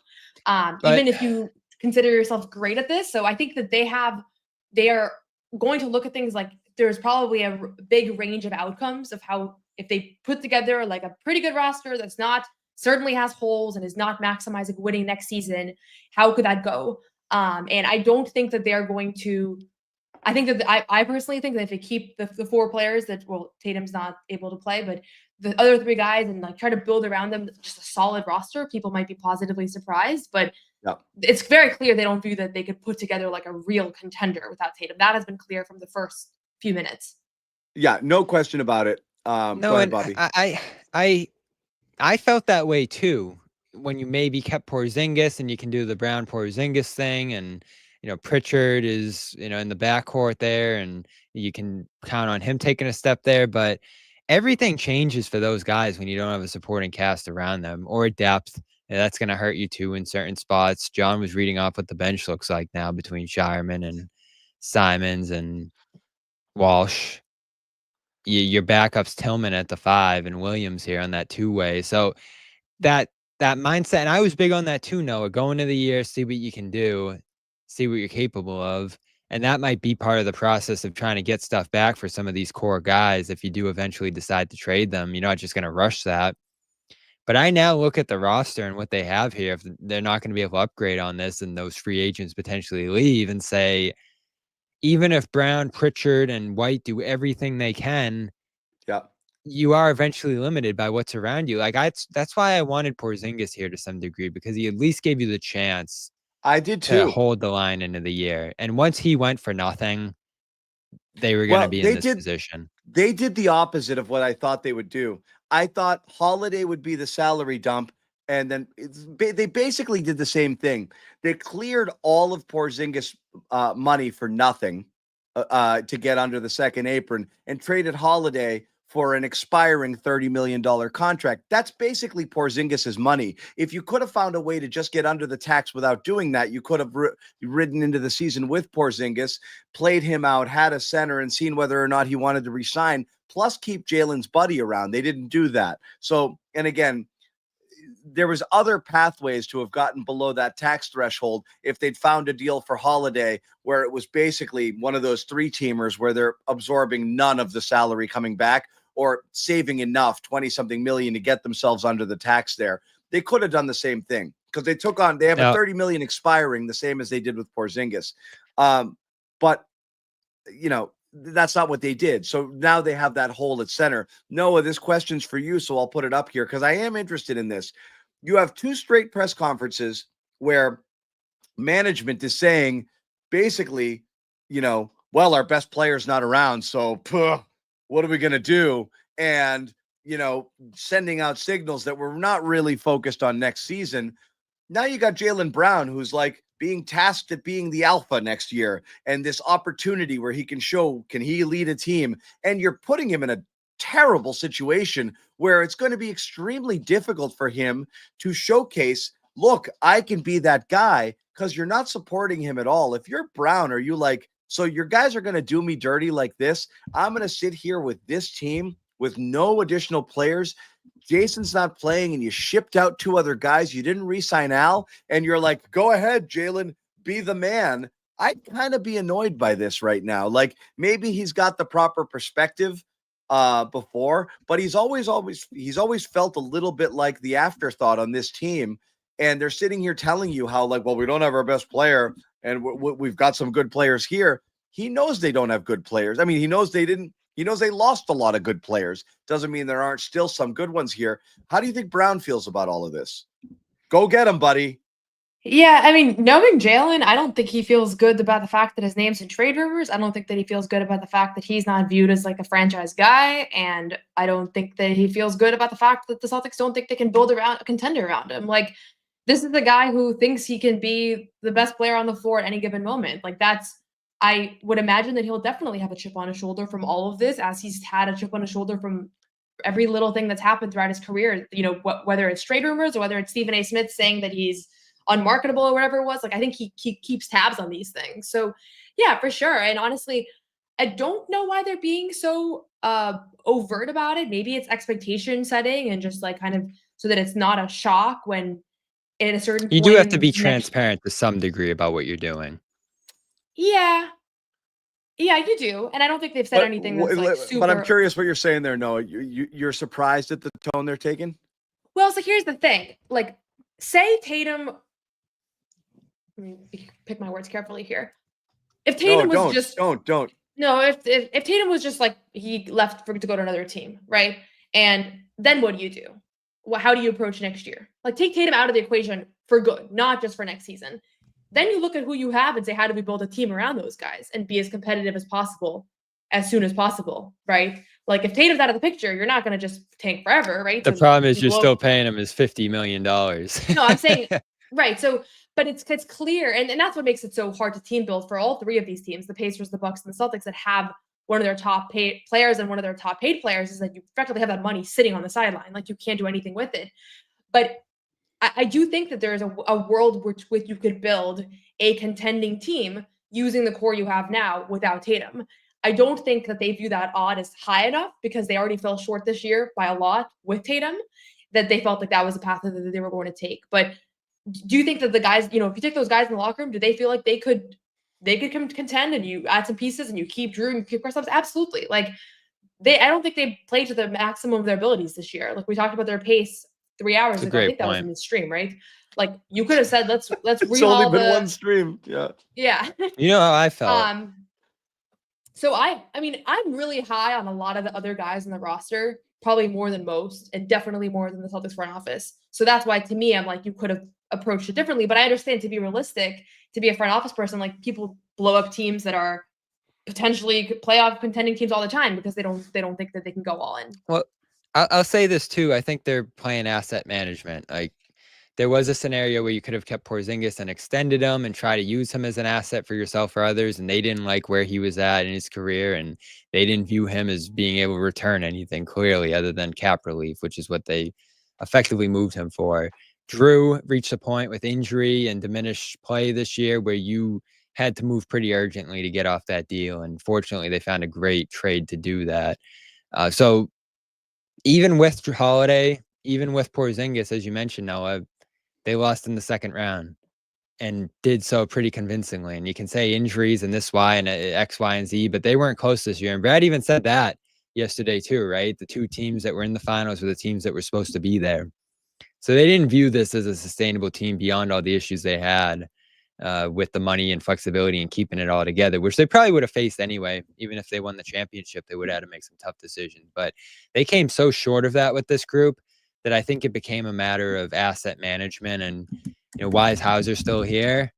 Because you were able to keep him from the fact that you got off Porzingis's number. He could be part of that next Tatum team and still a valuable contributor, or you could get a lot back for him because he's a good player. And so that was what I liked about the Porzingis trade.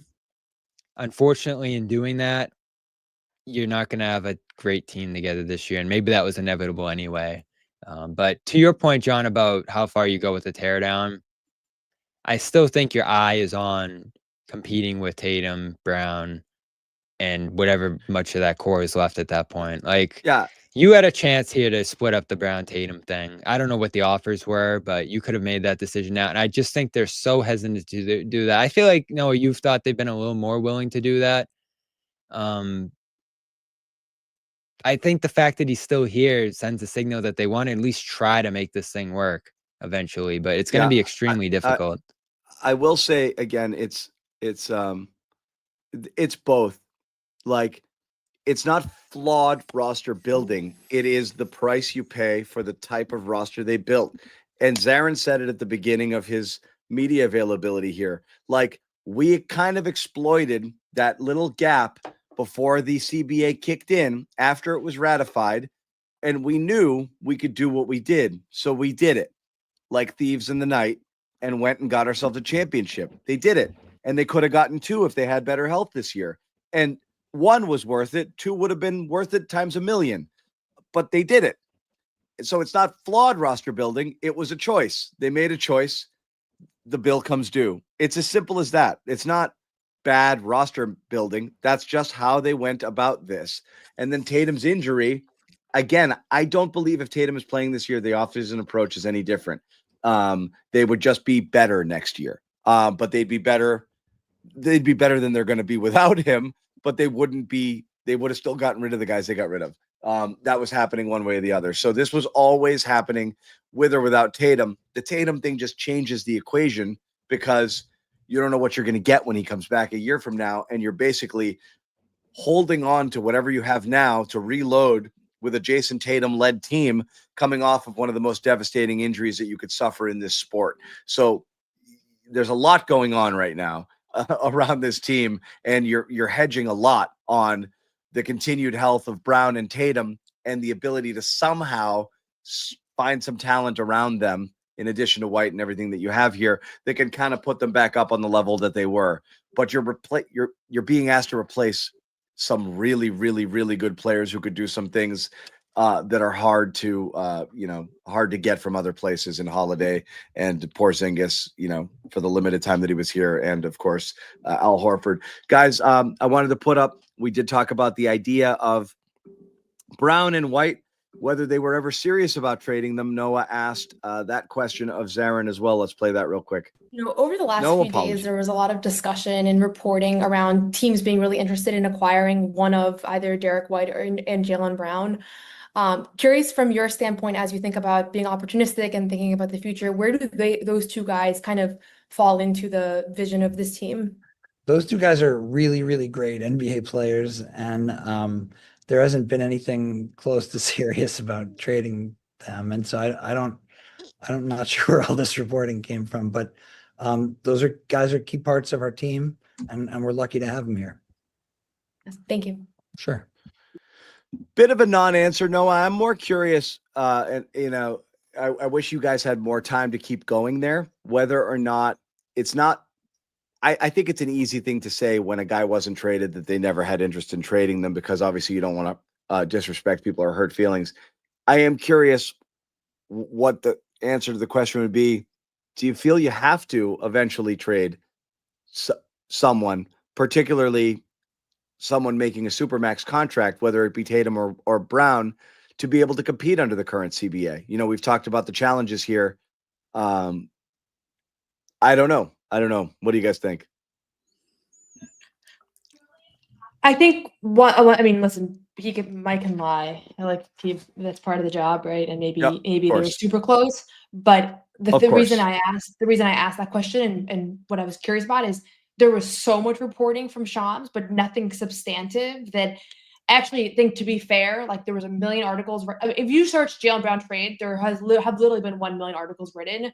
And it's very, very plausible that there was never really any motion with any of the packages that we discussed. And so he very well also could be totally accurate in saying that. And I think that actually the fact that we never got anything specific and that it didn't really intensify, it was just Shams continuing to go on TV hits and just bringing up like we're getting calls, does make me think that in hindsight, maybe there was a little bit more smoke than substance, and that it was good for engagement and it was a good topic and everybody's curious about it. But there's nothing right now that points to it have been a really close thing. And I'm sure they explored it, but I just want to like I think that there was never anything substantive. There was nobody that ever reported like Utah was shot down completely, but on their end, like a lot of the stuff feels like it was a little bit of smoke.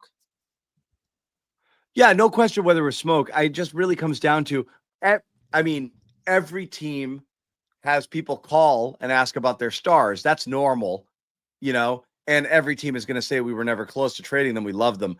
It's really more a matter of, do you feel you have to at some point? And again, I don't know that question would have been answered as well, but I am curious. The other thing that I thought Zarren said wasn't necessarily interesting, but he did cover a little bit for Brad, who did sound a little bit disingenuous, saying like, oh, geez, and staring at that, second apron and the last thing, really. And it kind of made him seem like he was ill-informed, and that's clearly not it. I think he was just trying to be. He was shocked by dramatic, what it would feel like to make those and moves. Like, it sucked having to deal with it. Like that, living it was bad. Noah mentioned it yesterday. There was an awkwardness to him having to address moves that he couldn't talk about, and I think that's how that came out. And I agree there too. So I don't think anyone thought from that. I don't think anyone thought Brad didn't know what the second apron meant. Yeah, we have officially passed the 4-hour mark. Neither Bobby or Noah asked for this, bargained for this, was told that this was what was going to happen. We just did it to them. So I was saying, no, I don't think we went 4 hours for the championship. Yeah. So I have to apologize to them, but I will thank both Bobby and Noah for hanging on here so long through the most ridiculous thing that we could possibly have spent 4 hours talking about, which is the Celtics drafting 46th and 57th for two-way guys that are never going to. When you think about it, that are never going to do. Yeah. Are you serious about your Shoga tweet, Noah? Half joking, but I do like the highlights. So at this point, if you can't figure out, I'm so biased towards player types. Like if you can shoot. And like you're like I just like shooters and like ball handlers. Like that it doesn't mean that he's gonna be great. It's just I get excited when I see that player type within a 2-minute film. So we'll see. Can I tell you? I was mostly just did you guys fun. just put you want to hear the live Shogo reaction from me and Bobby?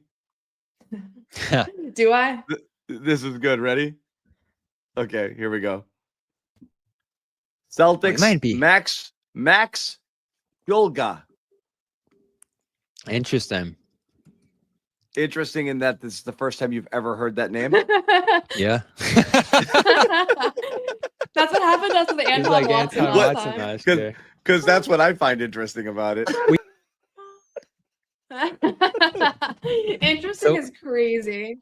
Looking back on it though, were you gonna play it off? Were you gonna play it off like you knew about this guy? No, I was looking at. He's the like thing interesting. I was like, you don't know who. No, I was. He's like interesting. Max Shoga, who is that?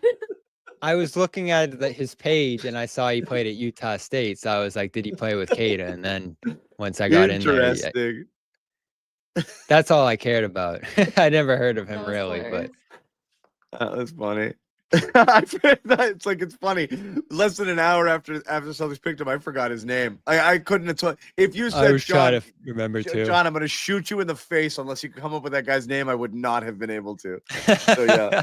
Honestly, watching Brian Windhorst had a 4-hour stream last night for the draft, and he like doesn't know much about the draft prospect. So, and he was just like every other pick. This was the first round. He was like, I don't know this guy. I've never heard of this guy. So that kind of empowered me. Like I've been very open about my lack of draft prospect. We got to. Ever since I saw that.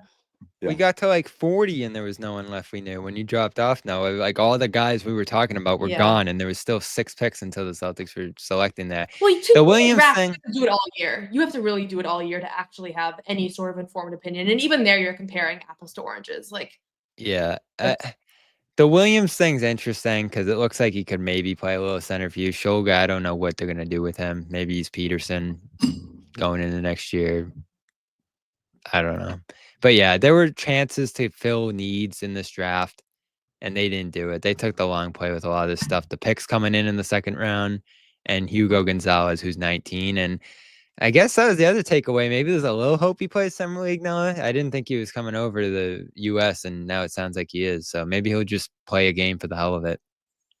Yeah. And no, on that thing, I don't think that I think it's ridiculous for people who've spent 2 weeks on people to act like they're authorities. I think you have to play it straight. I haven't seen a lot on this guy. You know, that's the only way. But Bashir Fleming was going to the Hall of Fame. That's all. Dude, I love that guy. Yeah, I mean, seriously, it's my favorite player in this draft.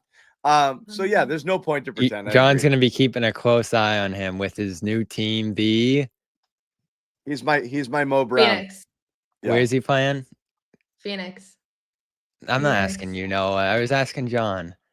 I but I know was who lagging. traded ahead of the Celtics. I know He'll that never much. forget it. It was the worst thing that's ever happened. It was a sports. I was just checking. John, I have to say, it's all year, you were so level-headed about everything.